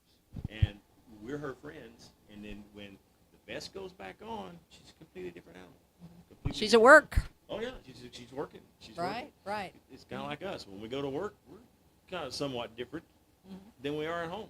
For sure. So, with that said, did you know that we have a donor who is pledging to match up to $7,000 in donations? Oh my goodness! Everybody, get out there and put your money in.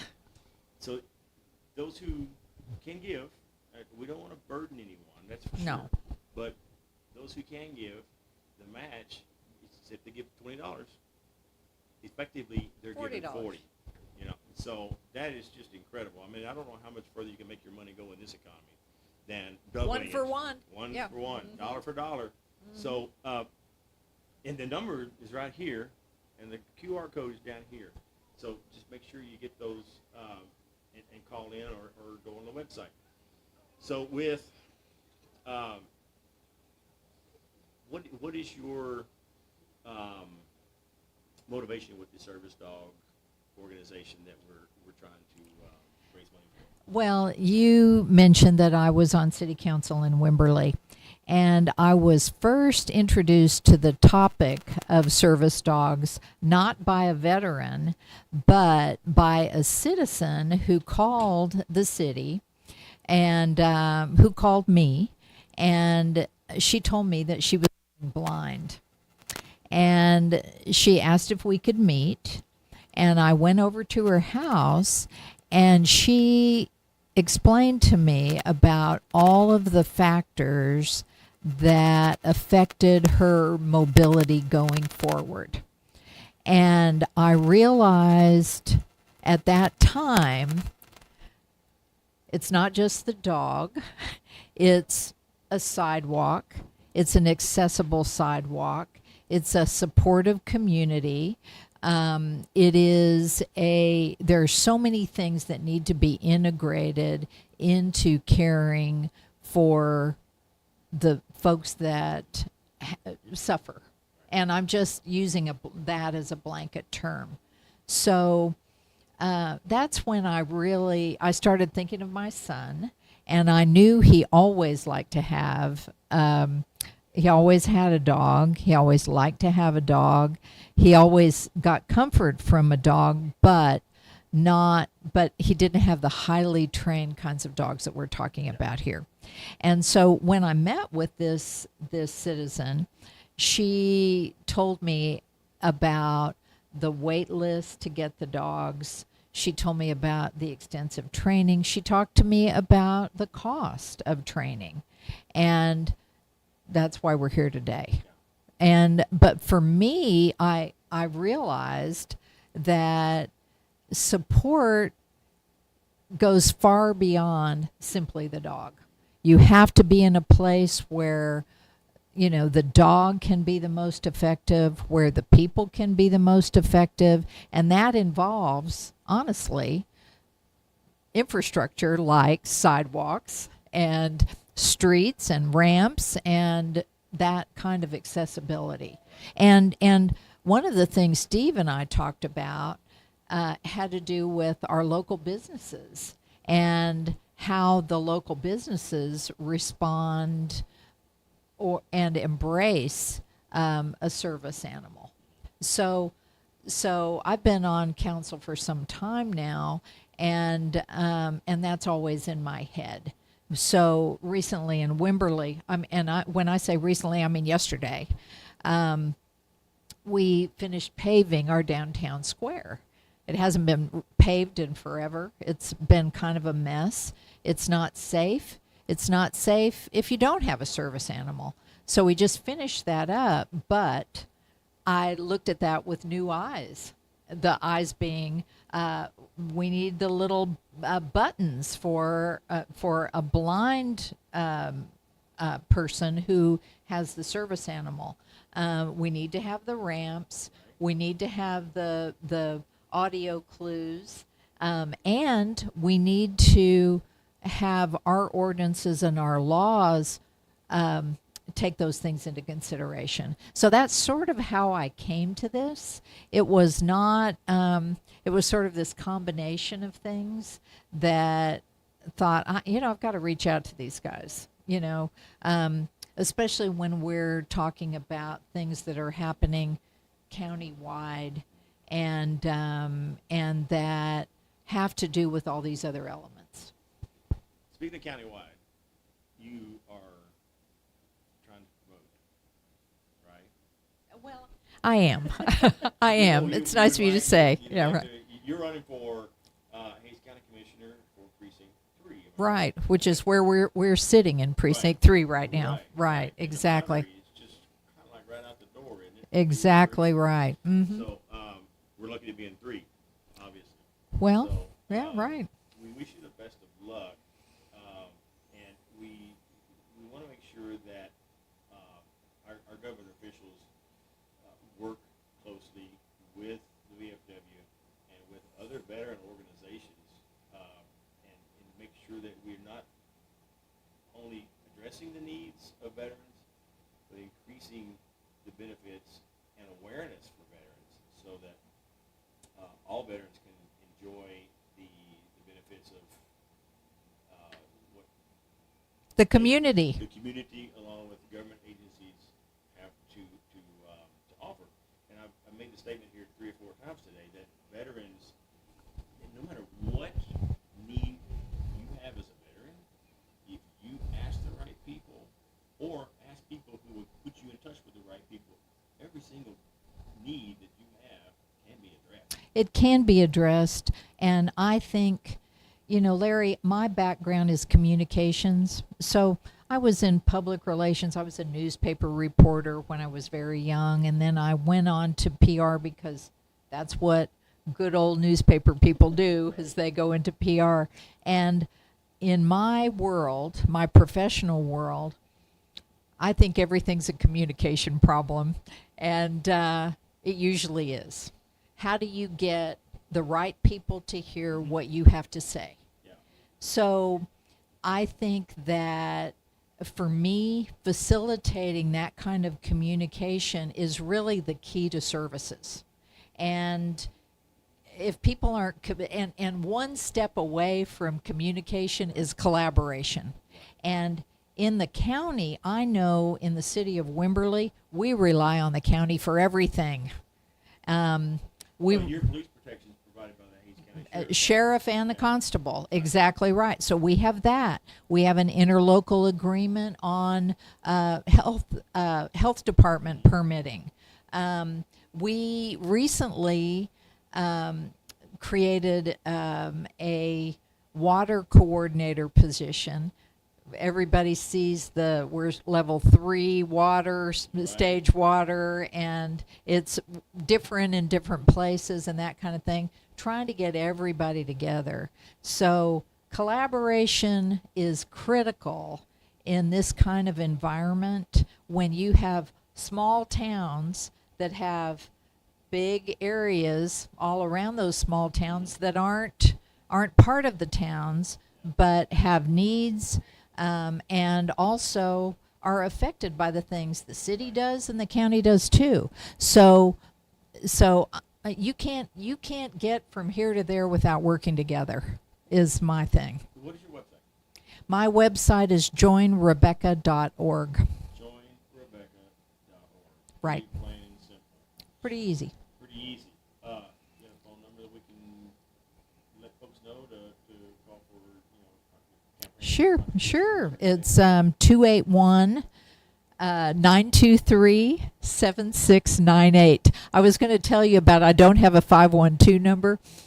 I've been here for 20 years. And at first I thought, I'm going to get another phone number. And then I go, I'm not carrying around 2 phones. And I couldn't get them transferred. So I always feel a little sheepish when I say that, because I've had that phone number forever. I ran for county judge, little secret, I ran for county judge years ago. Get out of town. I did. And I went down to Walmart because I needed a burner. Phone, Oh. phone. And I went and sat down and went to the website, and the first number it gave me was the number I have now. And it is, everybody loves that number. I'm not going to give it out on air, but it's amazing. We'll talk later. Yeah. So I don't know how long you have to be, allotted here to enjoy the time here, but you're welcome to stay. I was going to hang out and get some of that pulled pork that they're working on out there. So good. It is really smells good. And then I saw, and cookies. Yeah, those cookies are to die for. Yes. I pride myself on making cookies. Really? I cannot touch the incredible taste that Insomnia Cookies puts out. They donated all those cookies to us. Those, I saw snickerdoodles. I saw like a mint chocolate. I saw like a s'mores cookie. I mean, I don't know. We got to get out there before they're all gone. Yeah. Available in their store for cookies, then I have different marbles in my head. Really? It's amazing. That's a lot. That's a lot. All right. All right. Thank Thanks you so very much for taking much. the time. All righty. Come by and see us. All right. Stay in touch. You know, I always do. Was here for breakfast yesterday. Went over to AmVets the other day. I'm here when you need me. Outstanding. All right. Thanks. Thank you. Uh-huh. All right, folks. We're going to take us a little break. I don't have my tech guy here. This is live TV. I love it. So I don't have my internet tech, and I don't have Steve here, so I'm going to have to entertain you guys for the next few minutes until somebody comes and rescues me. So the number for donations for our telethon is up here. It's 737-248-0710. QR code that you can scan from your device is right here in the lower portion of your screen. So click on that. You can make a donation there. You don't even have to call in. You can also call in and talk to one of our representatives who are standing by, and they will help you. And please donate, because you're helping a veteran obtain comfort, security, and a real solution for the issues that they have. And those folks are qualified. They've been qualified to receive the dogs. And all we have to do is just get the dogs graduated, get them trained with the veteran, and then they are off to the races with a much more relaxing, comfortable life. And I have just been rudely joined by two gentlemen here. Welcome, gentlemen. Welcome. Chris, you're the commander for AM Vets, and Clint, you're the post commander here at Kyle VFW. So you are. You are. And you know what? I need a boss. I need somebody to keep me straight. He's going to make fun of me. And so I guess this turned into a joke session. It's all about having fun talking. It is. It is. And I enjoy it. Here, need your mic. So you obviously popped in here for a reason. So Use your mic. Use your mic. There you go. So there's been a lot of rumors around the city of Kyle. We're here today to squash that. We're here today as the Kyle VFW and AMVETS Post 115 to tell the veteran community and the city of Kyle we're here today working together for this cause for U.S. service dogs. And let me make one comment. Yes, In sir. fact, if you guys want to scoot, I don't know how far you are off the. But he's Army. He might do something to me. It's over it. We have a lot of veterans out there who are qualified for the VFW. They have gotten hazardous duty pay. They've served in a conflict, or maybe served during a conflict, and they are qualified to be a VFW member. Correct. Am I right? Yes. And they're still out there, and nobody has reached out to offer them memberships because we don't know who they are. Correct. So here's a little fact. Micro. So here's a little fact for you. So on average, people getting out of the military, they're not going to join any military organization, the Legion, AMVETS, or even the VFW for about 10 years. It's they call it a transition period because you probably did the same thing. I did not. I did. So until I met Steve, and now I'm here. But so that's about what happens. And then on the other hand too, if you're eligible for the VFW, you're also eligible for AMVETS. Absolutely. Even if you're not eligible for the VFW, you're eligible for AMVETS because all you have to do is be a member of the military. Correct. Right? Honorable discharge. Honorable discharge. Any minimal time served? You got to complete boot camp. I know. I wrote their bylaws. Okay. All right. And I'm also a life member. Well, I am not a member of AMVETS. I know y'all try to get me to join. I just don't have the quality time to put toward, because if I'm going to be a part of something, I want to at least contribute. Yes. And you know my schedule.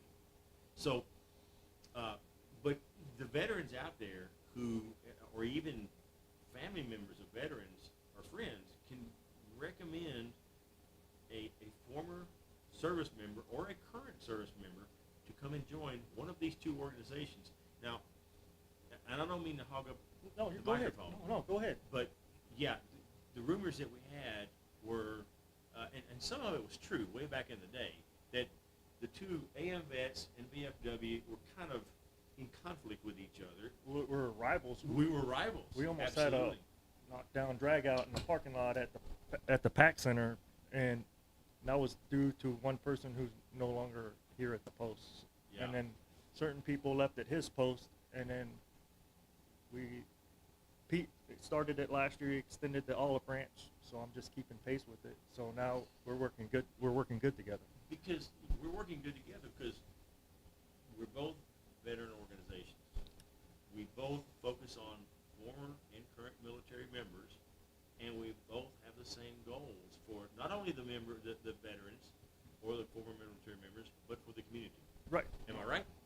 You can answer that one. And that's a key thing. There is also, again, VFW works for their post, AMVETS works for their post. The second most important thing out there is the veteran. The veteran is very important because a lot of them are lost, and they won't be found unless we help them find the way. We want to make sure that all veterans are taken care of through disability claims, through ratings, through mental health. There's a lot of issues out there that a lot of people don't want to deal with. And just to clarify, you made the statement that the second priority is the veteran. The reason I'm understanding is the reason the second priority, the veteran is the second priority is because if there wasn't an AMVETS or a VFW, there would be nothing out there for the veterans to come to. So we have to maintain our sovereignty and our validity in order to have those folks come here. So, and like- then when they get here, we make them our first Like priority. he said, the help for the veterans. So we have resources that they don't have, and they have resources we don't have. So we've been working together, and Amen. we're fixing it. And see, the thing is also, and not to interrupt anybody, you have to have a house to go to. You have to have a home to go to. That's why the post is important. We have to have a building where you can come to. We have to have an organization set up for you. And we have to reach out and take care of you through that way so we can bring you in. And through the VFW, through us, we're here today to work for this event together. A lot of their. Oh, and their. Thank you to your auxiliary. If you see Barbara, even though I made fun of her, awesome lady. She's their auxiliary president. She had most of her auxiliaries been through this building today, on them phones. Your all's auxiliary is phenomenal. Yeah. Unbelievable. Barbara is just, and I can never say her last name. Calaruso. Calaruso. Or Jersey. Barbara Calaruso. She's the president of the Ladies Auxiliary there at the AMVETS, and every time I see her, smile ear to ear. She's got nothing but good things to say, and she never stops. Never. I got to interject here. Ladies Auxiliary has carried AMVETS Post for a couple months now. Totally awesome ladies. Totally. They went up to state. They took the Super Bowl of trophies home. The Super Bowl.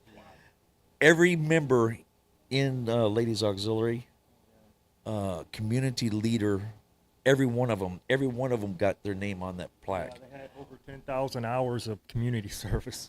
10,000, brother. Phenomenal. Yeah. All right. Oh, we'll have to let you go before Steve comes in here and gets us. No. Because he doesn't have anything scheduled right now. Oh. So yeah. But I mean, I don't want to sit here and beat a dead horse, but because I don't have a stick. But I will tell you, the relationship that, and like I was saying earlier, I'm an old VFW vet, member, but I'm a very new participator. So I got involved late last year with some of the issues that we had, and I have seen nothing but good things from the VFW, not only VFW but from AMVETS, and the cohesion that we share as two different units working toward one common goal is it's just amazing. I am thrilled to be a part of the VFW and the relationship with you all down at AMVETS. Unbelievable. With that being said, this young man here, he has a surrounding group, a group core that takes care of him. Just like in AMVETS, I have a group core that takes care of me. It ain't me that's doing this. It's nothing with me. It's the group core that's around me and supports me and makes sure that I do the next right step. And that's important for the community, and it's important for that veteran that's going to open up that door and come through that door. It's great. I love being here, and I love interacting with you guys down there. I mean, and the funny thing is, a lot of VFW members are members of AMVETS, and a lot of AMVET members are VFW members. So out in public and not have to be hyper vigilant, not have to always feel like I've got to watch my back and then sleep. to do something, I have no idea what it is, because he has the remote. Thank you very much. Thank you. Thank you for your service. Thank you. Not only for the military, but for the police service. Bring Steve. Will.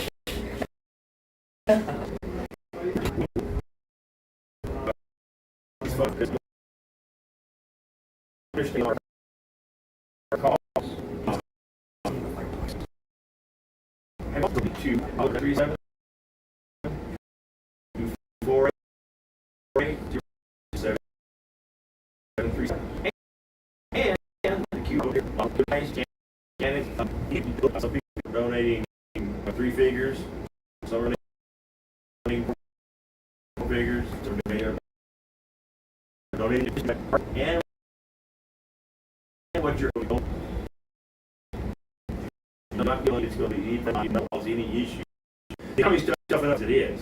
We really need to make sure that being financially with that's what I was looking for. So, Steve, what we have? I don't know right now. This is called Dead air. We got test. Test. So anyway, They can P.O. Box 2725. 2725 P.O. Box 2725 Kyle, Texas 78640. I didn't know if you heard that. If you donate, you're able to take people still continue to recycle, and it doesn't stop today. This is an annual endeavor. So every day of the year, we're still collecting monies for the service dogs.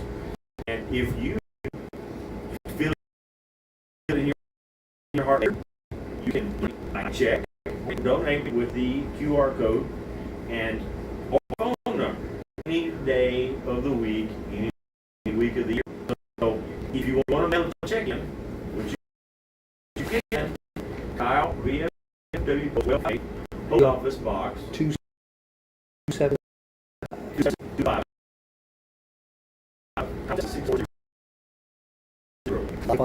Yeah, if you don't like any door, so you kind of get an idea of what's out there and how many people, maybe all 6 folks tuned in today.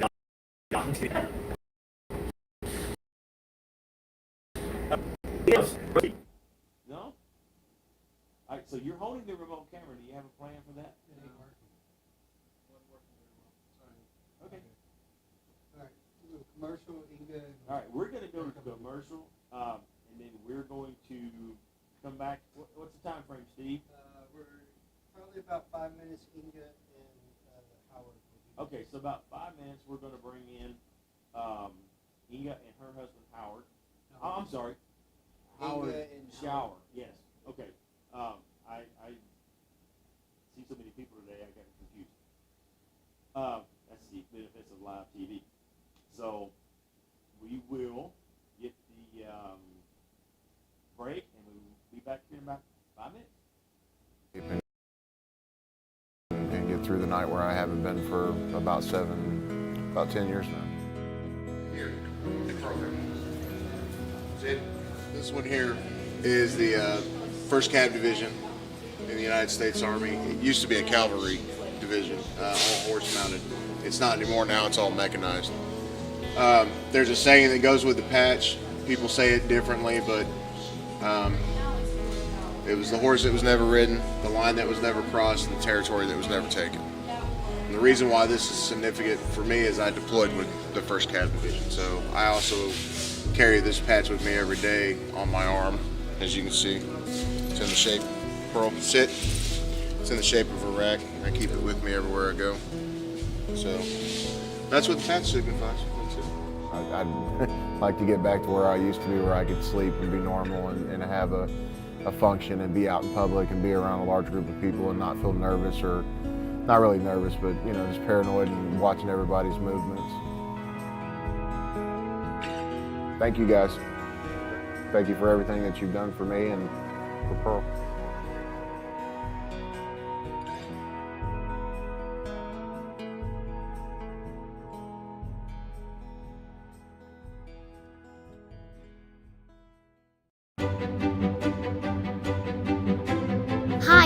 Levy. I met someone today who needed me. I played the game Doctor and even a game of tug of war. My friend had been sleeping for a long time, but when I came, he woke up. What I really did was heal him. Open both eyes for me. Her name's Levy. When you say Levy, he's been in a war zone 10 times.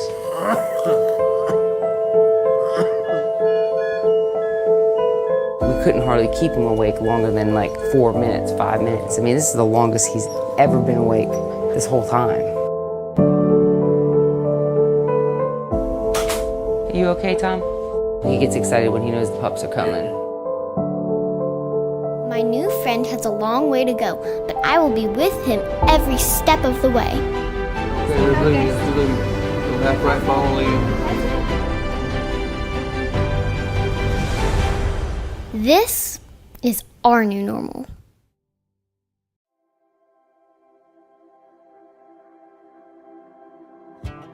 Skip came to us about 7 months ago from Ridgeview Retrievers. We got him down here. We started training with him.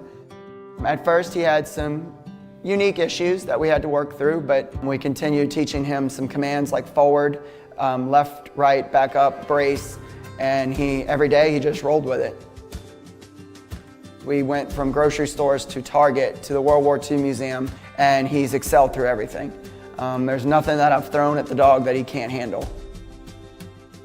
And I really feel that Nick will step out of his comfort zones a little bit because I think Skip's going to help him realize that life's not so serious. My name is Nicholas Spikey. I was in the Air Force in 2009 through 2010. I was hit with a 122 millimeter mortar. I really wanted a dog that could help me be more independent and take some of the weight off of my wife's shoulders, especially due to my seizures.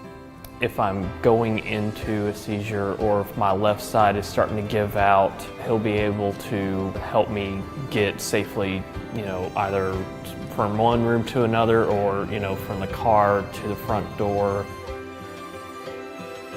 First couple of days, it was a little bit rough. Skip took a little bit to adjust to him, but by day 3, they were on a really nice page, and today, on day 4, they're doing well, very, very well.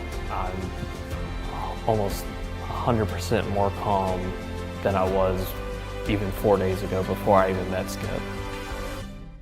It's our mission at USVSD is to get the veterans into a new normal.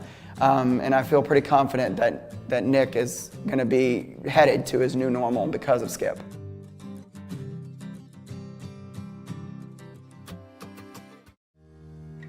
Triton was born and bred in our program. We kept 3 puppies out of that litter, Triton, Sebastian, and Athena. Triton went on at 8 weeks of age to our UAB puppy raising program at the University of Alabama in Birmingham. Emily was our social media coordinator for USVSD, and she took on Triton. Honestly, I couldn't have asked Triton to have a better head start when he came here. Most of our dogs come back for training and they know a few basic commands and they've been well socialized. Triton came back for training and pretty much knew every command that he needed to know. He breezed through formal training very quickly.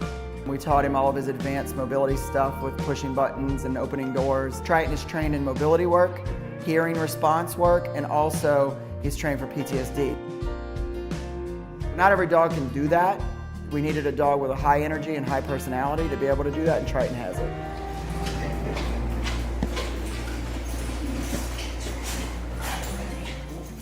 My name is Scott Phillips. I served in the 82nd Airborne Division. I did 2 deployments with them in Iraq. I was in the Army for 12 years before I was medically retired. On a training mission at Fort Bragg, my chute collapsed and I burned into the ground, and I had a bleed to the brain, and it was in a short coma. So my memory is still really, really bad. I can't remember the simplest things, and I can't remember a lot of the important things.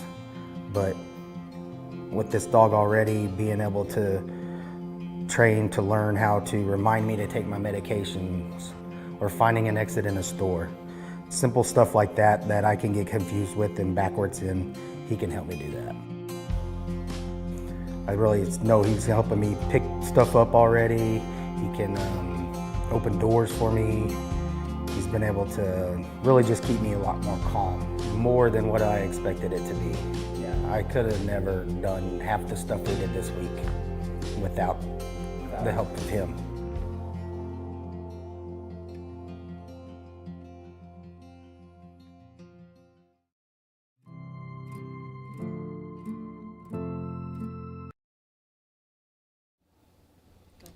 Hey, good afternoon, Inga. We're here again with the telethon to raise funds for the United States Service Veterans Dogs. What a great foundation organization supporting veterans. And you know, there's a misnomer about the service animals. Some folks will see them and they say just another dog, and which is totally not true, because they're not just a dog. They are a service animal, and they provide a valuable resource for veterans. And how does Lennox support you in your daily life? Well, he makes sure that I'm definitely okay every day. Let's just say, I'll give you an example. If I'm having a bad thought, and he can sense it before I even know that I'm not okay. And he'll come right up to me, and Lennox is a pretty big dog, so I definitely pay attention to when he jumps on me to calm me down. Right. And so that's one of the things he does. He also opens doors for me. He closes doors for me. He picks things up for me. And in another way, he protects me. That gives me that sensation where I can actually live again. Yes, that's wonderful that Lennox is able to do that. So you know, a lot of folks think that service dogs are mainly for PTSD, but the dogs through the program are set up to match the needs of the veteran, and vice versa, the veteran with the dog. So it's correct. It's a pairing effort there, and so we have dogs for PTSD. We have them for visual impaired. Yes. Diabetic. Veterans who are in wheelchairs and Yes. can open doors and things of that nature, Yes. and also, you know, the little idiosyncrasies that come along with those different types of activities, or being, you know, but it's you know, so how would one, if I was a veteran and in need of a service dog, how would I go about doing that? Okay. The first step is you have to go online under usvsd.org, and you have to fill out an application. And it pretty much goes in a lot of detail, because of course when you get picked for a dog, that you pretty much have to know about what's going on with the veteran. So you fill out your application, and once the application is reviewed by Nicole Bellinger and Cody, then you will get a phone call, because they're going to have to go a little bit more into detail about your disability. And, you know, you kind of have to explain to them exactly what you need the dog for, so they'll be able to pick a dog for you and train that dog for your specific disability. Right. And once that is done, then they look for a specific dog. Like my Lennox, as you can see, he's a pretty big dog. But for my disability, that's what I needed. I needed a big dog. So, and then once they pair the dog with you, and it takes a while. I mean, don't get me wrong. You're not going to get a dog within the next month or two. Right. It could take up to a year to get a dog, because these dogs are from puppy on. They are trained with the basic commands that they have to have. Right. And then, of course, they go into a specific training for a particular veteran and their needs for their disability. So all that takes time. Now, once you are paired with a dog, that you will get notified. And what they will do in the meantime, it's almost like doing a home study. But of course, we live all over Texas, which is quite a big state, so they're not going to be able to come to your house or anything like that. So a lot of time they'll do it over FaceTime. And FaceTime you, and they want to make sure that if you live in a house, that you have a fenced backyard, because we have to make sure these dogs are taken care of. Right. And so they'll make sure you have a fenced backyard and the dog is going to be safe.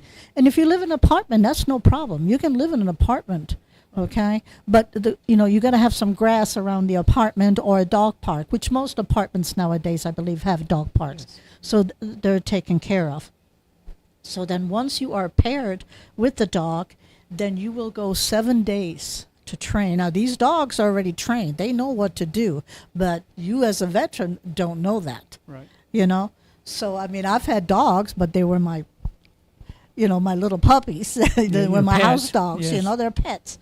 So we get trained, and we get trained with the dog. And the first thing that happens the first day when you come to training, which is 7 days of training, and I need to reiterate this because that 7 days, you're not at home, so you're staying in a hotel, but United States Veteran Service Dog takes care of the hotel bill. So it doesn't cost the veteran a penny to be able to train that 7 days. We also help out with food, take them out to restaurants and so forth, because that's part of the training for the dog, Right. too. So the veteran doesn't have to worry, because, financially, if they're going to be able to afford to go to the 7-day training. United States Veteran Service Dogs takes care of all of that. So that's why the donations are so important for us to get these donations in. So once you go into the training, the first day, that first morning, you get your service dog. And let me tell you, it's a lot of tears, because these dogs will come to you, and your dog will come to you, and you just know it. You know it's your dog, and the dog knows that you are now his partner. And you probably hear my Lennox snoring right now, because he's snoring away. But so from that day on, he's your dog. Even though you're in the hotel, you take that dog home that night with you to the hotel. He stays with you in your room. And of course, USVSD provides the bowls, the serving bowls. They provide the food. They provide a crate. Of course, the collar, the service dog vest, all of that is provided. So you don't have to bring anything as a veteran. Everything is provided there for you. So then you get your dog already for the first night.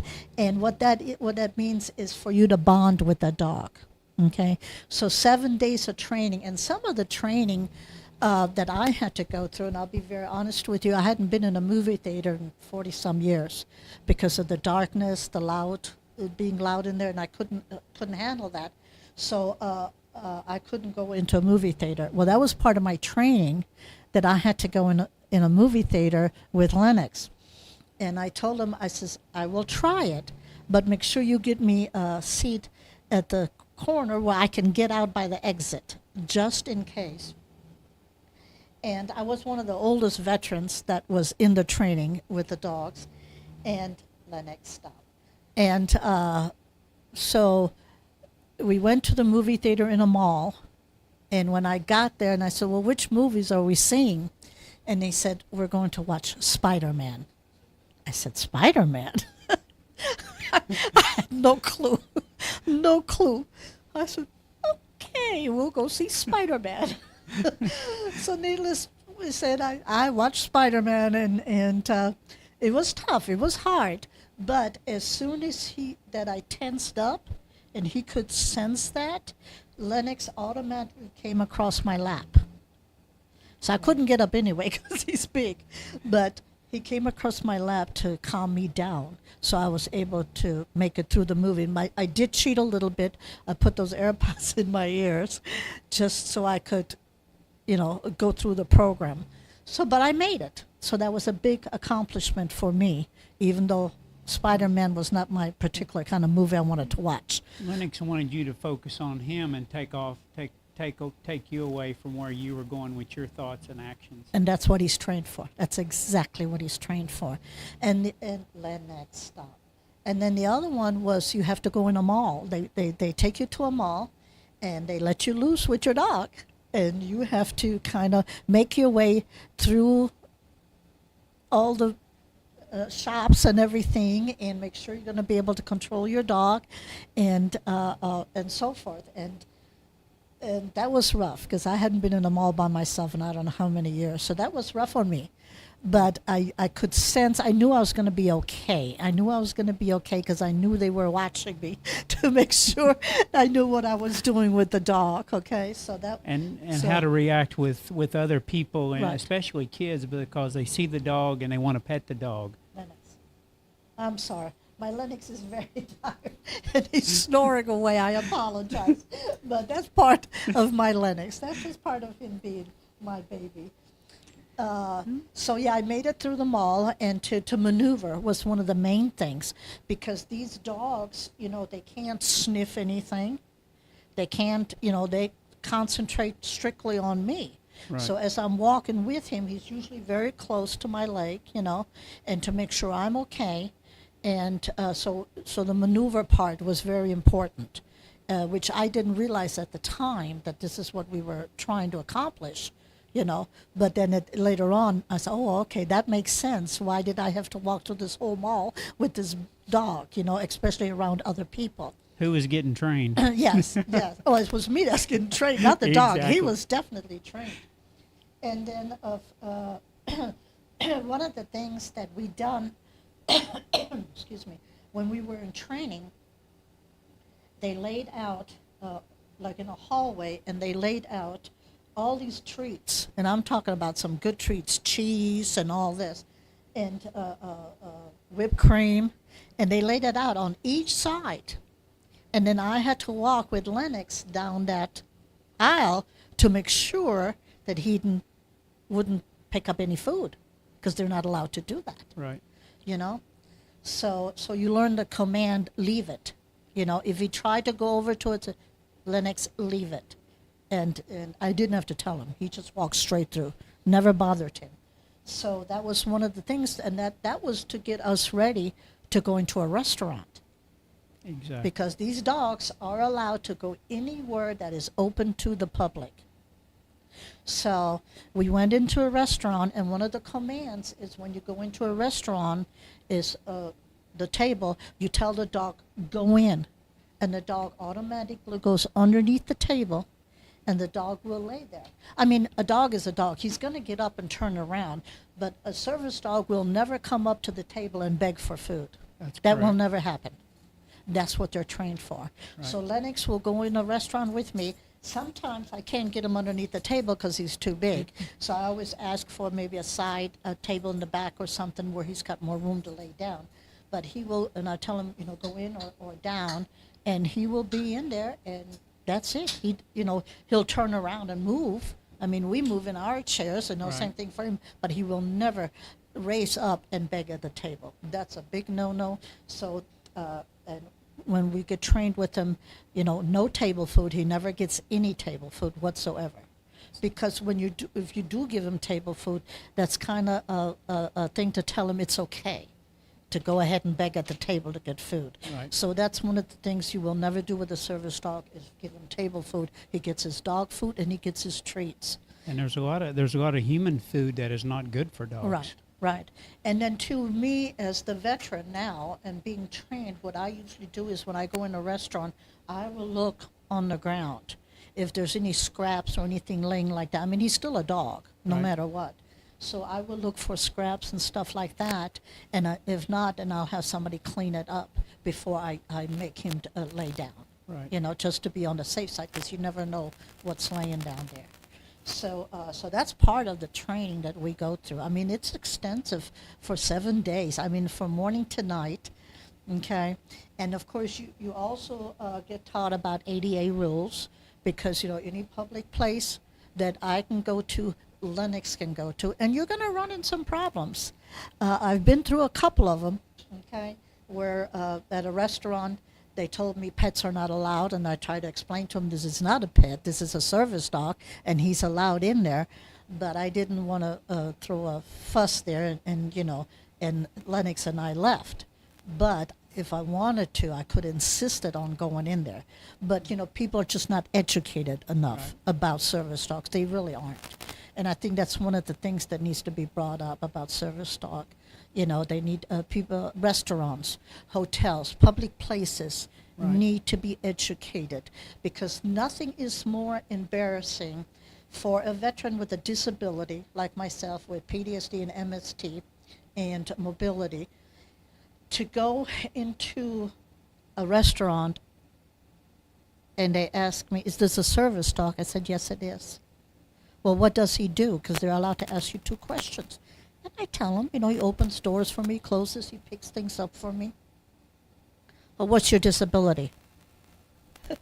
And that it throws you off, because it's like, why are you asking me what my disability is? That to me, that's just hurtful. Right. And really none of their business. None of their business, And I'm not going to tell them like I'm talking now. And the only reason I'm telling you now, because the viewers out there need to know while we're doing this telethon, to raise money for our Texas veterans, know. And yes, PTSD, MST, and mobility, that's my disability. But I would never say it to somebody behind the counter at a hotel or at a restaurant, my disability. To me is, I got this disability because I am a veteran. Right. And that pretty much should tell you everything. And a lot of times I tell them, I says, I'm a veteran. I'm a disabled veteran. And that should justify my answer to them. Because it's our honor. It's the way we are. We don't make things up. Right. We don't, that's just who we are. Yeah. We're a veteran, and we should be taking at face value on that. Yeah. So it's sometimes it's really heartbreaking, because it's like we go through enough. Us veterans go through enough. And you're making me relive it all over again by asking me these questions. And that's what's so hard.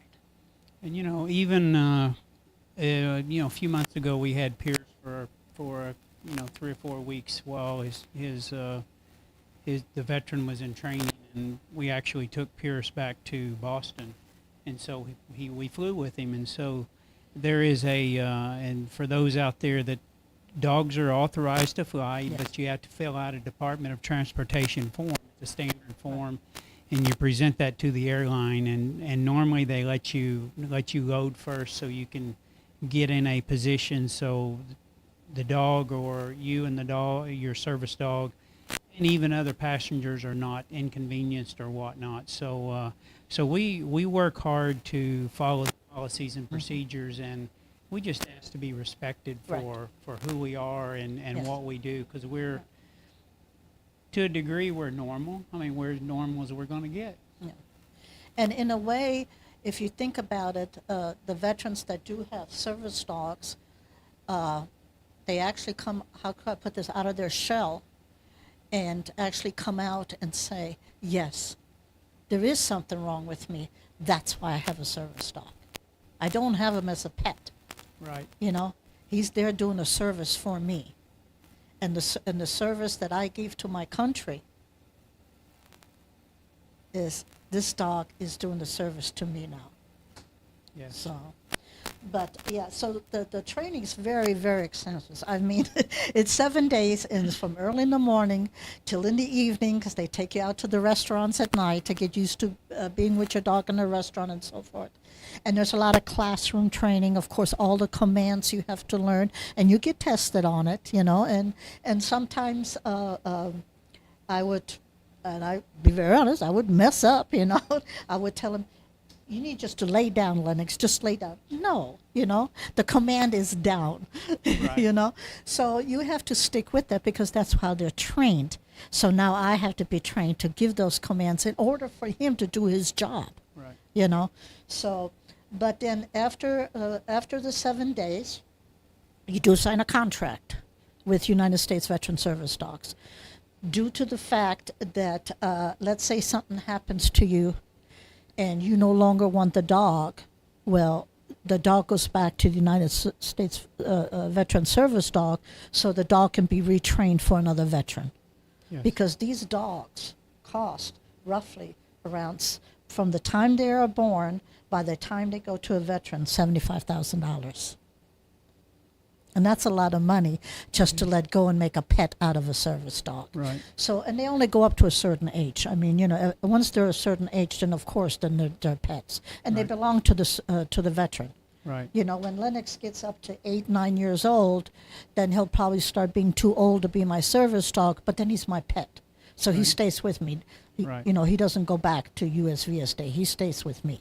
So, but once you're done with your training, it really doesn't never stop. Because Cody and Nicole are always in contact with you. They make sure the dogs are okay. They make sure you are okay. Any follow, let's say for instance, Lennox isn't doing what he's supposed to be doing. And I call either Cody or Nicole, and tell him, well, he's not doing this anymore and I'm having problems with this.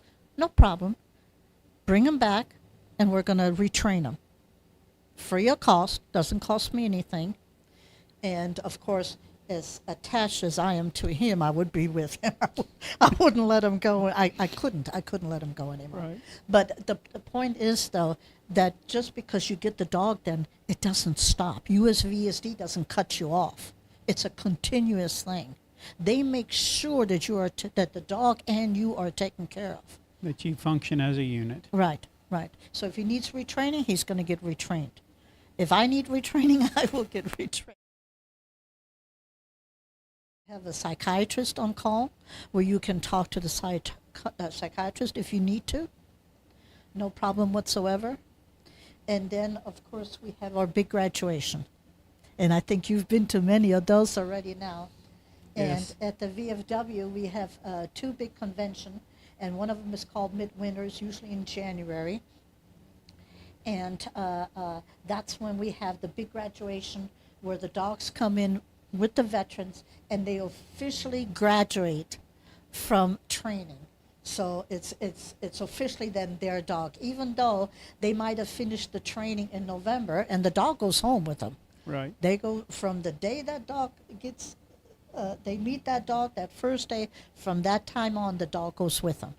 And then, but they just come back to, I think our last one was in Corpus Christi, Texas. Right. They bring the dogs and the veteran to Corpus, and we have a beautiful ceremony. How can I say that? Very emotional. Touching. Emotional. Very exactly. emotional ceremony to have these dogs graduate, officially graduate, and knowing that now this is yours forever dog. It's really something. So I urge any veteran out there that feels, or your family members, your family members usually the first one to tell you there's something wrong with you. Why are you acting this way? Yes. You probably know from your own experience, because Howard's wife was also in the military. So Yeah, I've been told lately that I've got some issues I need to work with. So Yes. I'm going to work through that. Yes. And once he works through it, we've already got a dog set aside for Howard. But once you realize in your family and you get to the point where you say, yes, I do need a service dog. I do need something that will help me to continue on in my life before I do something that I shouldn't be doing. Yes. So, and trust me, many of us have been there. Many of us been down that dark tunnel where you don't see the light at the end of the tunnel. And you do some scary things. Yes. Because you just don't know your way out. Yes. And just as we have bad days, they have bad days too. It's, Lennox will sometimes not be himself, or you may have been at a council of administration meeting and it's been a long weekend. He gets tired, you get tired, and then he's just done with it. Is that true? That's very true. We were last couple of weeks ago. We were in Louisville, Kentucky, for our National Veterans of Foreign Wars convention, and I'm on committees because I'm a national officer, so I have to be there like for 8 days. So he's working from usually by the time I get up in the morning until 8, 9 o'clock at night. So he's working over 12 hours, definitely over 12 hours. But I can sense it, and he can sense it when I'm very tired. And then sometimes you just have to say, I'm not going to this meeting today. I'm going to sleep in this morning. I'm going to let him rest. You know, you have to do that for yourself and definitely for him. Yes. Okay, because they're still dogs. But one good thing is, I don't know if you can see, but when he has his vest on, he's working. And he knows. And yes, he definitely knows it. Now, we had like 5 or 6 United States Veteran Service dogs at the Louisville National Convention, VFW National Convention, and we were lucky. We were all in the same hotel, and the hotel staff gave us this big ballroom, and we were able to take all of those dogs in there, take off their vests, and was just throwing the balls and just letting them run and be regular dogs, because they are regular dogs still. As soon as that vest comes on, Lennox is a regular dog. He plays, he runs, you know, like any other dog. And Pierce was able to do that. We had Pierce during the state convention this past June. Yes. And Pierce was able to do that, or July, I mean. And Pierce, we did the same thing, and some of his litter mates were there, or training mates were there, and they just had a set aside in the room, and the vest was off, and it was Katie bar the door. They were all over the place, just being kids. Y'all took Lennox. Because Yes. I couldn't go because I was in a meeting. Yes. So Lennox got to be able to take the vest off and run around and be a regular dog. And they are, and they're lovable, and they will love your family members. Now, they know exactly who they work for. Yes, they do. They know exactly. When my husband and I are together, when he has his vest on, he's strictly with me. He will ignore my husband. Now, when that vest is off, he's all over my husband. You know, because my husband likes to give him a lot of treats, so he's all over. But he knows that he's there for me, definitely. And let me tell you, when I'm gone, I think I mentioned that to you earlier. I don't take him when I get my nails done or my hair done because I don't want him to be with those chemicals. Right. And then when I come home, it takes him a half hour to calm down because he thought I've been gone forever. Takes him a half hour to calm down. That's how close you get. You get so close to your dog, it's unbelievable. It's like my husband always says, "Do you love him more than me?" My son says, "I think you love him more than your own son." I says, "Depending on which day it is, sometimes that's very true." That's very true. But please, if you're out there, if you're listening in, every little penny counts. These dogs are worth more than the $75,000. Yes. And you know Much that more. from experience, since you've taken, and what Howard does is, we had a veteran, matter of fact, the veteran that trained with me and graduated with me, his dog Pierce, he was still active reserve, correct? Yes, he was. And he was deployed to Poland for, I don't know, 9 months or something like that? 9 months, yes. 9 months, and of course he called Cody Bellinger, the CEO of USVSD, very upset because he thought he was going to lose his dog. And of course Cody calmed him down. He says, "You're not going to lose your dog. If we can't find anybody, we will bring the dog back here to us. We'll take care of your dog, and as soon as you come back from deployment, you will get your dog back." And then Cody called me, and he says, "Inga, veteran is being deployed. We need somebody to take care of the dog." And I says, "Well, which veteran is it?" And he happens to live in Corpus Christi, where Howard lives. And so 1 and 1 add up to 2. And my mind went, "Ooh, maybe I need to call Howard and his wife Evelyn to find out if they will be able to take Pierce." And of course, I think I talked to Evelyn first. Was it? I think it was Evelyn. Might have been. Yes. And the next thing I know, I got a call from Howard. Says, "You don't even have to ask. We would love to take him." So Howard took care of this dog for 9 months. And tell him what you did for Gilbert while you were there with the emails and all that. We would do videos, we would do FaceTime, whatever it was that, pictures, still pictures along the way. Whether we took Pierce out to a patriotic ceremony at Sherrill Park, we would always make sure that Gilbert was kept apprised of Pierce, and and just the times that we could FaceTime with him through WhatsApp, he was actually able to, and you could tell it helped both Pierce and Gilbert. I mean, because as you know, once you bond as a team, the separation was there for 8-9 months. But once he came back, it was just like they were back as a unit again. Right. It's like riding a bicycle. Right. So, but just being able to keep those two together through those types of media means it really worked. But Pierce had a big impact on me and helped me out, and I still love the little guy. I know you do, and I know you miss him. I know you do. But you know what? It's people like you that helps this program so much, because we can depend on you and Evelyn, that wherever we need somebody, no matter where it is in the state of Texas, we know we can call on Howard and Evelyn, and they're going to find a way to take care of that dog. And that's what's so important to us, because these dogs are so much. They mean so much to us. And for the dog and for you and Evelyn to be able to do that for us so we can continue on means an awful lot. And we want to thank you from the bottom of our hearts. But we also mostly want to thank Nicole and Cody Ballinger. They're the ones that started this program. They're the ones that are giving us all new lives, beginning of new lives, or better lives than what we had. And we want to thank both of them from the bottom of our hearts. We can't thank you enough for everything that you do for us and continue do for us.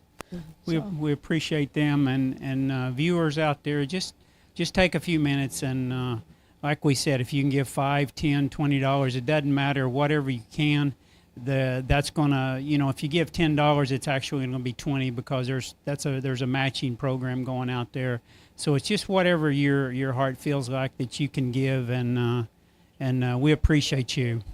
And the number's above, and the QR code is below to go in and donate whatever your heart feels like you can give at this time.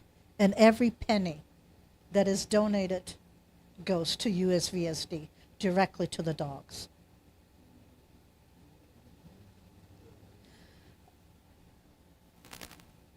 So thank you.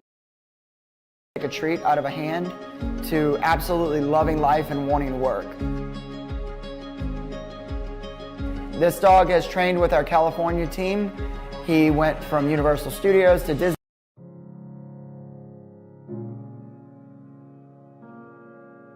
My name is Joel Temple. Served with 1st Infantry Division, 4th Infantry Division, and 3rd Armored Division.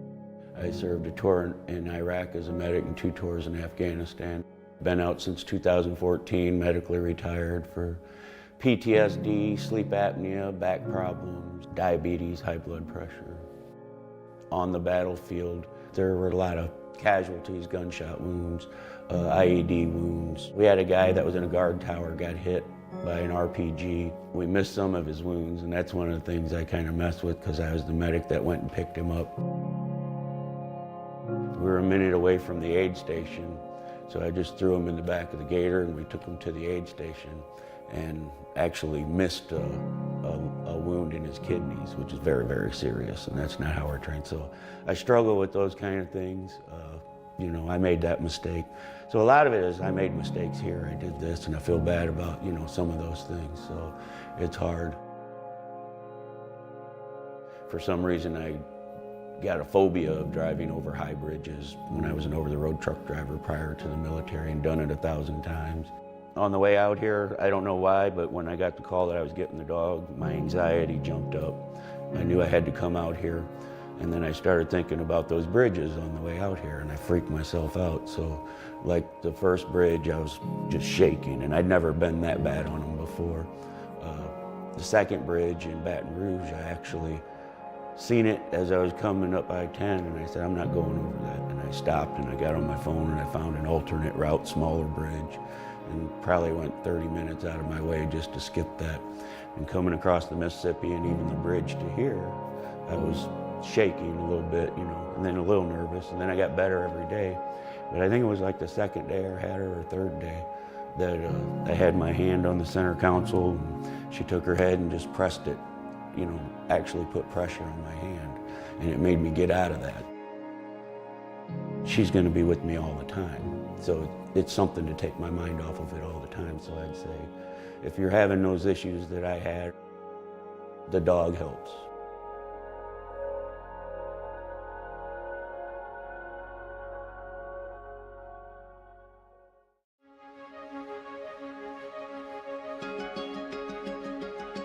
Drax was actually a rescue. He was a Belgian Malinois that one of our California trainers picked up from a rescue and decided to evaluate him. We don't have very many Malinois in our program, but the veterans do like them. So I figured we would give Drax a shot. And he went from not being able to take a treat out of a hand to absolutely loving life and wanting to work. This dog has trained with our California team. He went from Universal Studios to Disneyland to Warsite Memorials. He's been on multiple plane rides. He came down to our Louisiana facilities, trained at the World War II Museum here. We've done a lot with this dog.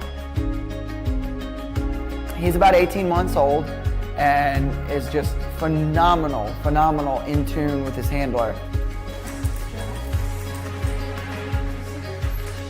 He needed to be placed with someone that didn't have a lot of chaos in the home, because he's a one-on-one dog and really wants to be able to be with his person and focus on his person.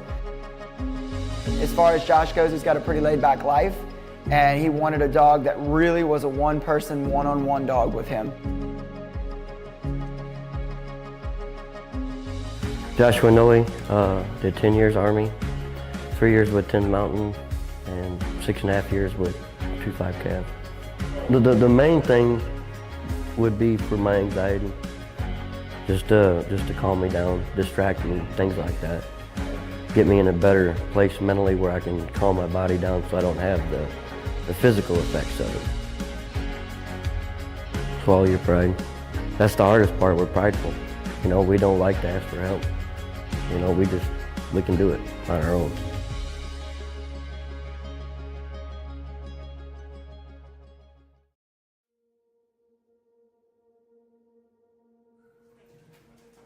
My name is Joshua Standing-Cloud. I was a corporal in the United States Marine Corps. Went in 2 days right after I graduated boot camp. My family followed. A year after my brother went in, a year after my sister went in, so we got a strong Marine Corps family. When I got out, I shut down and I started using alcohol to cope with what I had going on, and that turned into fighting. And the fighting just kept getting worse and worse and worse until I just shut down and really locked myself away from the world. And then my wife was like, hey, you either get some help or we're done. And this woman is stuck with me for thick and thin, like through everything. And she still does to this day. So I turned to the VA. I started seeing therapist after therapist, no one I could really relate to, until I found one guy, Glenn McGraw, who also had a service dog. So after talking with him for a while, I was like, hey man, I'm ditching the pills and I want to try a dog. So I put in an application after talking to the gentleman at the Midwinter VFW conference. He said, put it in and I'll go from there. Introducing Nita into our family, what this means for us is me being more comfortable. During the car rides back and forth, I'm just like, the dog's okay, I'm okay. I just keep saying that to myself. The dog's okay, I'm okay. Even at the museum and everywhere we've been, like, she knows what she's doing and I can trust in her. I can not lower my guard, but pay attention to her instead of paying attention to everything else. I know she'll tell me when something's wrong. What I really want to say to all the Marines is pills aren't the only answer. Talk to someone with a service dog like I did, and explore that route because life is a whole lot better for me already, and I've only been with this dog for less than a week. Let's see what it's gonna do in a year.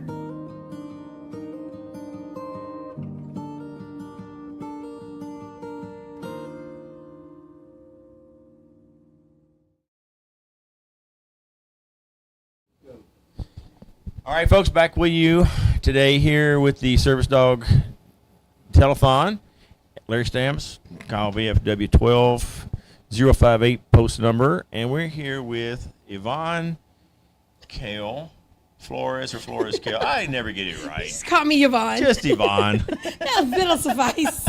Okay. All right. So thanks for coming over. Of course. This is my first year doing and being involved with the Service Dog Telethon, and I have learned so much leading up to today, and it's just incredible. The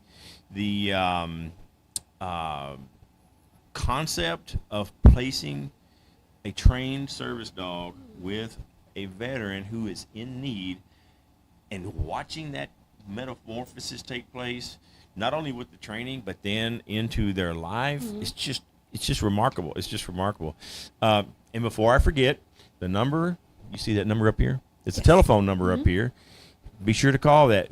And we're hoping for some good news to break in a few minutes. Hopefully, I don't know yet, but we'll see. But the QR code is down here on the left side of the screen. You see that one too, right? I see it. Okay.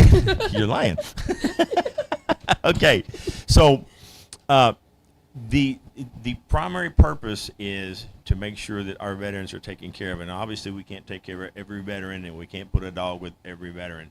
But those who need it the most, we're trying to get as soon as possible. So you, last year, I understand, were involved with a portion of or aided with the telethon last year in raising money. Am I right? Absolutely, yeah. Okay, tell us about that.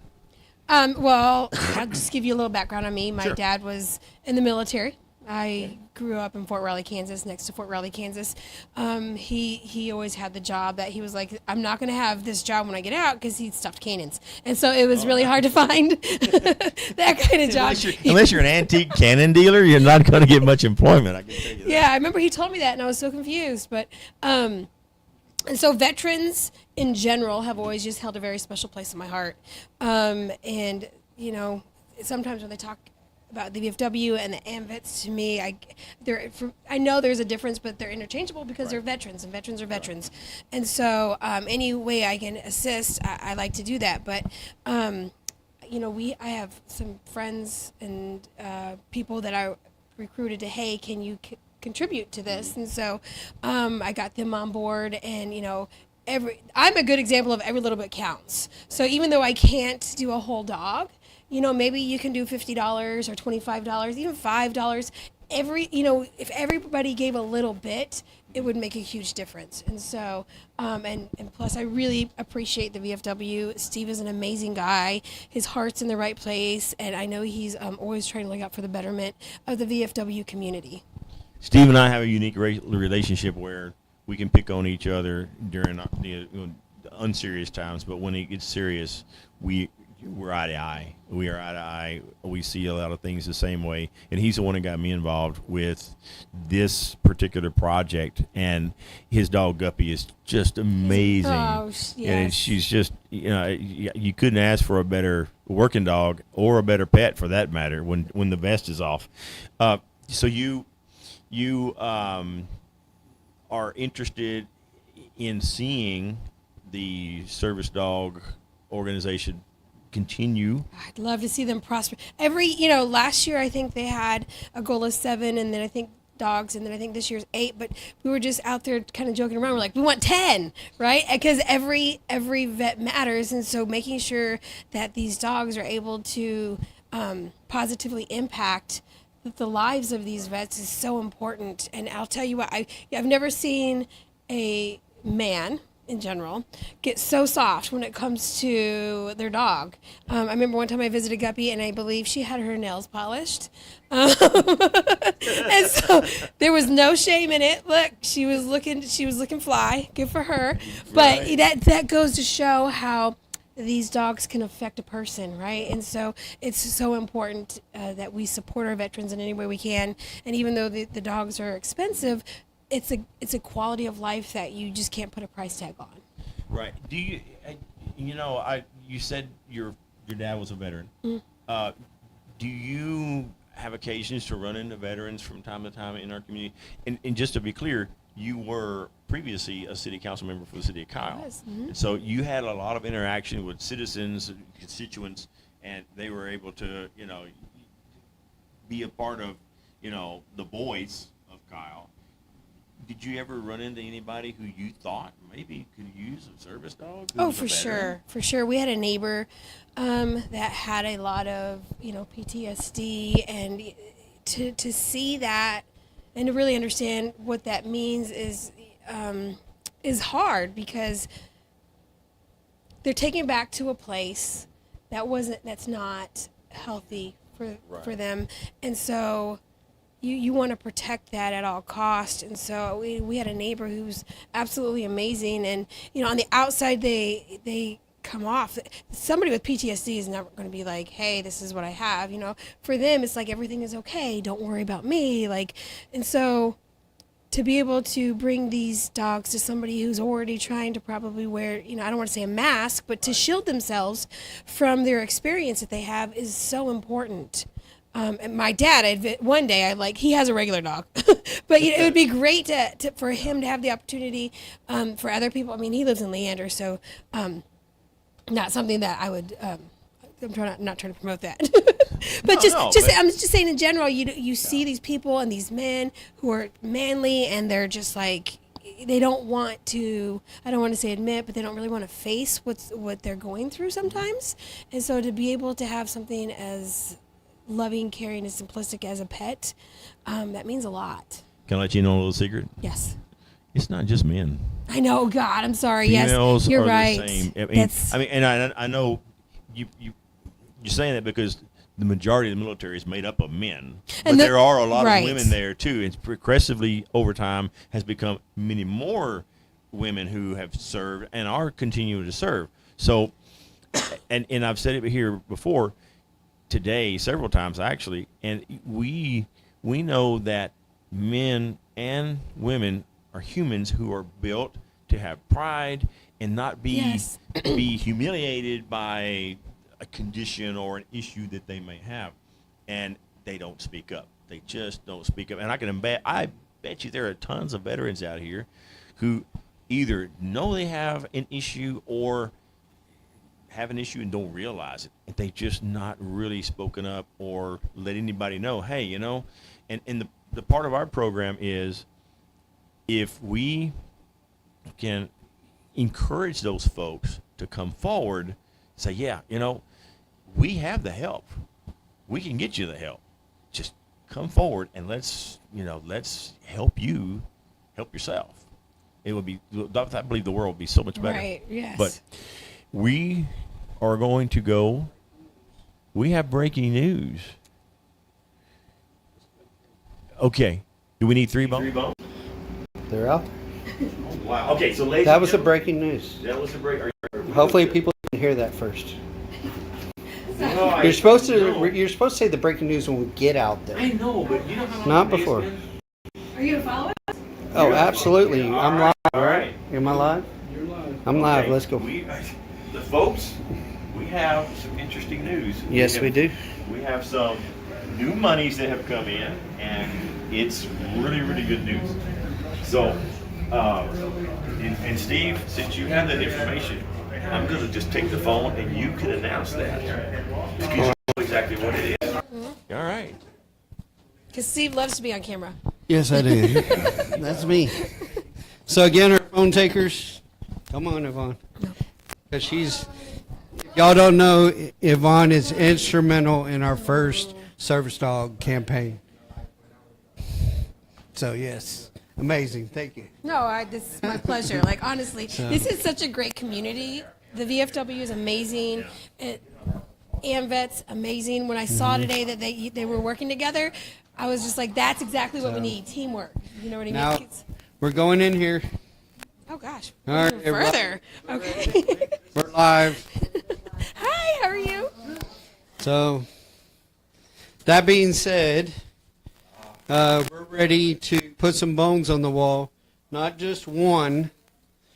We'll go ahead and we do the honor of pinning our fourth service dog. All right. Fully sponsored. There you go. All right, Inga, we have 5 fully sponsored. Wow. So, we're not going to stop there. Oh. We got 6 fully sponsored. Howard, would you do the honors?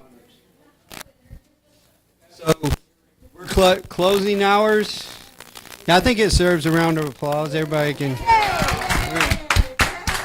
So, we're closing. It ends at 7. You can still mail P.O. Box 2725, Kyle, Texas. But let's get it done. We're close. We're still, I don't know what funds we're into the 7th, but let's try to get this done today. We're close. That being said, Money and More Pond has stepped to the plate and said they'll match the next $1,000 that comes in for the last 2 hours. So whatever's donated, still Money and More Pond here in Kyle. Awesome people, me, Skinner crew. I can't say enough. But let's get it done. Will y'all go back in and finish your interview? I'll take the camera. Can you believe that? Look at this. You have. I hope you're still there. No. Yeah. Not connected. Okay, so anyway, you saw the board. If you can still hear me, we have the 6 fully sponsored dogs. We had a goal of 7. Man, we are close. We are close. Come on, let's go back to the room. All right, we're coming. We're coming. We will be back on video here shortly. We lost it. All right.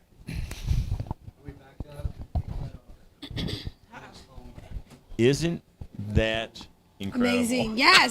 Yes. And I want to touch back on something we just talked about, and you corrected me in a way that needed to be done, right? And I just so appreciate that, because you think typically it's men in the military, and I'm okay. All right, I'm realistic on that. Yep. I know it's men and women, and so I meant no disrespect, but I just feel like men usually generally the ones that are hesitant to receive help, and it's such a bad cliche to think that you can't ask for help. Right. You know, mental wellness is imperative to make sure that we have a good quality of life. And so, with that said, we have to appreciate everybody who serves, and make sure that they have the help, whether it be, you know, by a service dog or just regular VA mental wellness. That's what we need. And you're absolutely right. And just to follow up, I don't think anybody took that. I just wanted to clarify, because I'm a woman's woman. I love women. I think I love to see them succeed. I love them to see them be out there. As well as I. And it's amazing. But, you know, the stereotypical mindset of the military is it's male. Yes. But as I've said earlier, it's progressively becoming more and more populated with females, which is great, because as it should. As it should be. As it should be. So that's great news. We have 6 fully funded dogs. I almost just want to charge it all to my credit card, but I don't know if my husband go. What are you waiting on? I mean, when I heard they had a match, I was like, oh, that's so tempting. So tempting. I know, right? We should do this towards the end of the year when people get like bonuses. Then yes. You're on to something. Maybe they do it twice. I'm sure this is super easy to set up. Oh yeah, yeah. Especially the time and the effort with the internet tech talent we have here. You know what? He got us through last year. He's going to get us through this year. Will Wilkins of Wilkins Technology has been phenomenal in this. He had a lot to work with to put this together, and it's amazing that we've been able to broadcast as much as we have. We've had blackouts, we've had sound outs, and we've had dead air, but we are meeting the goal with all the hiccups we've had. Yes. It's just great. It's just great. I can't believe this. And you and I are part of it. Yes. This is exciting. Yeah, it really, really is. I haven't had. Well, I mean, we all have successes, but I haven't been a part of an organization that's raised that much money that fast in a long, long time. Right. In a long time. Let's see. Are you going to run for city council again? No time soon. No time. I just want to say you can fight that battle on both sides, right? So people come together, working together, just like with the VFW. This is great. This is how people get things done. You come together as a community, you come together as an organization, and you get the help that people need. And I think everybody wins that way. I don't like being political in public, but if our governments work that way, can you imagine? Can you imagine what the people could benefit from that? Yes.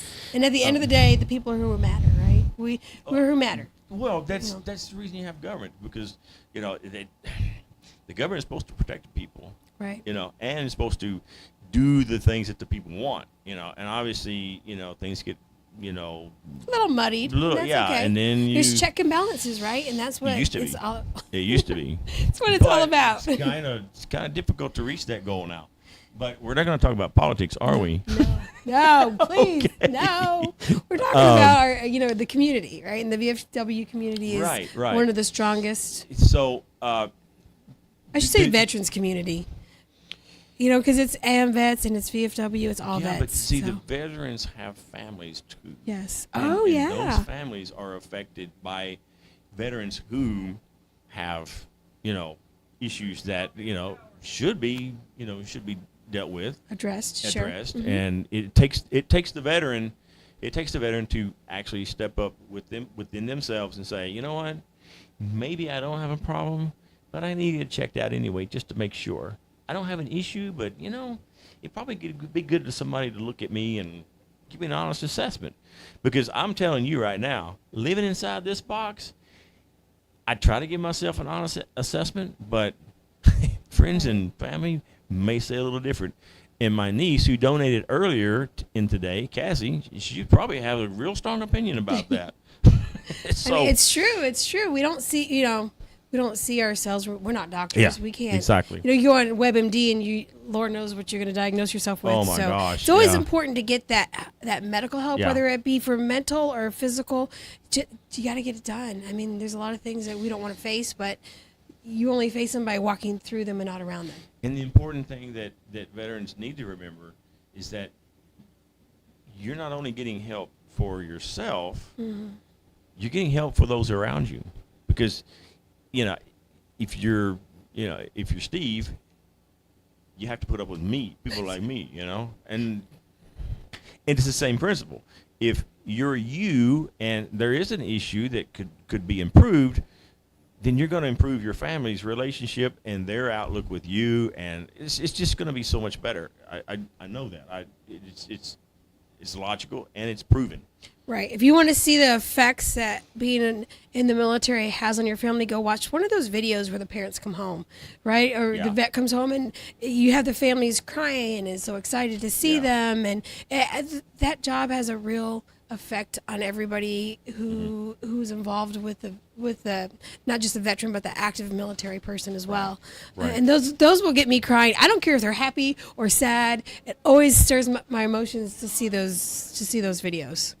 Yeah, and being a little more in maturity now, I'm a little more sensitive to a lot of things like that, and it touches you. It really, as a man, as a manly man, it touches you.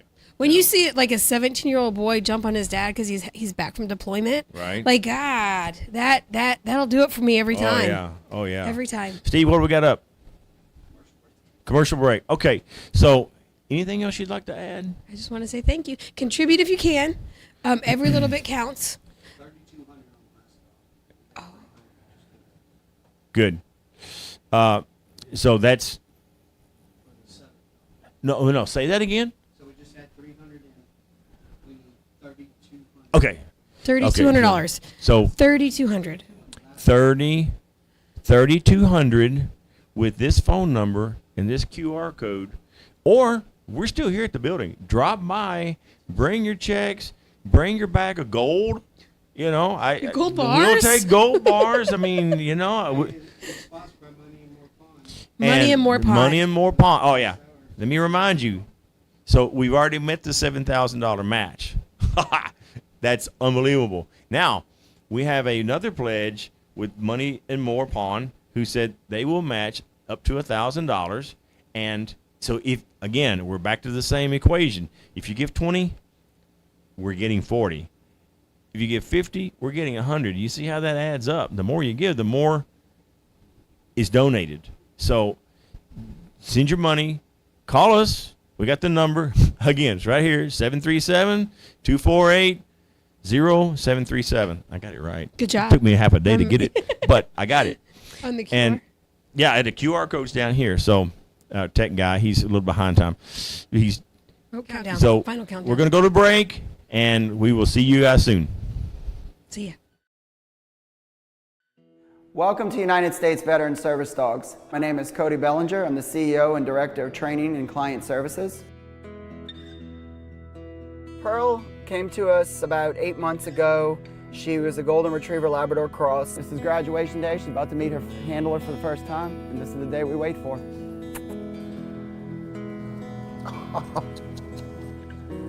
Well, hello. Hi. Hi, Pearl. Oh. Tummy scratches? Huh? You like that, don't you? She's been trained by our staff to a stage 4 PTSD dog. She can retrieve dropped items, she can help with mobility, and she can also mitigate night terrors and also mitigate the effects of the anxiety that PTSD brings. I'm a combat vet from the Iraqi War. I'm a Purple Heart recipient. I was blown up in an IED explosion in February of '07.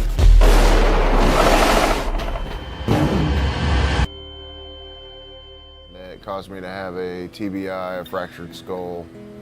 For us, it'll never really be a normal life, but to be able to be out in public and not have to be hypervigilant, not have to always feel like I've got to watch my back, and then sleep, and I don't sleep, so hopefully she'll help me where I can get a good night's sleep and get through the night where I haven't been for about 10 years now. Here, this one here is the 1st Cav Division in the United States Army. It used to be a cavalry division, all horse mounted. It's not anymore now, it's all mechanized. There's a saying that goes with the patch. People say it differently, but it was the horse that was never ridden, the line that was never crossed, and the territory that was never taken. And the reason why this is significant for me is I deployed with the 1st Cav Division. So I also carry this patch with me every day on my arm. As you can see, it's in the shape, Pearl, sit. It's in the shape of a rack. I keep it with me everywhere I go. So that's what the patch signifies. I'd like to get back to where I used to be, where I could sleep and be normal and have a function and be out in public and be around a large group of people and not feel nervous, or not really nervous, but you know, just paranoid and watching everybody's movements. Thank you guys. Thank you for everything that you've done for me and for Pearl.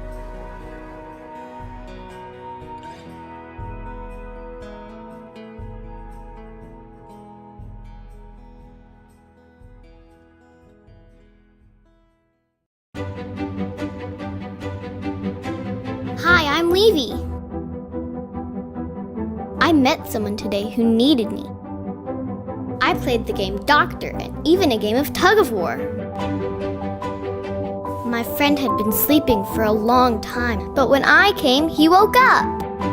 What I really did was heal him. Open both eyes for me. Her name's Levy. When you say Levy, he's been in a war zone 10 times.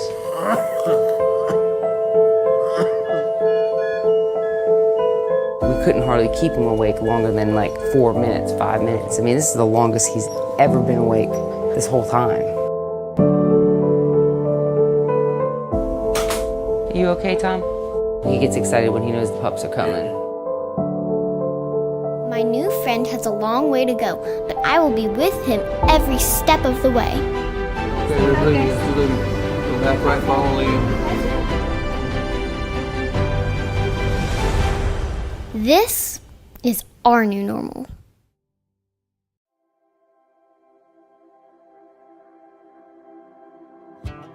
Skip came to us about 7 months ago from Ridgeview Retrievers. We got him down here, we started training with him. At first he had some unique issues that we had to work through, but we continued teaching him some commands like forward, left, right, back up, brace, and every day he just rolled with it. We went from grocery stores to Target to the World War II Museum, and he's excelled through everything. There's nothing that I've thrown at the dog that he can't handle.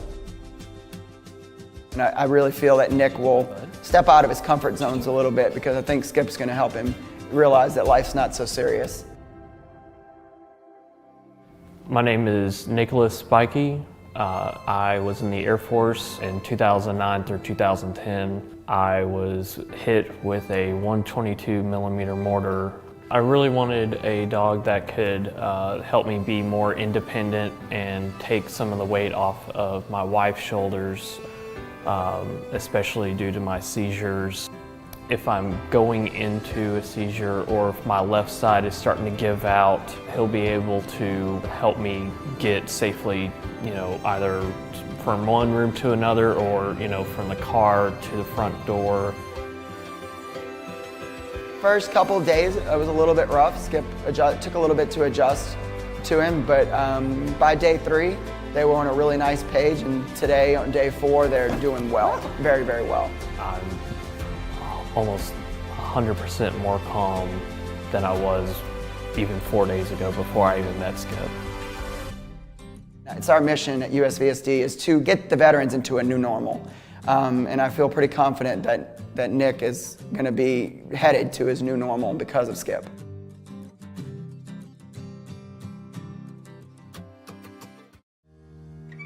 Triton was born and bred in our program. We kept 3 puppies out of that litter, Triton, Sebastian, and Athena.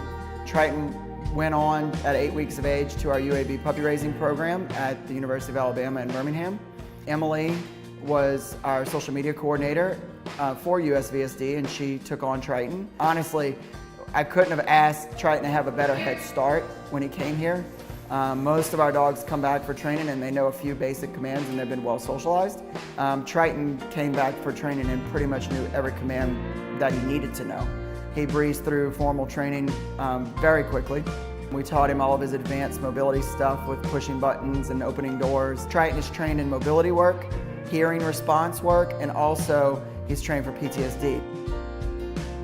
Not every dog can do that. We needed a dog with a high energy and high personality to be able to do that, and Triton has it.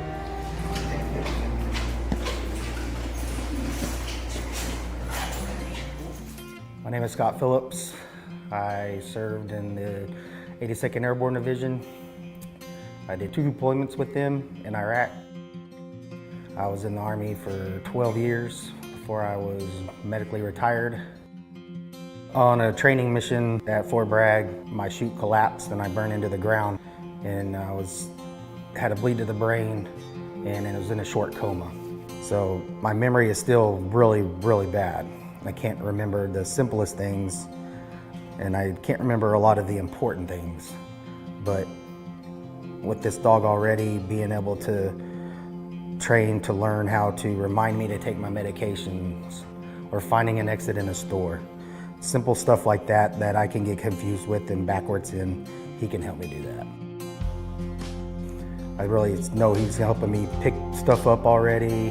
He can open doors for me. He's been able to really just keep me a lot more calm, more than what I expected it to be. Yeah, I could have never done half the stuff we did this week without the help of him.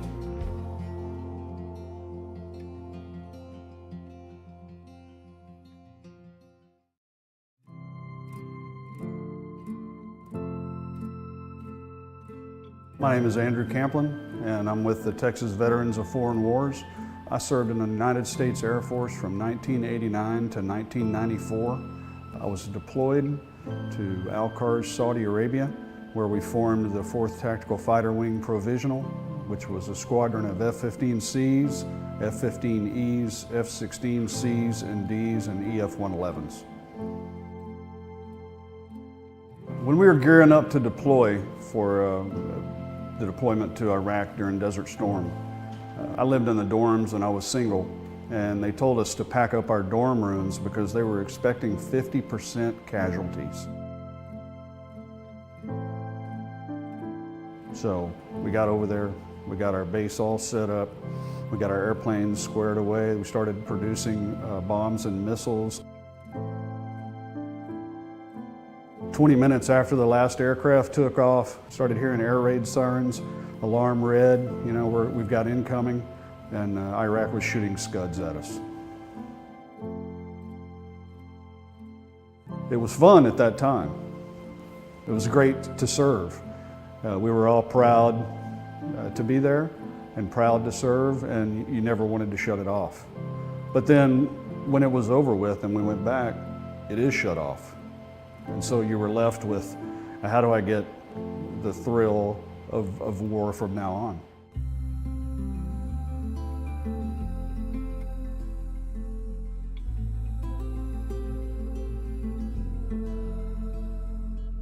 I remember being at the state convention this past year, and I remember United States Veteran Service dogs being there, and Cody and the trainers and the staff and all the dogs. The event started going while I was in the room. You know, I had a million things to do, but I stopped and was paying attention to what was going on in the room. And I got this warm feeling all over my body. And both eyes started tearing up and tears were falling down my cheeks. And I left the room and I thought, here's my solution. I've got to fill out an application and see if this works.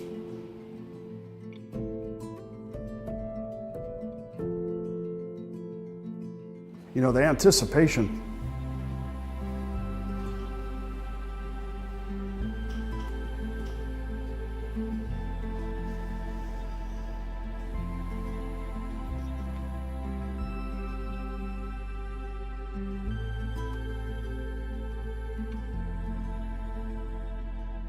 I've waited so many years, and I've ignored other things, and I didn't want to go down the path of the VA, which seems to be a dead-end path.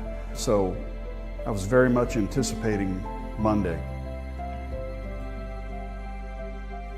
And I have to say that Monday, when I was sitting in a chair, very much in the same position this is, my heart was pounding, I was getting the adrenaline rush, and Sebastian was walked into the room, and I felt this overwhelming sense of I've taken the first step down a major path, and this is my buddy for life here.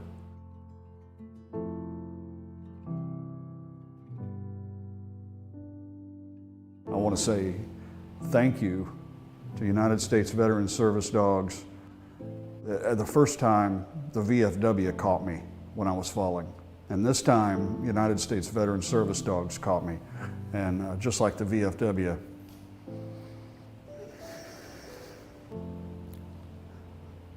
I'll be forever grateful.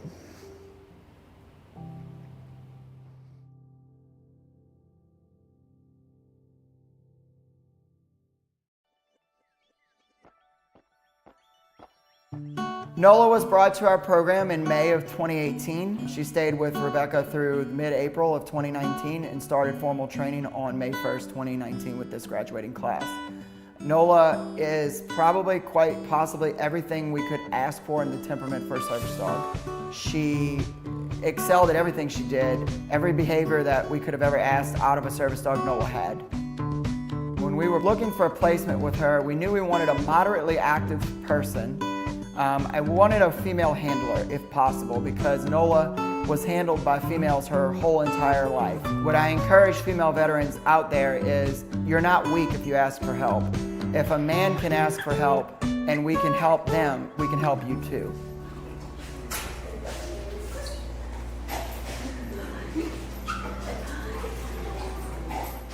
My name is Brittany Talley. I retired from the U.S. Army as a sergeant. I deployed with the 1st Cav Division to Afghanistan in 2016. I served for 7 years. I did 1 deployment to Afghanistan. November 12th, 2016, it was the day after Veterans Day, and as we are getting ready, we're brushing our teeth and we're going down the street, this explosion happens. And I felt the world just stop. Every day was a struggle. I don't want to get out of the bed, or I'm angry, or just, I literally could not get myself together just to even go to the store. When I hit my low point, where I'm crying every day, I can't get out the bed, it was time for me to get help. So I just started applying when I found your program, probably the best program that I had looked at, and you called me right after. I was just excited that I was going to have a new partner every day. Having her, it's like, I'm ready to go. Where do we want to go next? Where do you want to see? And that's been the most change for me, is that I'm comfortable. Any veteran that's on the borderline of applying, do it. It's the most beneficial thing. There's nothing out there that's going to stick to your hip and be as loyal to you as one of these dogs is. There's nothing out there that's going to make you comfortable. Not one person, not a drink or a drug is going to give you the love and affection that you need and the security that you need, and being able to live life again.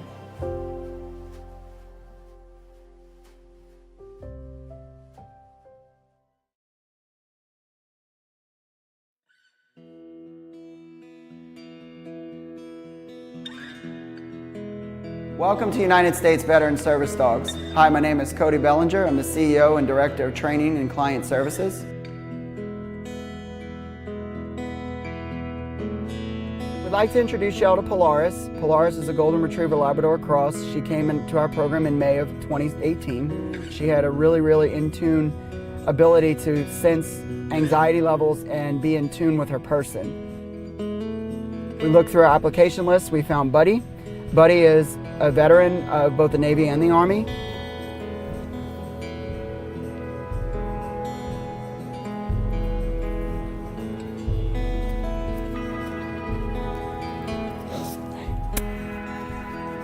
For me, this is like a dream come true.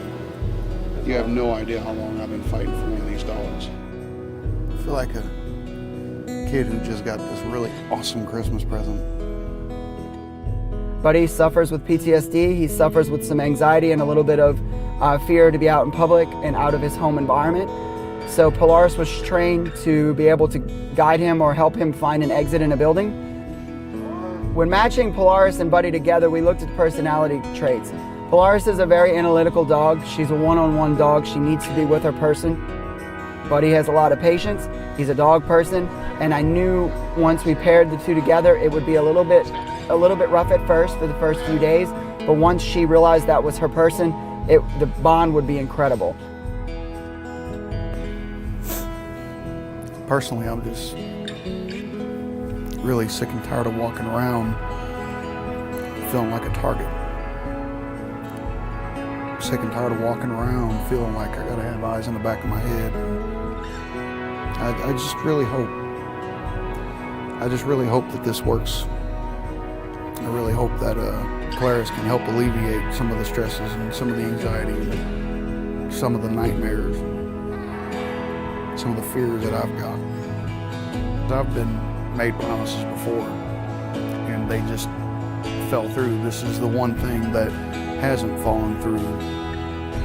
She's a beautiful dog and she's well trained. I mean, you guys literally, in my opinion, have spared no expense in training her. There's a lot of things I don't know, but I do know that I owe you guys the biggest thanks that I could ever possibly give.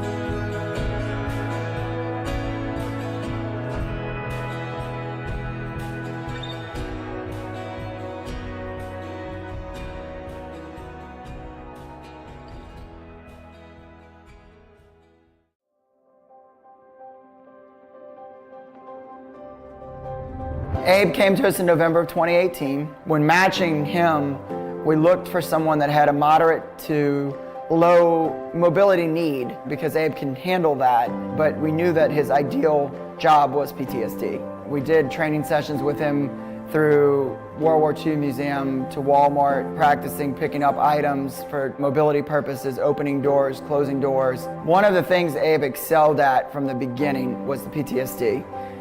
He's got this natural ability to understand that people need him. It's what he loved to do, it's what he was born to do. As far as personalities goes, Abe is definitely a dog that's one-on-one with this person, wants to be with this person, but can also share in that off time with his family. So with children involved, we wanted a dog that could do both. Yes, the dog needs to work with Chris, but also when it's at home and off duty, needs to be able to socialize with his children and family as well.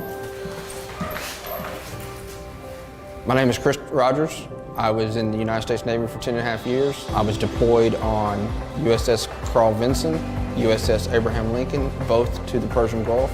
Originally, I didn't think PTSD dogs were real. I thought it was just a scam for people to use to take their dog with them. But after seeing how good they've done for people, I now see the good that they could do for me. And I believe that the dogs are there to help you. That's what they're trained to do. That's what their job is. And you just have to let them do their job and be willing to accept the help.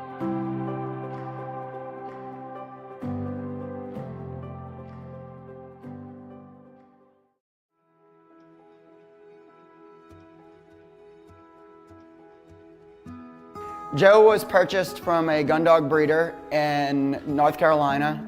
We liked his attitude. He had a really soft nature and just was a really kind dog. Having a gun dog background, it's very rare that one of these dogs would have that soft nature, and Joe does. We got Joe into training. He excelled leaps and bounds right from the beginning. We had no issues. His public access work was beautiful. Anywhere from Walmart to Target to the World War II Museum, where we trained frequently. He proved that nothing really rattles him, and he's pretty stable-minded in any given situation we could throw at him. When I was looking through our applicants, we were kind of toggling between a few applicants. We felt as though that Chris was the best match for Joe. My name's Christopher Wade. I was a sergeant in the U.S. Army for 8 years.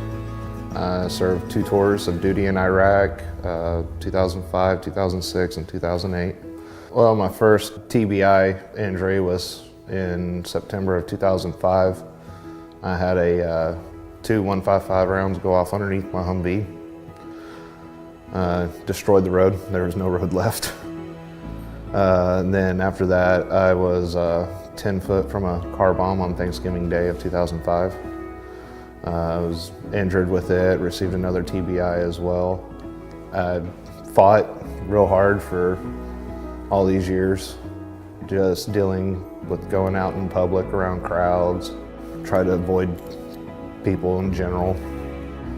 Wanted to get out more and not be a homebody as much. Well, it's like when we were out at Best Buy the other day and someone turned the sound system on that the previous person apparently had left the volume all the way up. I did not jump near as hard, and Joe was in between me and the sound. So it helped mitigate me jumping as well as my agitation with the person as well.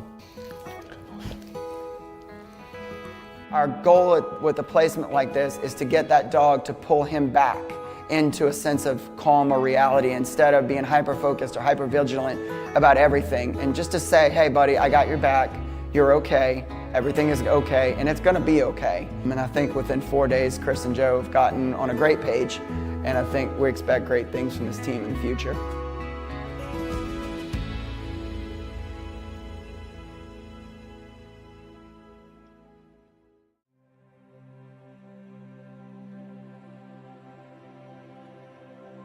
My name's Corey Strouth. I'm from Houston, Texas. I was an infantryman in the Army for 10 years, and I got out as a specialist. So 3.5 years ago, I started turning the fingers to myself and saying, you know what? My life's about to start to turn around. I started the process of going through the change that I needed for me, for my family.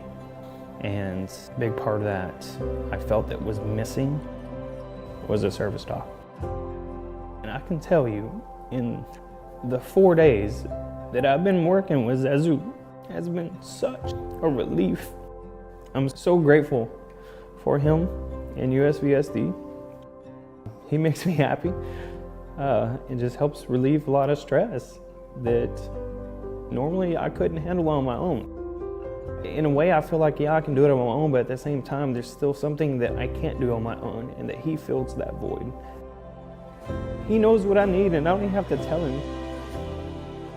We've only worked together for 4 days. I am so excited to see what the future has for us and how much other things he's going to be able to do for me. And it's just so exciting. I feel like he's that last puzzle piece that finally got in there to complete me.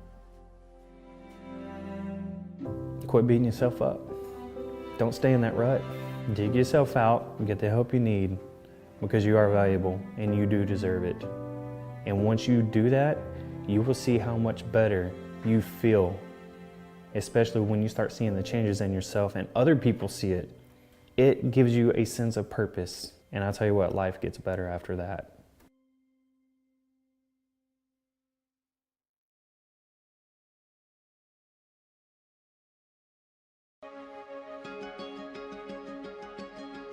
Oakley was donated to our program as an 8-week-old puppy from a breeder out of Oklahoma. We knew when pairing Oakley, he needed to have someone that needed a dog to ground them. Oakley is such a low-key dog that doesn't respond or react to anything.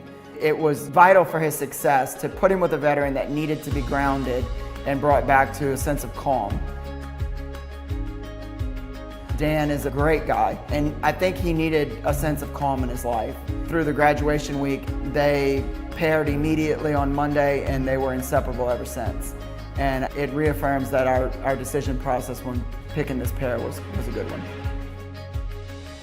My name is Daniel Smith. I served in the United States Army from 2000 to 2007.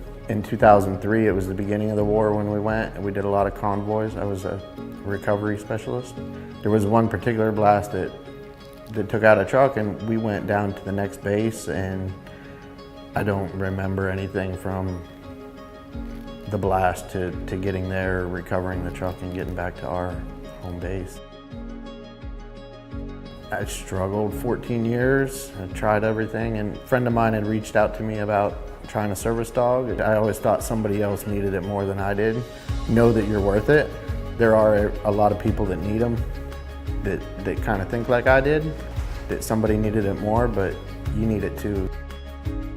This last week I've been smiling constantly, real happy.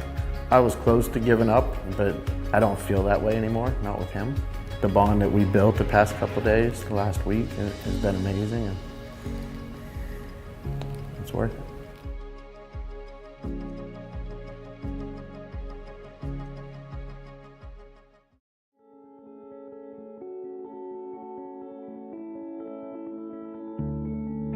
It was always in my head that I wanted to be in the armed forces. So I decided to join the Navy first as a Civi. I did my 10 years, got out. The Army welcomed me. I did another 10 years. I went to Iraqi Freedom Operations. I was going through a lot of issues in Iraq due to a blown up and RPG. And when I got back on country, they diagnosed me with PTSD. I didn't believe it. I didn't want to admit it. I was struggling a lot. And to this day, I still struggle. And my wife always told me, why don't you apply for a service dog? And I wasn't really into the idea. But I realized that nothing was working. Group therapy, even acupuncture, nothing worked. And actually my wife was the one that applied for me. But we never heard anything until a couple of days earlier that it was one available for me. So I was kind of nervous, not knowing how it was gonna go. But once I started interacting with my service dog, I started noticing that I didn't have to take as many pills for my anxiety. When you have PTSD, you don't go outside the box and try to explore new stuff or something that is available for you to help you in the long run. The resources are there. We just gotta search for them.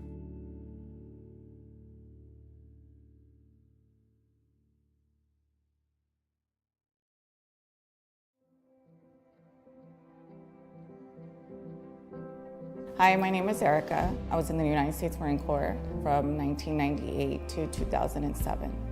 Having MS has been extremely hard for me to accept. I had a relapse about 2 years ago where I was completely paralyzed from my right side.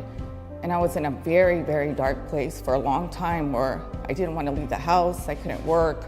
I was so depressed and in such a bad place. I just knew that it was time for me to accept my disease and it was time for me to do what I needed to do to get better. I teeter-tottered with getting the dog. I thought it would be too much for me. I thought it was gonna be too stressful. Tafiti has done a lot for me within the past couple days. I can walk easier now. I don't feel like I'm gonna fall. I don't feel that I'm gonna trip. I don't feel awkward in a huge crowd. I don't feel like I need somebody with me at all times.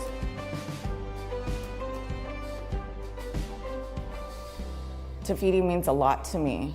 I fell in love with her for the first time I saw her. I really want to encourage all veterans to finally find their peace and to find their normal, to find the resources that they need to get the help that they need. So they are able to do the things that they used to, but now they just have a partner in life to do them with.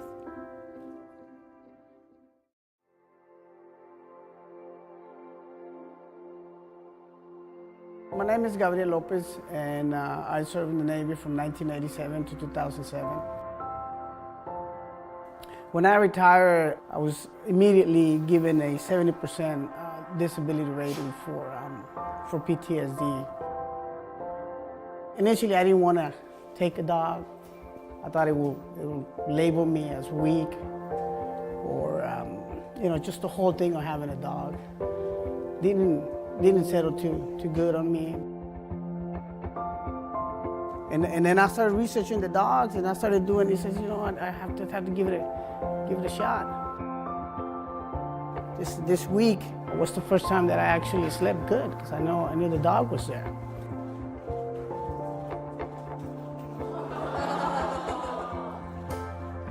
I'm very active with the VFW. Right now, I serve as a service officer for one of the posts. And I saw at the conference, I saw a veteran with a dog, and he was a young guy. And I started asking him questions. He explained to me how everything works. I said, it's not a sign of weakness. It's just something that I have to deal with it. It doesn't take a lot of courage. It just takes realization of, why you need this. All right.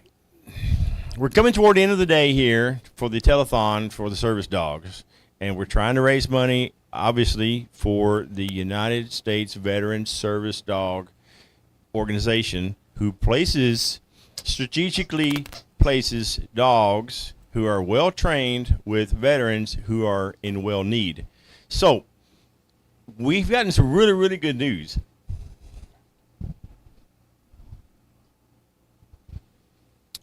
Don't worry, I'm a little emotional because we're this close. We're this close to 7. We've had some commitments that came in, and we have gotten the amount of monies almost for the 7th dog. And we're roughly 800. But that even with that was a stipulation. If we can get 500, we got a if we can get $500, and a lot of people in this room, nearly everybody has given today for this cause. So we've all decided to come in and make a somewhat emotional plea. We don't want to get too emotional because then nobody would be able to talk. But we need your help. We need your help for that at least 500 because we've got a commitment that will make it a total of 8. So if you're out there, you've got 10, 15, $5 even goes a long way. So just give what you can. We're not really begging, but we're begging. So so please, the number is on your screen. It's up here. Everybody wave so the folks out there can. It's up here, and the QR code is down here. Oh yeah, yeah. It's kind of like a Pokemon Go chip or whatever. You can't see it, but it's there. So reach down, use the numbers, use the QR code. If you're in the area, drop by. We take checks. We take cash. We take gold and silver bars. We'll take rubies. It doesn't matter. As long as we can use it for donations to the service dog organization, we're going to use it. So, anybody have anything they want to say? I do. Anybody have anybody? Hey, so seriously, we're pushing real hard here for this. Get this last one funded. If you can get that $800 in, I'll include a custom plaque. Whatever design you want, custom engraved wooden plaque. I'll do the engraving. You give me the design, I'll do the engraving and get it to you. If you can get $1,000 in by the close of this deal, I'll let Steve shave my beard. So if we can get $1,000 in before the end of the day, I'll let Steve cut my beard and shave my beard.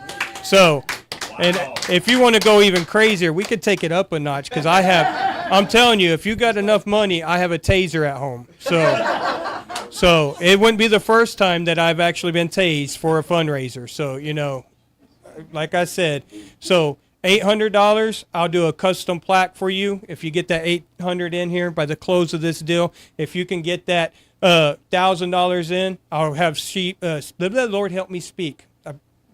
It's a big deal. I mean, I love this program. I know how important they are.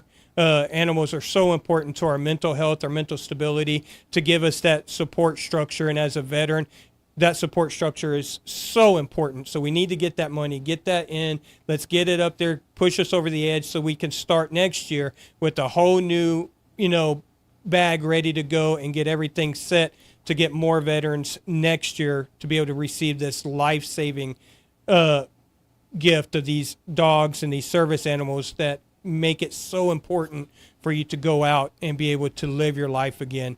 This organization gives freedom back to those who gave their freedom for us and are now suffering. So let's get that freedom to these warriors out there and these, soldiers and Marines and airmen and, coasties and all those out there that have suffered in, combat have, need these animals to survive, whether it's for, medical illnesses or PTSD, trauma illnesses. But again, numbers up here. Let's get that number. Let's call it. Let's get these people closing out this day on a big leap for next year. Let's get on that QR code. Again, if you do the full 800, I'll give you a custom engraved plaque. If you've been viewing in, you've seen some of the ones that I've given out today as appreciation. I'll do whatever you want. You tell me. We'll get in contact for that 800. If you do 1,000, I'll get my beard shaved all the way off. All right? Well, I'm tempted to take you up on that offer for the just for the plaque. I mean, I have a warehouse that I need a really nice side for. No, I'm just kidding. I don't know if I can get the laser that far up, but I mean, hey, whatever. We can work it. We can figure something out. Anybody else? I do. Will, stand up and come over here. Yes, Will, come here. No. Get over here. I'm glad you mentioned that because watch the camera. Don't knock the camera over.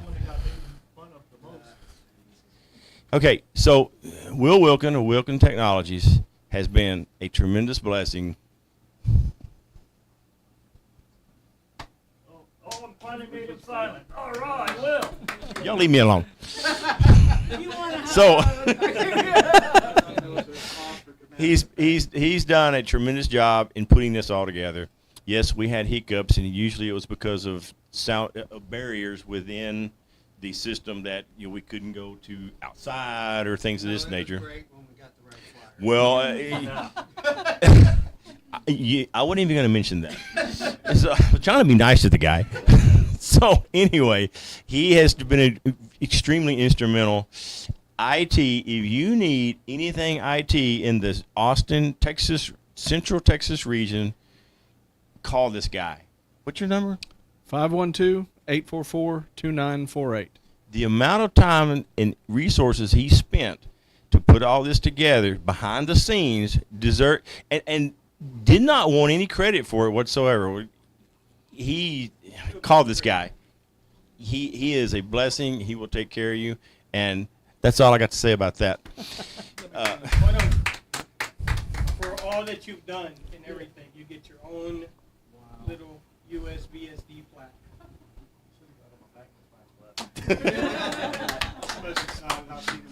Okay. Roy, you have anything you want to say? On behalf of the representative here for USVSD, I just want to thank the Kyle Texas VFW for everything y'all did last year, this year.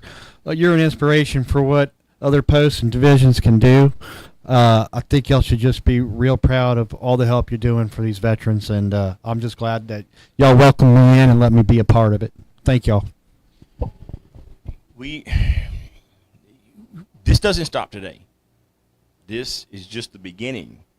And we will continually be asking you for your help. So save your pennies, save your quarters, save your dollars, and your gold bars. Because we're going to come back, time after time, because this program doesn't stop. We have a tremendous amount of veterans who need service dogs, and we don't have those dogs available, and for the only reason is because of money.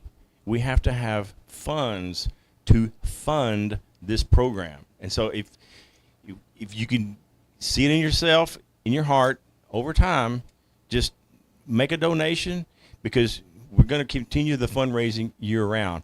We will do a telethon. I guess we'll do a next one next year. We'll try not to have it on a holiday. That's my input, because we want to make sure that you're available and you haven't spent all your money on vacation. We want to make sure we get you both. Or the Longhorn game, yeah. So, anyway, anybody else? Here you are. Come on. Yeah. As being a mom. Put all this together and did all the hustle over here. First of all, as a mother of a veteran and a number 2 son in the background, I am so appreciative.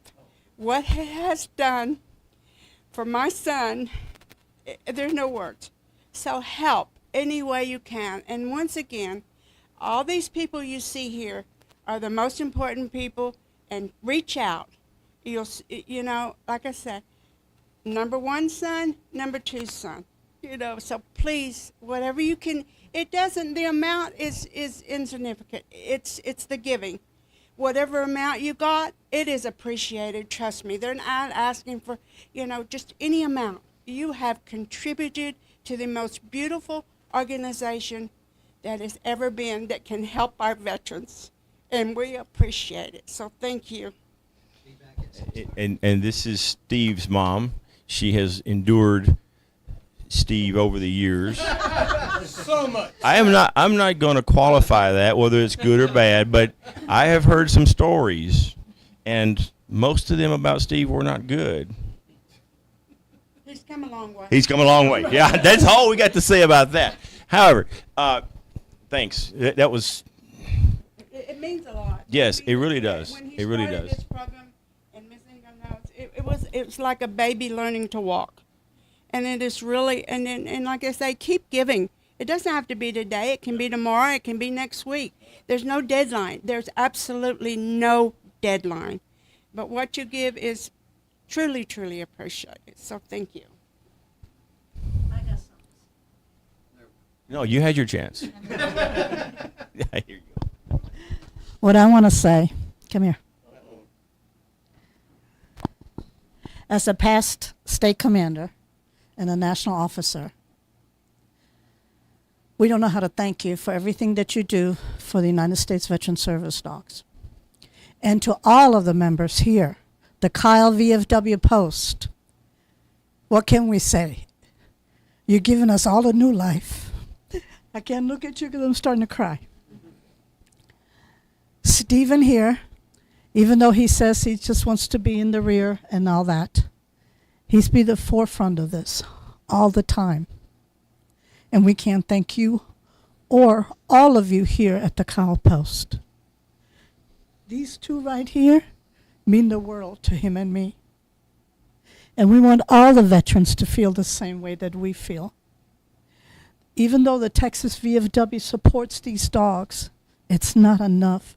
We have too many Texas veterans out there that are on the waiting list, has been on the waiting list maybe for 1, 2, 3 years, because we don't have the financial means to give them the dogs and train them. Because like I said before, $75,000 for one dog. So please, if you can give like everybody said, 20, 50, 100, and hopefully 1,000, because I like to see his beard gone. So, That's a guarantee. but seriously, Kyle VFW Post, Steve, my hat's off to you. And I think you know how much you mean to all of us. All of you, how much you mean to all of us. Thank you.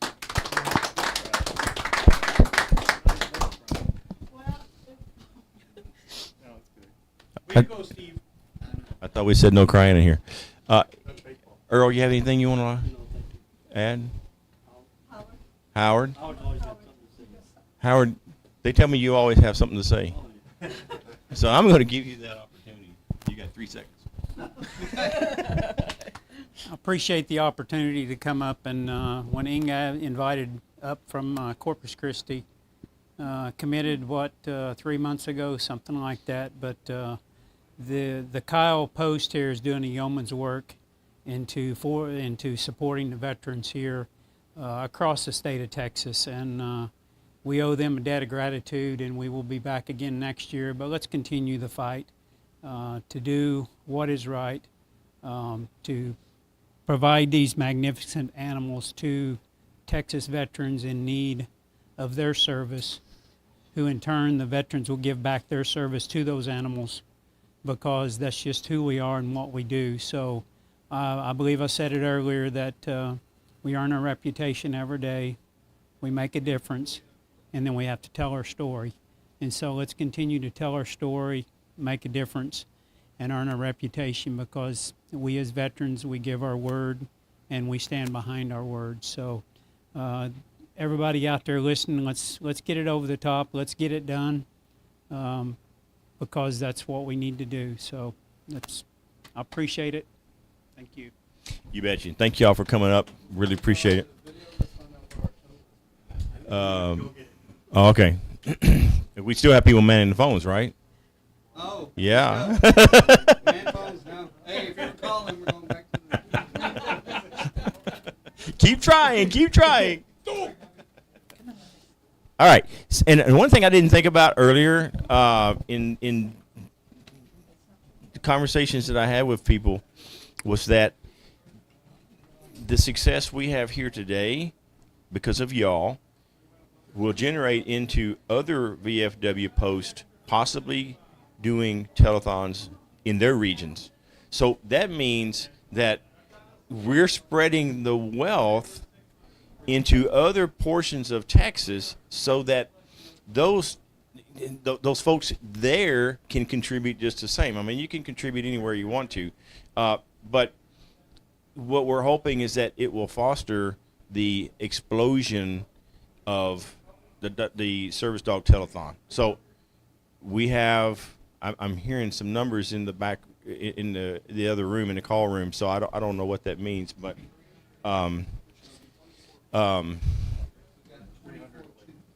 okay, so we're $300 away now. Is that what I'm understanding? Wow. Okay, so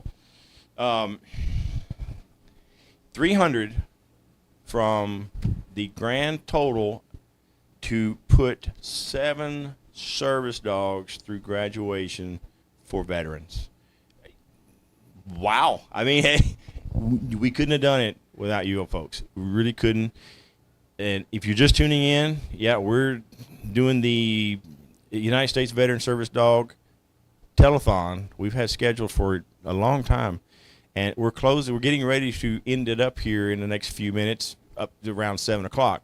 So if you haven't given already, please feel free to look at that number, call it, and give a donation. We're taking credit cards over the phone. If you're in the area, you can stop by our post here at 104, 105, 107. Okay, I always get that confused. 107 Veterans Drive here in Kyle, Texas. We will take your check. We will take your bag of pennies. We will take your bars of gold. We will take your firstborn. We are passionate about that. Yeah, that's right. We know firstborns. Yeah, because we've already got some problem children already. We got in trouble last time we did that. Oh, yeah? Well, it's my first time, so it's my turn to get in trouble. But nonetheless, bring your checkbook with you, your credit card, and we'll take it right here. And feel free to partake in the donating of the help for our service dog program. Like I said, veterans out there need this service, and we can't provide a dog to every single veteran in need, but those who have applied have already been and have already been approved are awaiting dogs, and we need to find the funds to get their dogs to them and get them trained with their own new owners so that that vet can live a comfortable, peaceful, and fruitful life. Jason, you got anything quick you want to say? Man, I can't wait to see that beard go. No. Come on, let's donate. Let's get this beard cut off. You know, it's be a party. We'll do it live. Get it shaved off. Get that money in. And remember, call this number. All right, get this number. Call it. Let's get that donation going. Let's get that money up there. Let's get these vets to these dogs to these vets so that these vets can start their life with a new support structure and start getting out there, giving them that freedom back. This organization gives freedom as much as can be back to those vets that gave theirs for us. So all of those vets out there that need this help, these animals are there for them. So we just need to get that done. And a small price to pay is to lose my beard that I've had for 8 years, I think. So I thought you had that when you were 8 years old. Probably. That's probably why it's all gray. But yeah, so yeah, let's get this done. You know, it'll be my wife will thank you, my daughter will hate you, but it's all good. Yeah, I would think losing a beard looking like that would be for a good cause. I just not being judgmental, but I'm being judgmental. Yeah. I just, and of course, I think you'd look really different, and I think the world would probably be. No, you would never look like me. Oh yeah, we'll be twins. Oh, no, because I have both of my feet. I'll wear pants. Jason is awesome. He's a really good guy. He's been through the ringer. He has, he's been shot at, been run over. He's just, he's like, I don't know what. He's just like the crash dummy. Yeah. Yeah. For lack of better terms. Yeah, I'm the guy that they, during selection, not smart enough to quit, just too dumb to know when to stop. Yeah, I know what you're saying. Okay, so, Jason, would you do me a favor? Yes. Could you run and see if we got any new updates on our numbers? And hurry back. Yes, I will run. So if you haven't given yet, please feel free to give us a call. We have people manning the phones, and we are extremely close. If you just turned in, we're trying to raise $24,500, and those monies will pay for a total of 7 working service dogs for individual veterans who are in need of these dogs. Those veterans who are on the waiting list have been approved, and they are simply waiting for the dog. We can't get the dogs unless we have the money. We can't get the money unless we ask for it, and that's why we're trying to reach out to you in order to help us get these dogs placed to the veterans who need their services. And Jason just came back in, and we are so waiting on new numbers, and so we may very well take a break here and get back to raising monies through other means, and then we'll rejoin you. Hey, Jason, what time is it? I show 6:23. Okay, so you will be back in about 10 minutes, and we will have an update. And just because we meet the goal doesn't mean we're going to stop asking for money. It doesn't mean we're not going to continue fundraising for this cause. It's a very important cause, and so many people are benefited for having veterans to have service dogs. So what's our countdown on time to close out now?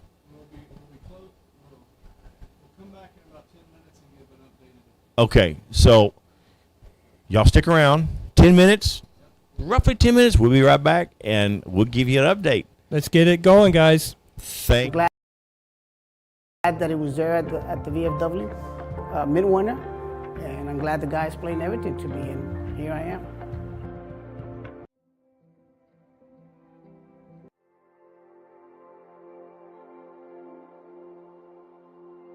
My name is Gabriel Lopez, and I served in the Navy from 1987 to 2007. When I retired, I was immediately given a 70% disability rating for PTSD. Initially, I didn't want to take a dog. I thought it would label me as weak, or just the whole thing of having a dog didn't settle too good on me. And then I started researching the dogs, and I started doing. He says, you know what, I have to give it a shot. This week was the first time that I actually slept good, because I knew the dog was there.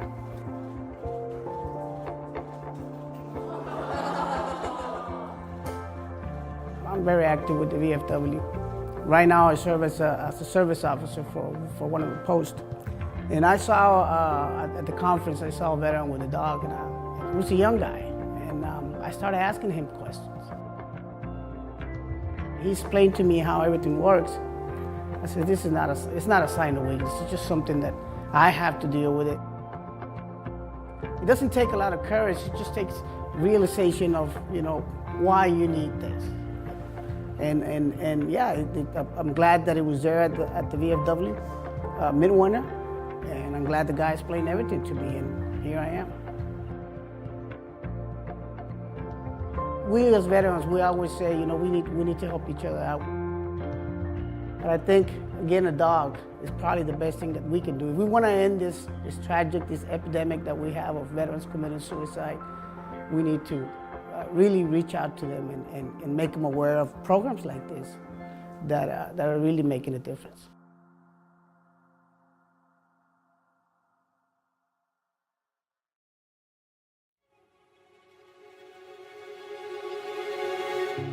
Alzette came into our facility in May of 2019 to start the graduating class for the summer. He was raised in Florida and was a very nice, stable-minded golden retriever that had a lot to give. One of his biggest things that he excelled with was the ability to connect to a person. His want to please and his want to be connected with his handler let him overcome any obstacle that we could have imagined. He was super solid from the day he stepped onto this campus till the day he graduated. And I think that Jerome and Alzette have a long life of happiness together. Alzette, buddy! My name's Jerome Schleier. I was in the Navy, third-class petty officer. I was a rescue air crewman. I did 2 deployments on the USS Hancock. Well, you know, Vietnam War was not very popular. When you came back, they spit on you. There was no thank you for your service. And even when you got out, PTSD was no big deal. It was hard, and I think a lot of Vietnam vets are, you know, we're proud people. We're proud that we served our country, and you need to reach out for help if you're having problems. I did, and I've got a service dog now that's very well trained, and he is just great for me. Even if you're feeling a little down, they'll come put their head on your lap and just make you feel better. They do require, you know, work, but it's well worth it for what they give to you. You need to reach out. There is help out there. There's very good help. And if you can get a service dog, I say, I think it'll change your life. This was a really special placement for us. It's not very common. The Vietnam veterans were met when they came back to this country with not open arms. They were met with a lot of criticism, so they feel as though they don't deserve anything. And I think that there is a lot that these dogs can do for Vietnam veterans. We encourage every Viet to apply for a dog.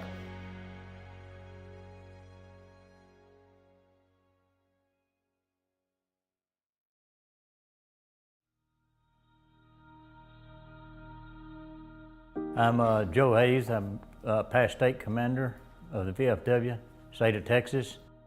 I was in Vietnam in 1968 in the 9th Infantry Division.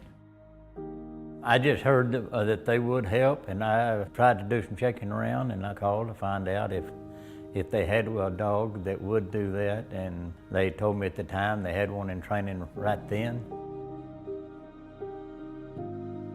So far, this dog has really alerted me during the day. I did not check my sugar. Every once in a while, doctors say they want me to check it at morning and night, and of course, it was always high at night after eating and this and that, so that's something, I figured it was high because of the eating, but a lot of times during the morning it would rise.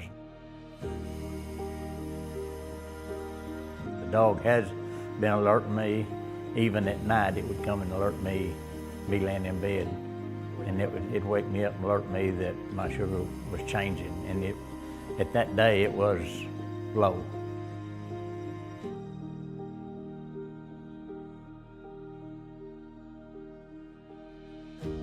Yeah, it's getting better, and the public is trying to throw the Vietnam in better than they ever have. And they're respecting us some now, where they didn't at all back when we got out.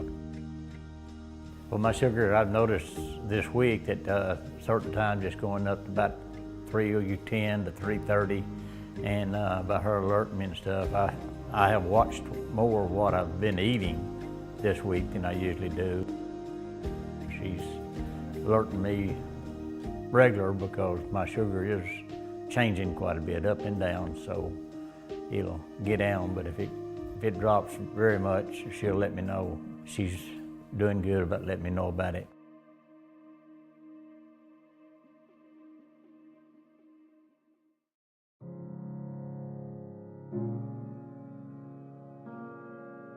My name is Joel Temple. Served with 1st Infantry Division, 4th Infantry Division, and 3rd Armored Division.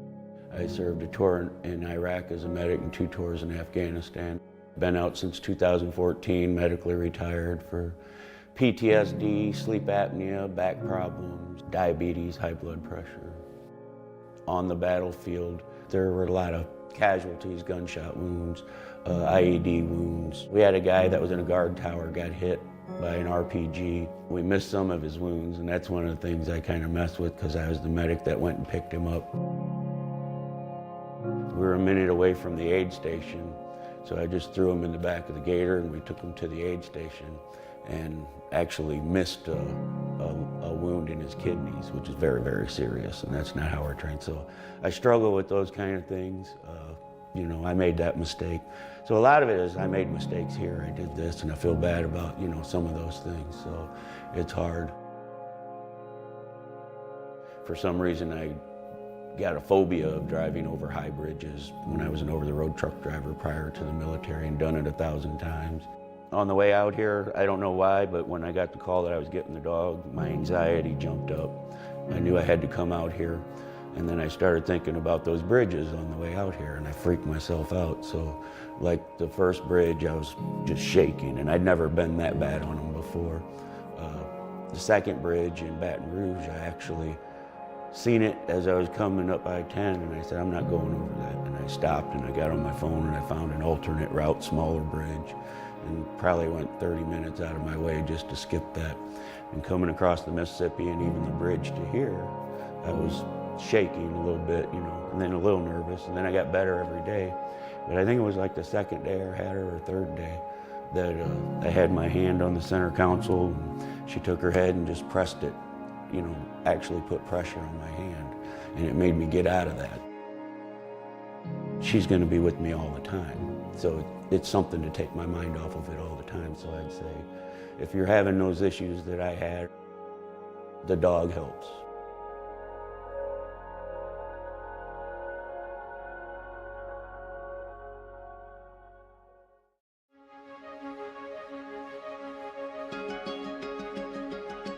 Drax was actually a rescue. He was a Belgian Malinois that one of our California trainers picked up from a rescue and decided to evaluate him. We don't have I figured we would give Drax a shot, and he went from not being able to take a treat out of a hand to absolutely loving life and wanting to work.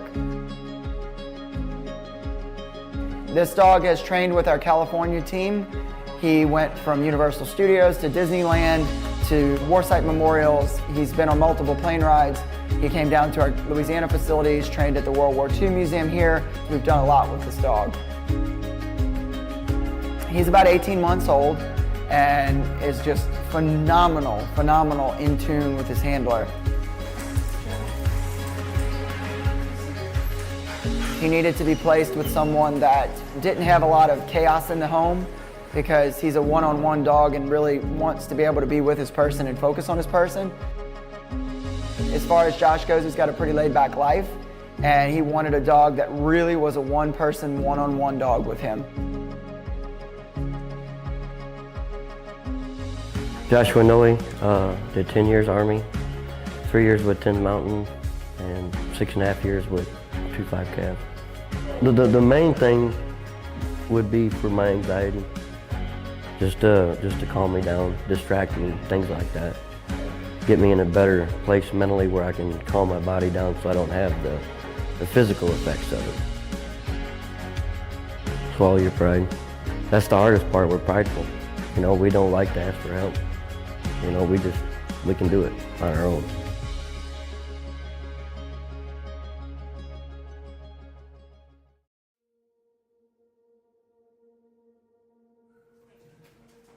My name is Joshua Standing-Cloud. I was a corporal in the United States Marine Corps. Went in 2 days right after I graduated boot camp. My family followed. A year after, my brother went in. A year after, my sister went in. So we got a strong Marine Corps family. When I got out, I shut down and I started using alcohol to cope with what I had going on. And that turned into fighting. And the fighting just kept getting worse and worse and worse until I just shut down and really locked myself away from the world. And then my wife was like, hey, you either get some help or we're done. And this woman is stuck with me for thick and thin, like through everything. And she still does to this day. So I turned to the VA. I started seeing therapist after therapist, no one I could really relate to, until I found one guy, Glenn McGraw, who also had a service dog. So after talking with him for a while, I was like, hey man, I'm ditching the pills and I want to try a dog. So I put in an application after talking to the gentleman at the Midwinter VFW conference. He said, put it in and I'll go from there. Introducing Nita into our family, what this means for us is me being more comfortable. During the car rides back and forth, I'm just like, the dog's okay, I'm okay. I just keep saying that to myself. The dog's okay, I'm okay. Even at the museum and everywhere we've been, like, she knows what she's doing and I can trust in her. I can not lower my guard, but pay attention to her instead of paying attention to everything else. I know she'll tell me when something's wrong. What I really want to say to all the Marines is pills aren't the only answer.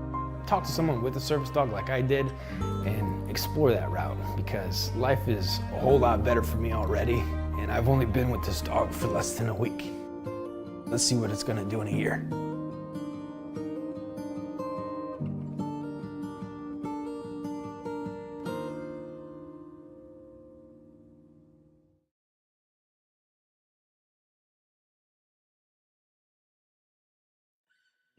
Welcome to United States Veteran Service Dogs. My name is Cody Bellinger. I'm the CEO and Director of Training and Client Services. Pearl came to us about 8 months ago. She was a Golden Retriever Labrador Cross. This is graduation day. She's about to meet her handler for the first time, and this is the day we wait for.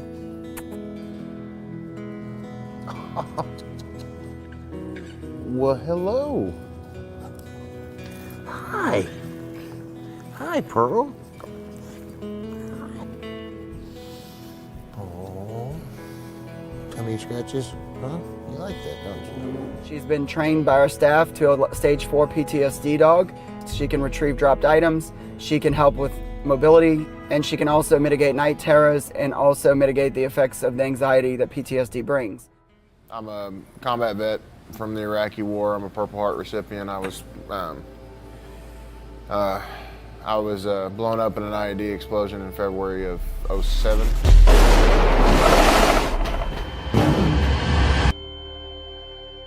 It caused me to have a TBI, a fractured skull. For us, it'll never really be a normal life, but to be able to be out in public and not have to be hypervigilant, not have to always feel like I've got to watch my back, and then sleep, and I don't sleep, so hopefully she'll help me where I can get a good night's sleep and get through the night where I haven't been for about 10 years now. Here, the program. This one here is the 1st Cav Division in the United States Army. It used to be a cavalry division, all horse mounted. It's not anymore now, it's all mechanized. There's a saying that goes with the patch. People say it differently, but it was the horse that was never ridden, the line that was never crossed, and the territory that was never taken. And the reason why this is significant for me is I deployed with the 1st Cav Division. So I also carry this patch with me every day on my arm. As you can see, it's in the shape, Pearl, sit. It's in the shape of a rack. I keep it with me everywhere I go. So that's what the patch signifies. I'd like to get back to where I used to be, where I could sleep and be normal and have a function and be out in public and be around a large group of people and not feel nervous, or not really nervous, but you know, just paranoid and watching everybody's movements. Thank you guys. Thank you for everything that you've done for me and for Pearl.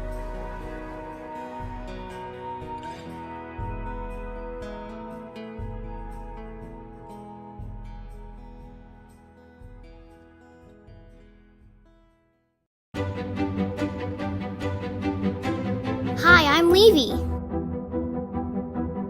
I met someone today who needed me. I played the game Doctor and even a game of tug of war. My friend had been sleeping for a long time, but when I came, he woke up. What I really did was heal him. Open both eyes for me. Her name's Levy. When you say Levy, he's been in a war zone 10 times.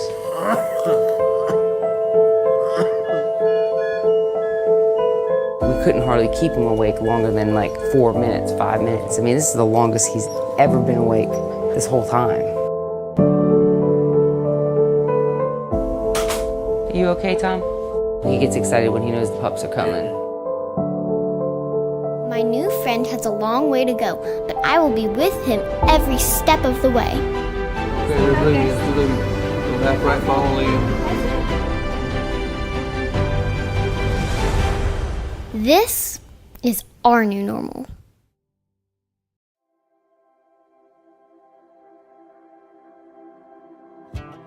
Skip came to us about 7 months ago from Ridgeview Retrievers. We got him down here, we started training with him. At first he had some unique issues that we had to work through, but we continued teaching him some commands like forward, left, right, back up, brace, and every day he just rolled with it. We went from grocery stores to Target to the World War II Museum, and he's excelled through everything. There's nothing that I've thrown at the dog that he can't handle. And I really feel that Nick will step out of his comfort zones a little bit because I think Skip's going to help him realize that life's not so serious. My name is Nicholas Spikey. I was in the Air Force in 2009 through 2010. I was hit with a 122 millimeter mortar. I really wanted a dog that could help me be more independent and take some of the weight off of my wife's shoulders, especially due to my seizures. If I'm going into a seizure or if my left side is starting to give out, he'll be able to help me get safely, either from one room to another or, from the car to the front door. First couple of days, it was a little bit rough. Skip took a little bit to adjust to him, but by day 3, they were on a really nice page, and today on day 4, they're doing well, very, very well. I'm almost 100% more calm than I was even 4 days ago before I even met Skip. It's our mission at USVSD is to get the veterans into a new normal. And I feel pretty confident that Nick is going to be headed to his new normal because of Skip.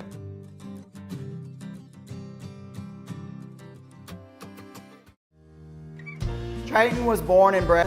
Triton went on at 8 weeks of age to our UAB puppy raising. Was our social media coordinator for USVSD, and she took on Triton. Honestly, I couldn't have asked Triton to have a better head start when he came here. Most of our dogs come back for training and they know a few basic commands and they've been well socialized. Triton came back for training and pretty much knew every command that he needed to know. He breezed through formal training very quickly. We taught him all of his advanced mobility stuff with pushing buttons and opening doors. Triton is trained in mobility work, hearing response work, and also he's trained for PTSD. Not every dog can do that. We needed a dog with a high energy and high personality to be able to do that, and Triton has it.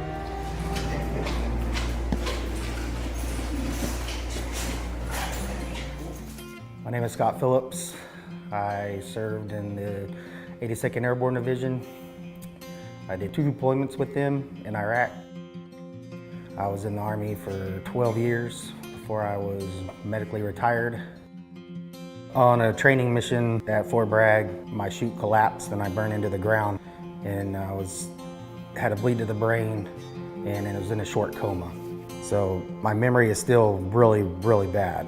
I can't remember the simplest things, and I can't remember a lot of the important things.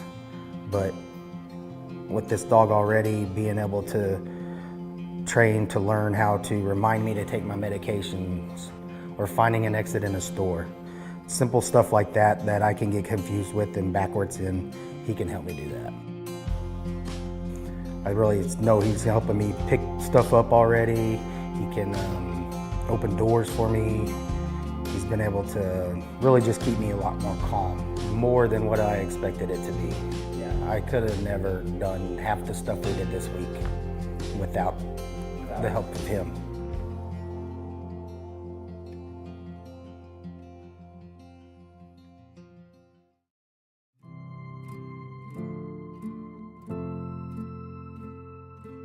My name is Andrew Camplin, and I'm with the Texas Veterans of Foreign Wars. I served in the United States Air Force from 1989 to 1994. I was deployed to Al-Kharj, Saudi Arabia, where we formed the 4th Tactical Fighter Wing Provisional, which was a squadron of F-15Cs, F-15Es, F-16Cs and Ds, and EF-111s.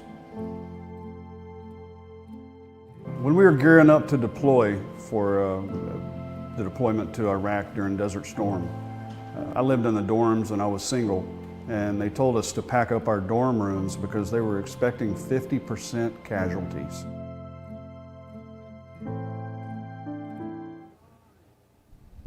Welcome back. That's what you should be telling us, because we just came back to you. Hopefully you've been here waiting patiently for the results of our United States Veteran Service Dog Telethon. And I have some interesting news. And I don't who has the information. Roy, do you have the information? Were we looking at our total? We are considering our total. Right now, we have pushed over $24,500. And I just heard a couple things coming in here, another $100 from somebody with Steve, and a last-minute pledge that I'm not going to mention from who for $500, and that would put us right now at $25,100, which would put us to that 7th dog, which is our goal and more than last year, everybody. I didn't want to spoil too much. No, you're on it. So, Yes. And the reason I can tell you who is DJ Tony with pledged the $300 to make the final pledge, and the 500. There was 2 additional pledges we got at the last minute. Both of them thankful. We got 2 almost simultaneously. So we got a 500. It was from Wimberley Masonic Lodge. They donated that to do the double, so Jason will be shaving his beard. So, and almost within seconds, Marco Pizzagna with DJ Tony. You know him from Vaqueros Friday nights. He covered the 300. So we're well over. I see Miss Cynthia Bentley. So I got to say something about Cynthia. I've watched Facebook over the last month. She has pushed it, done a big supporter in Kyle. She was in Louisiana and called me and said, I need a picture of the coin. and I was actually in Kentucky and in a meeting, and I was like, all right, I'll go outside. So, but she has absolutely helped this telethon as well, and a great asset. She's constantly pushing it on social media. Everyone here. I mean, Inga, Larry, the whole post, Clint, my mom. I can't say enough. There's so many people behind the scenes making this work. Marco, thank you. I know you're out of town, and my phone, I don't normally do it, but I put @followers, and I'm getting pledges now. So we're going to be over the cap. We don't really have a total figure. Next Friday breakfast here at the VFW, we will get you a hard figure to where we can announce exactly what we made. But we still have checks coming in the mail. People said they were going to mail checks. In our auction, silent auction, they're closing out, so those bumped up a little bit. Did I miss anything? You missed the fact that your wife is standing behind me. You wouldn't do it. I'm going to do it for you. So- Has sat there in that chair this entire day, She doing has. nothing but helping with the finances, keeping track of the donations, and I mean, wow. And that's typical of Lynn. She generally sits in the background and takes care of all the things that nobody ever gets to see gets done. So, wow. And she made the best incredible zucchini cake that I have ever had. And this is the first time I've ever had it, by the way.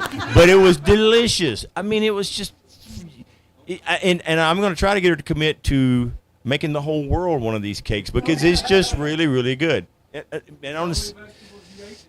Yeah. Besides Doritos. Okay. And hats off to Steve. Steve is the spearhead of this whole drive here. He's done a phenomenal job. He got me interested. He's got everybody else interested. And every time he goes out, somebody recognizes him because he's like the poster child. Literally, he's the poster child with Guppy. And everywhere they go, they get looks, and people come up to him, hey, aren't you the guy that's doing the, yeah, that's me. You know, and he's very, very humble. He doesn't want to take any credit for it, but he deserves, I mean, a monumental amount of what has been accomplished today. So hats off to Steve as well. I just want to say on that note, if you add the 22 and 24, almost $50,000 this little town has raised for service dogs in 2 years. And I think we'll be at 50,000 once we get our final totals. Amazing. Our little town of Kyle, well, little big town of Kyle, and our community support. And, you know, I can't say enough. I want other veterans to experience what I'm experiencing. So, thank you.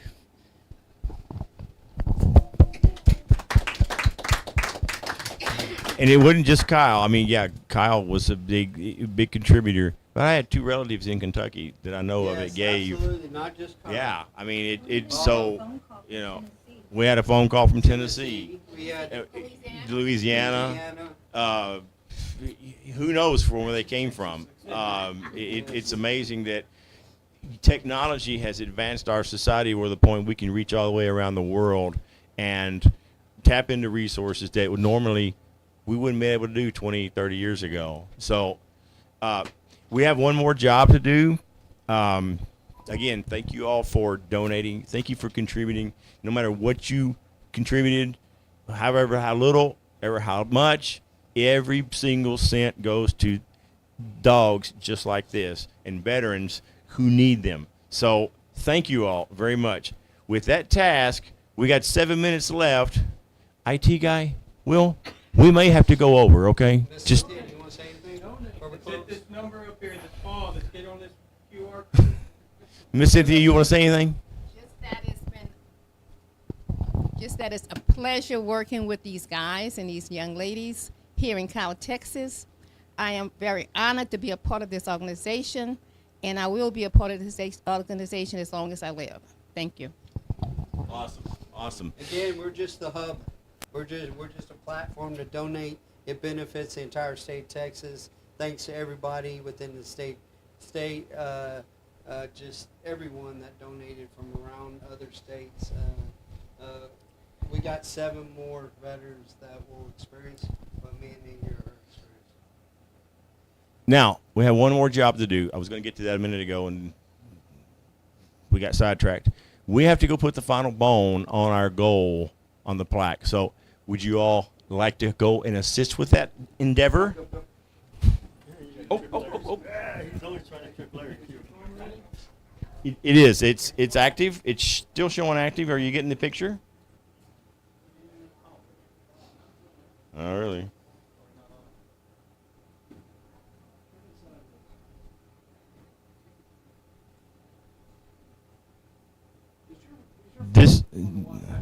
I have no idea.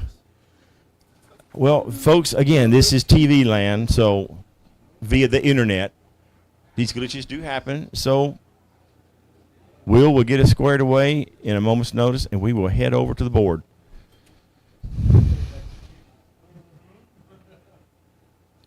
Meanwhile, again, I can't say enough thanks for everybody's help, for what you all did.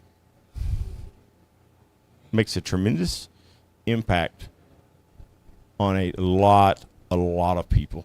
Are we good? All right. Just like this? Okay.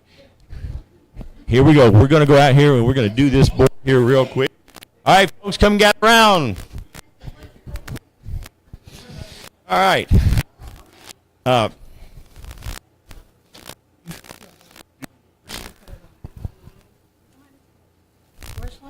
Where's Lynn? Lynn, there you are. Okay. Yeah, go on up there. All right, so here is the plaque that completes the goal.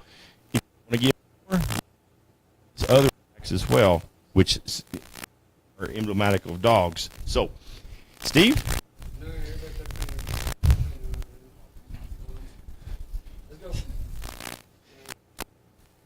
And there it is. There it is. Awesome.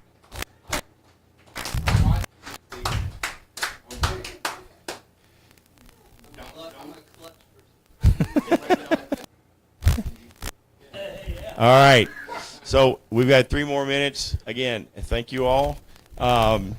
It's been a wonderful experience in dealing with all the people that I've had to deal with today. Moreover, the experiences they've had to deal with me today.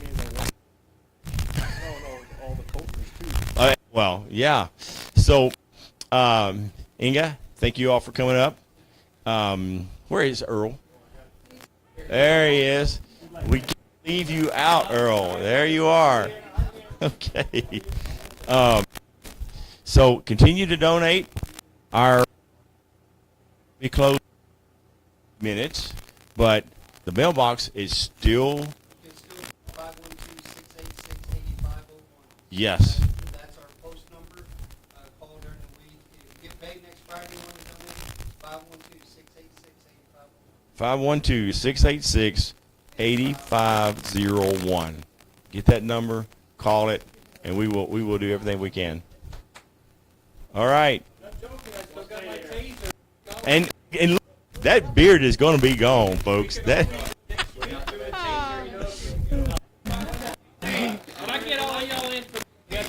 Okay. You and left.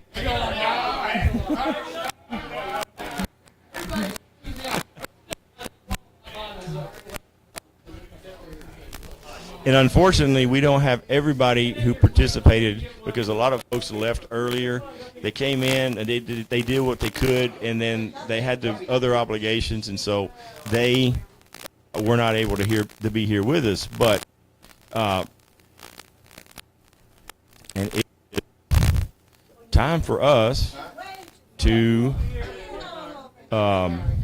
close this out. So thank you all.